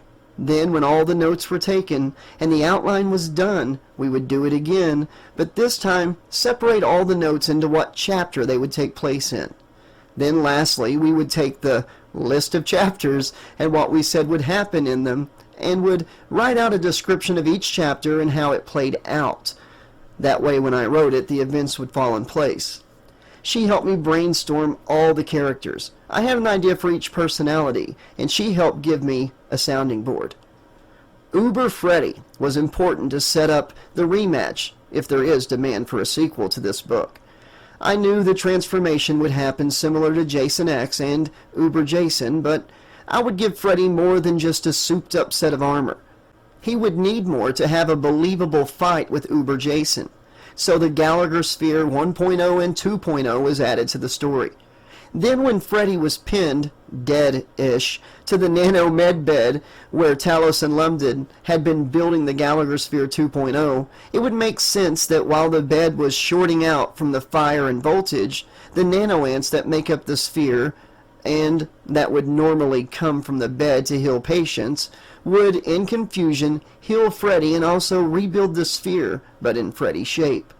This way, if or when Uber Jason and Uber Freddy meet, the fight will be more balanced, as the sky is the limit for Freddy and his nanomaterial hand, arm, right torso, and right side of his head. I truly hope you enjoyed the Uber Freddy of it all. Freddy Krueger was always going to be very dark in my story. I wanted to counter the reputation of silliness in space gets with the pissed, evil, dark, and bloodthirsty Krueger, with a dash of MTV Freddy sprinkled in here and there. The ending was always there. It was about the journey of arriving there. I always saw Talos 16 nodding to Dr. DeGeneiro as he held on to the Uber Freddy as the two were pulled into the black hole. At one point, there was to be a calm that Talos speaks into and tells Verissa, "See, Dr. DeGeneiro, a cuddle will lead to a good night's sleep," before he and Freddy are pulled out into space. This was a callback to the early part of the book where Talos had made a comment to Verissa about cuddling leading to a good night's sleep because he had seen that London had slept good when they would cuddle. But the intensity of the scene and the hurt shape that Talos is in during the final scene on the Beowulf made that version a little too much to include. I will say that 75% of my original vision made it into this book, and the other 25% happened as I sat down to write the book itself each night. It was an amazing feeling to have a story, characters, and a vision to make it happen, and then sit down to bring it to life and see the characters and story go in unexpected directions right before my eyes. This is the first ever full-length novel I have ever written, and some may say, "That is obvious, dude." But because it is my first, it means a lot to me. I sincerely appreciate everyone that read or listened to it. I never knew it would be so hard to kill off characters in a story. When I wrote the novella or short story, not sure where it lands, Friday the 13th Quarantine, I didn't really get a chance to get connected to any characters, and their deaths didn't really affect me. However, while writing Celestial Slumber, I struggled to kill Christina and Aquilio and most of all, Lubden. Each time I came to one of their deaths, I would ask myself if my ultimate vision could be changed. But for a reason I will mention in a moment, I was never going to be able to keep them around. It was mostly just wishful thinking and sadness at seeing them have to leave the story. Nero wasn't hard to kill, but I was saddened that Verissa had what could have been a great relationship ripped from her. Speaking of which, it was always my intention to only have one survivor, and that was Verissa. What I meant before about my ultimate vision is this. I wanted to return to a final girl situation. Too many slasher movies of late have multiple survivors, as if the filmmakers are too scared to kill off certain characters. I wanted a return to form. I will take this experience on to my next project, which is looking more and more like Celestial Slumber 2, Freddy X Jason, which was built up and teased at the end of the epilogue. I will end this here. I really hope I was able to entertain you with my story and characters. If even one person read or listened to this book and was entertained, then I did my job. Freddy and all 80 slashers hold a special place in my heart. I mean, I've narrated over 70 slasher books here on the channel. All out of print, all hard to find. I did them all as a labor of love. To be able to share all these expensive out-of-print books with every slasher fan. And I am thankful Freddy let me put on the fedora and take an old classic out for a spin in a new setting. The in-space trope is something that is not spoken of highly, but I hope that after you read or heard this book, maybe I convinced you that in space is not always synonymous with bad. Be excellent to each other out there, and as always, pleasant dreams! Joshua W. LaRue, June 2nd, 2024. Thank you to the many authors who I have narrated over the years and who have truly inspired me to pursue my dream of writing. William Pattison, David Bergantino, Jeffrey Thomas, Nancy Kilpatrick, Krista Faust, Scott Phillips, Matthew Costello, and so many more. Thank you to my wife, Beth. I love you more than anything, and without your support and keeping me on track and not letting me let insecurity hold me back, this book would never have happened. Thank you to my kids, Anthony and Alexis. You are my world, and everything I do is for you. Also, Anthony, Talos 16 just wouldn't be the same if you hadn't named him as such. Finally, thank you to all the patrons and subscribers of the Slash Tracks Network with 80 Slasher Librarian YouTube channel. I appreciate and love you all so much. If you stuck around this long, I hope you enjoyed the chapter, the epilogue, the setup for Jason X Freddy, or Freddy X Jason. Not sure what it's going to be called exactly. And also thank you for listening to the afterword. This was an amazing experience, and I'll never forget it. I plan on getting a limited amount of physical copies of the book made, and I will give them away to subscribers here on the channel in giveaways if anybody's interested. But yeah, I would love to hear what you all thought of the conclusion of the story. Like I said in the afterword, it was very hard to see Loveton go and see Talos go through the pain he was feeling. It was sad to see Verissa lose what could have been a good relationship for her.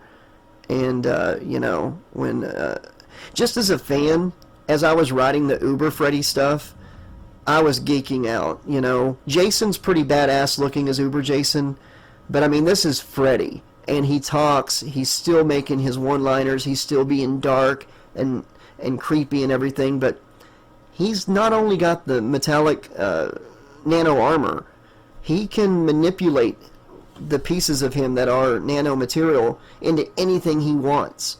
Pretty much like having his dream power in the waking world. So he could be a double threat now going into the next book. But if you're one of the people that chose to let the story end before all the Jason X and Freddy stuff, you might not want to listen for a minute. But if you guys and gals want me to continue the story that I set up in the epilogue, please let me know in the comment section below. It is something I would very much love to write. Once I finished this book and wrote the epilogue, the story just came to me about how I was going to pit Jason and Freddy against each other again. And I pretty much got the entire story ready to go, ready to be outlined. There's going to be some crazy stuff going on in it. I mean, this planet worships Jason Voorhees. That's way bigger than Church of the Divine Psychopath, where it was like a small cult. You know, this place thinks he is God, their God Dante, you know. But, and now Freddy is on that planet. You know, at least the sphere is, right? You saw Billy Boy see the sphere start to morph into 4 razor-sharp blades. So I would be excited if I was just a listener or reader of the book. I would be excited to see what happens.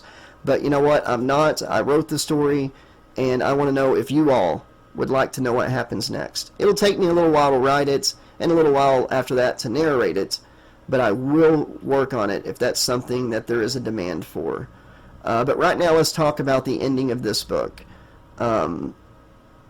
I knew that, like I said in the afterword, that it was going to be kind of similar when he gets his powers, his nano upgrade. But I wanted to make it slightly different. You know, I wanted to make it where, you know, Talos is really getting Freddy back for killing Loveton, but inadvertently, because of the way he attacks Freddy. And pins, you know, it goes through Freddy's hand and glove into the control panel. He kind of creates Uber Freddy. You know, KM14 kind of did that before by, like, blasting off Jason's arm and leg and half his head and, you know, leaving him on the nano bed. But this is different because Freddy was hit with the Gallagher sphere. Yes, in the moment they didn't have much time to think, and yes, Talos probably didn't think that it would like rebuild Freddy whenever it, it was like jolting him and he had to let go so they could go. But I hope you liked the way it played out with it rebuilding Freddy like it did. And I hope you liked his final scene. And I hope you enjoyed Talos, using his last bit of energy before powering down completely to give Freddy, in my opinion, a pretty cool death in the book. He's running his mouth. He's about to reconnect that arm back to his body. Spike through the mouth, shutting him up, finally shutting him up for Verissa. I almost had a tear shed while I was writing the epilogue part with Verissa. It's like those feelings and emotions I had for my characters and as they died and everything kind of came out as I was writing that. Verissa took an old Earth hobby, after finding that house model on the Beowulf, and after she lost all of her friends, made it back home, got through the investigation, she rebuilt the Beowulf as a model, to keep next to her bed. And maybe she's really seeing her friends in her sleep. That's up to you. It's either just wishful thinking and she's dreaming about them, or her dream power is pulling them in. But, do you think that the Yarvestic she had in the dream is going to taste like the real one when she tries it? Did it taste real because it was real? Was Naquilio really there in her dream with Nero? That's up to you. And I'd love to hear what you think. Let's see here. I wanted to make sure that I touched back on Lubden and Talos.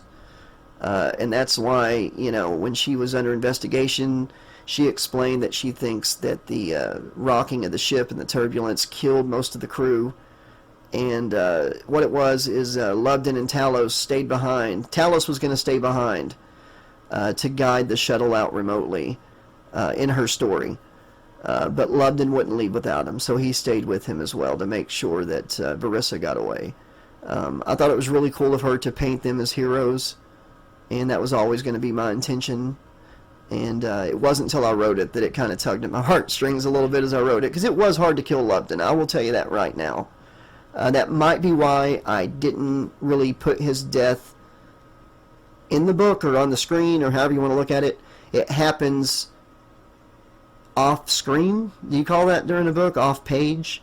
Freddy hits him once in the chest. He screams. And then you hear the other three at the lift. They hear him screaming, but at the time they get there, he's screaming out, Talos! And he dies. But maybe that's why I thought I did it just as, like a unique writing thing. Like, Freddy's there. He attacks. Then the others hear him being attacked. And instead of, having the kill there, I let, everybody use their imagination.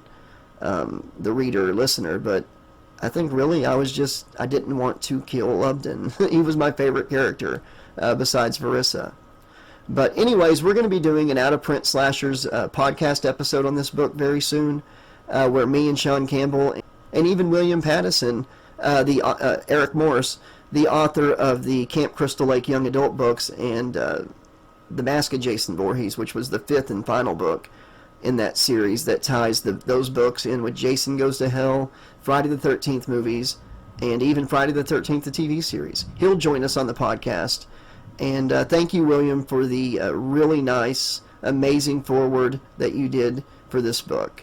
But yeah, check out that podcast when we drop it. We're going to have a great discussion. This has been an amazing experience. And thank everybody. I thank you all that have commented and, pointed out things about the book that you liked and enjoyed. And I really do appreciate you for listening and communicating in the comments. Not because I want to get in the algorithm over this, but because I love to hear from you all and discuss these slasher books. And this was the first time I ever wrote a novel. And I kept being insecure about, oh God, does it sound okay? Is it corny? Am I keeping the plot going right? Are the characters acting the right way? Are the Freddy nightmares clever enough, creative? Are the kills good and gory? I was so worried.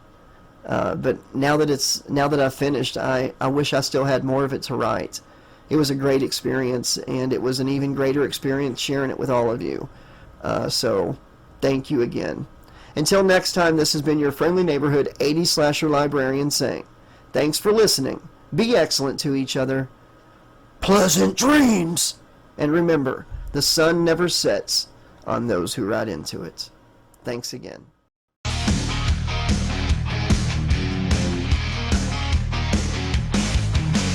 Midnight calls out threaded in black.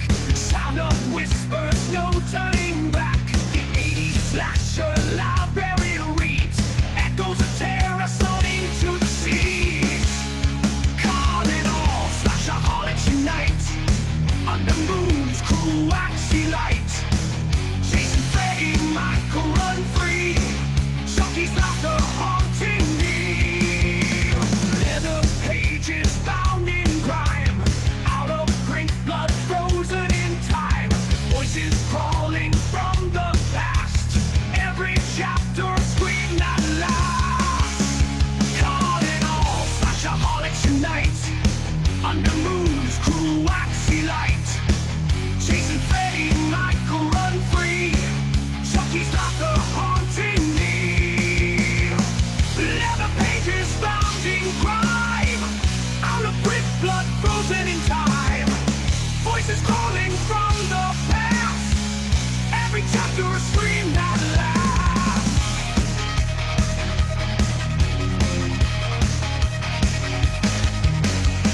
Each tale turns razor sharp. His voice strings you like a harp. Silent screams behind locked doors. Librarian knows you're craving more.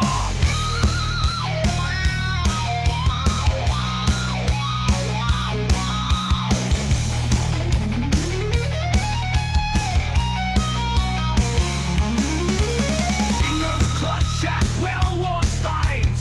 Bleeding thought through shadow lines. Out of print but never out of mind. He reads the fears you'll always find.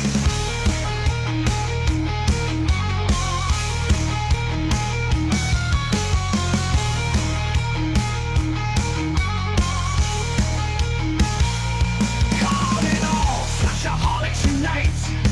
Under moon's cruel waxy light. Chasing Freddy, Michael, run free.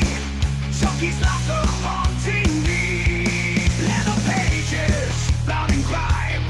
Out of print, blood frozen in time. Voices crawling from the past. Every chapter a scream at last. In here. It's in here. In here. It's been at last. In here. Each tale turns razor sharp. His voice strings you like a harp. Silent screams behind locked doors. Librarian knows you're craving more. Fingers clutch at well-worn spines. Bleeding thought through shadowed lines. Out of print but never out of mind. He reads the fears you'll always find. Each tale turns razor sharp. His voice strings you like a harp. Silent screams behind locked doors. Librarian knows you're craving more. Each tale turns razor sharp. His voice strings you like a harp. Silent screams behind locked doors. Librarian knows you're craving more.